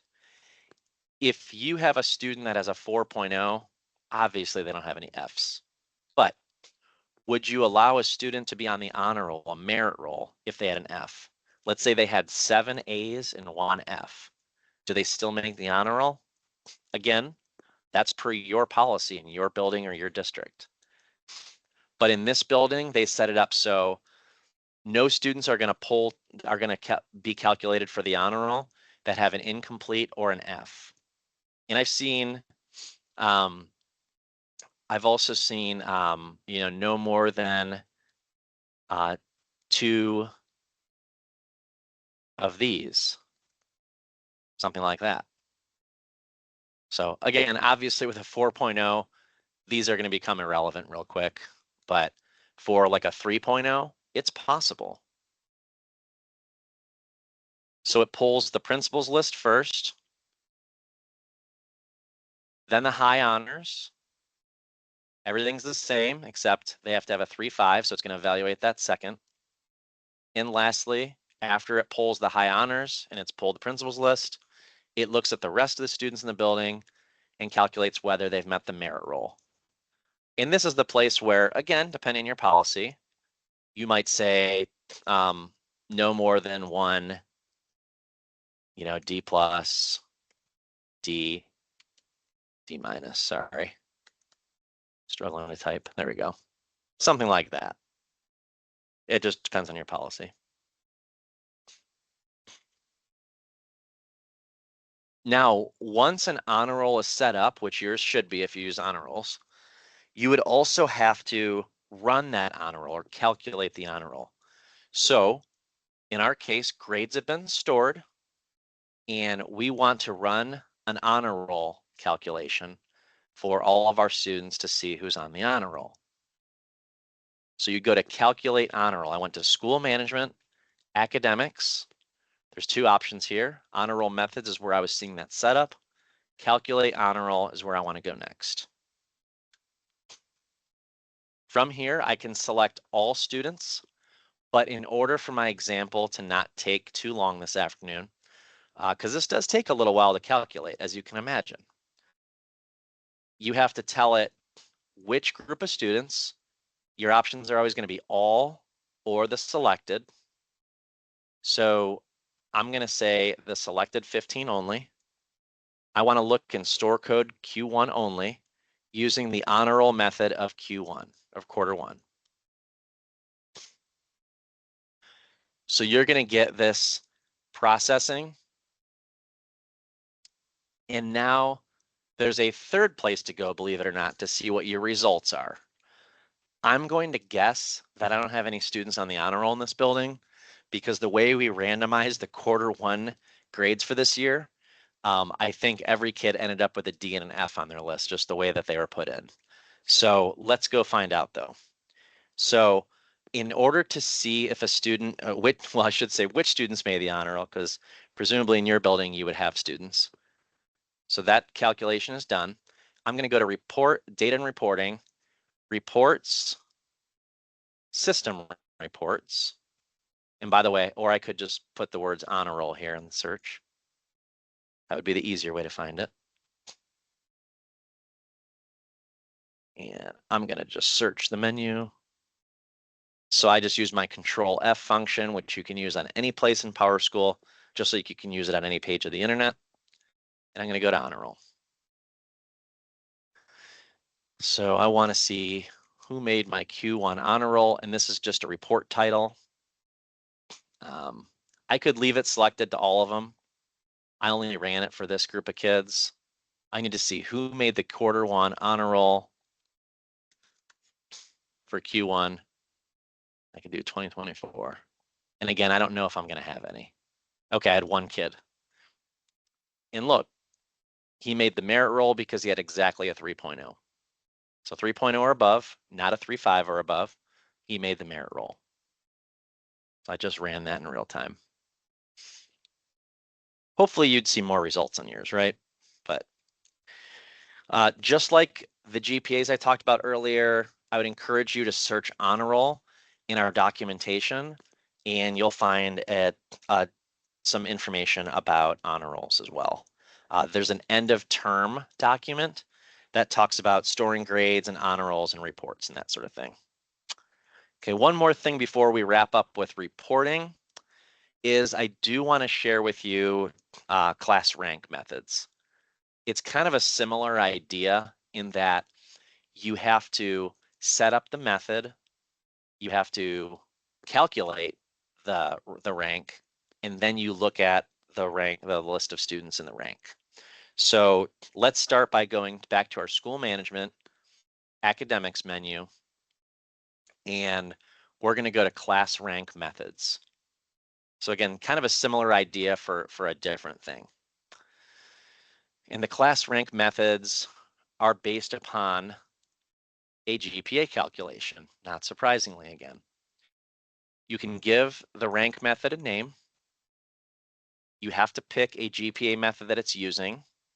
The GPA result is going to be numeric. And then once again, you get to choose which grades are included. Does it include only classes that count in the rank? Does it include only classes that are, am I excluding students that are excluded from class rank? There is a setting, there's a page in PowerSchool per student where you can exclude them from the rank. You may be wondering why anybody would do that. There are reasons. I used to work for a district years ago that said that a student who began the day after the first day of their junior year was not allowed to be in the rank for senior ranking, which was a controversial policy. Don't know if it exists anymore in that school, but that is what they did. So the way a student couldn't come in after day one of their junior year, suddenly be number one. All right. So I can run this here, or I'm sorry, I'm saving it, the class rank method. And then the next place when I want to recalculate. So at this point, Q1 grades have been stored. And I'm going to the recalculation frequency page because this is the page where I can recalculate now in the moment. And the reason you might do that is if you received, let's say it's December, and I just received a few or a whole lot of CCP grades. Once I enter those into stored grades where Kim showed you earlier, or maybe even like some Apex credit recovery grades or online school grades that I'm hand entering, once I put those in, or I've stored grades even, it's going to change the outcome of this class rank. So the recalculation frequency tells the system automatically how often to calculate the rank. Should we do it weekly, monthly, every time grades are stored, or only manually? I think a lot of buildings use either manually or after storing grades. But I can see why you just go ahead and have it calculate weekly or monthly. I don't know about daily, that might be overkill. So I'm going to go ahead and recalculate now. And you'd only use the submit button here if you were changing the answer to this question here. This might take longer than I want it to, by the way. But I did want to be able to show you a class rank. And I guess worst case scenario, if it takes too long, I will just go ahead and show you the report, and hopefully we have a rank that was run earlier. But once this is done, you can see here in the browser, this is still rolling. That's how I know it's still happening. It's going to give me some indication of when that finishes.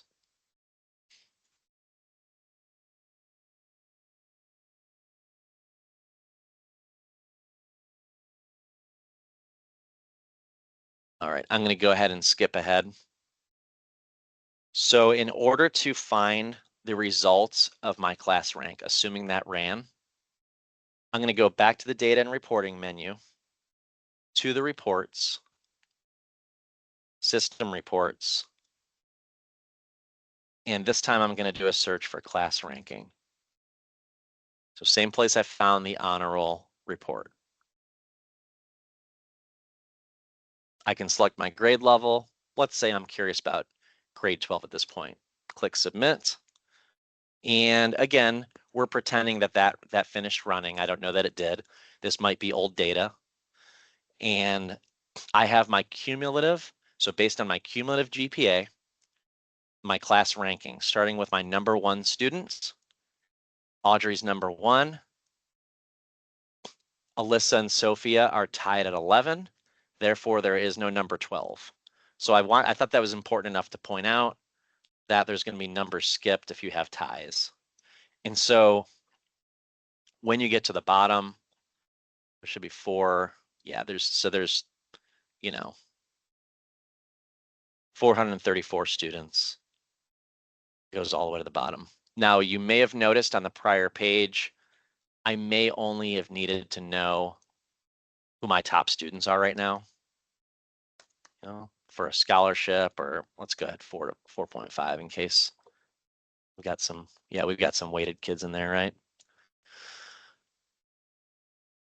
So therefore, I'm only looking at, and it looks like we had kids higher, right? Because it starts at number 4. So I should just put a 5.0. But I only have the kids who have a 3.5 or higher on my report now.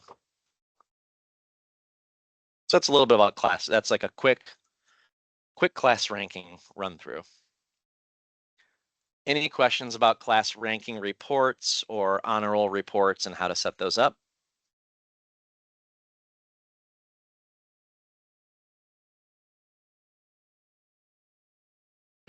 We're going to end today. The last few minutes we're going to spend just looking at a couple of reports.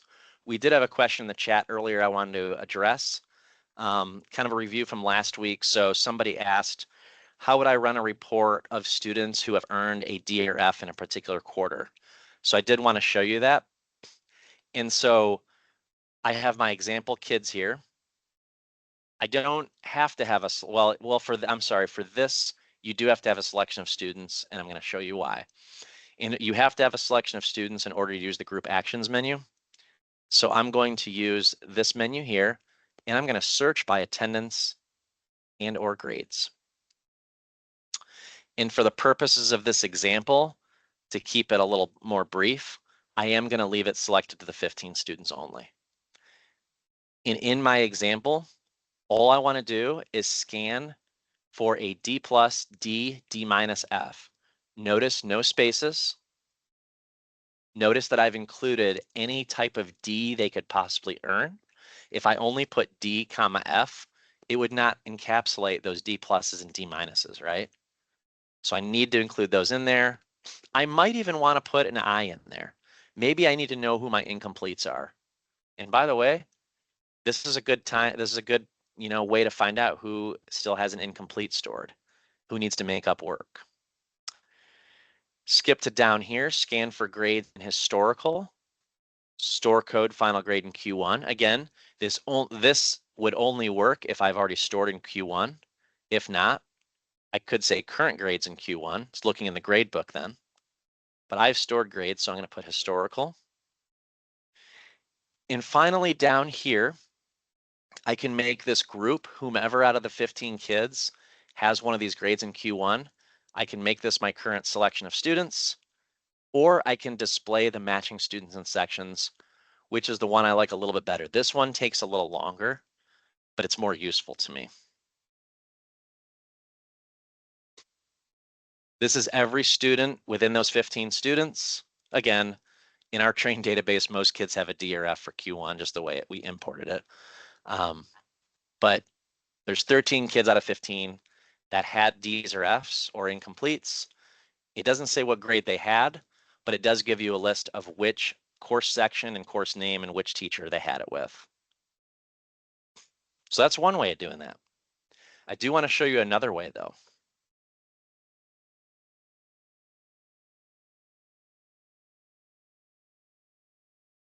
A great report I think you're all going to like is, if you haven't seen this yet, data and reporting. I'm going back to those PSCB custom reports with you. And this time I'm going to go to the grading menu. All right, lots of good reports here. I'm going to touch on a few of them really quickly. So one I like to use here is the store grade search.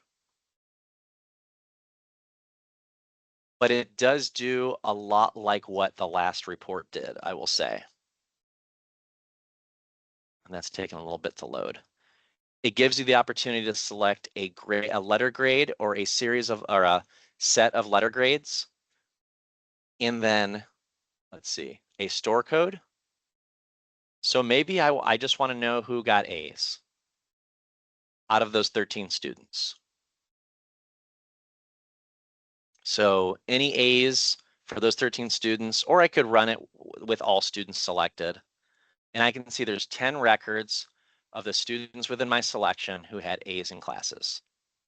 So obviously that wouldn't be the most ideal way to use that, but maybe I want to see if any students had incompletes.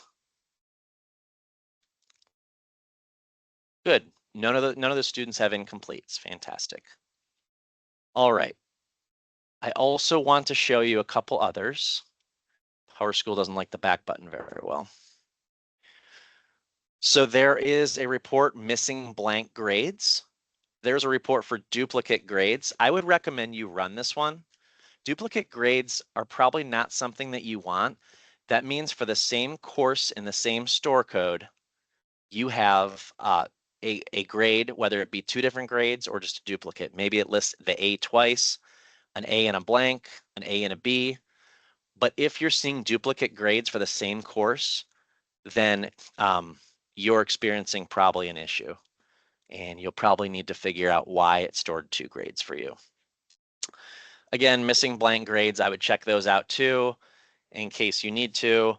And then gradebook update status. So these ones up top are specific to the gradebook. Find out if there's teachers who have not updated the gradebook in a certain amount of days.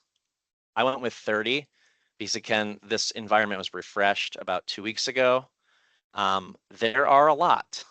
So I would want to know, and I think it looks like every section fell into ours because of a train environment.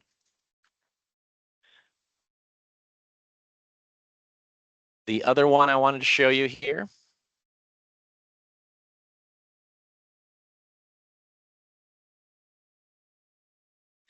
There are different categories. There is enrollment.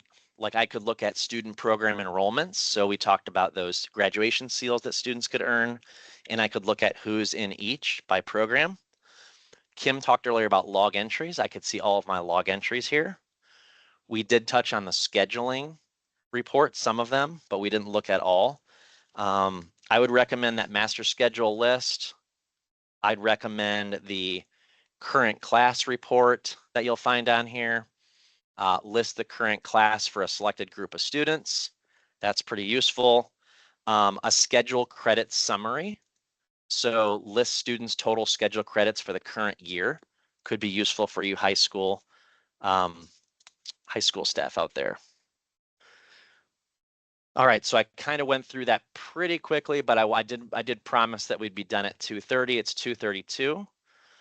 That is what we have for today. I hope you found day 2 of counselor skills for PowerSchool counselor skills useful. Please let us know. You can stick around if you have any specific questions for us based on what we talked about today or last week. You do continue to have access to our train environment if you need. And then as you have questions, please put them in with your district leader.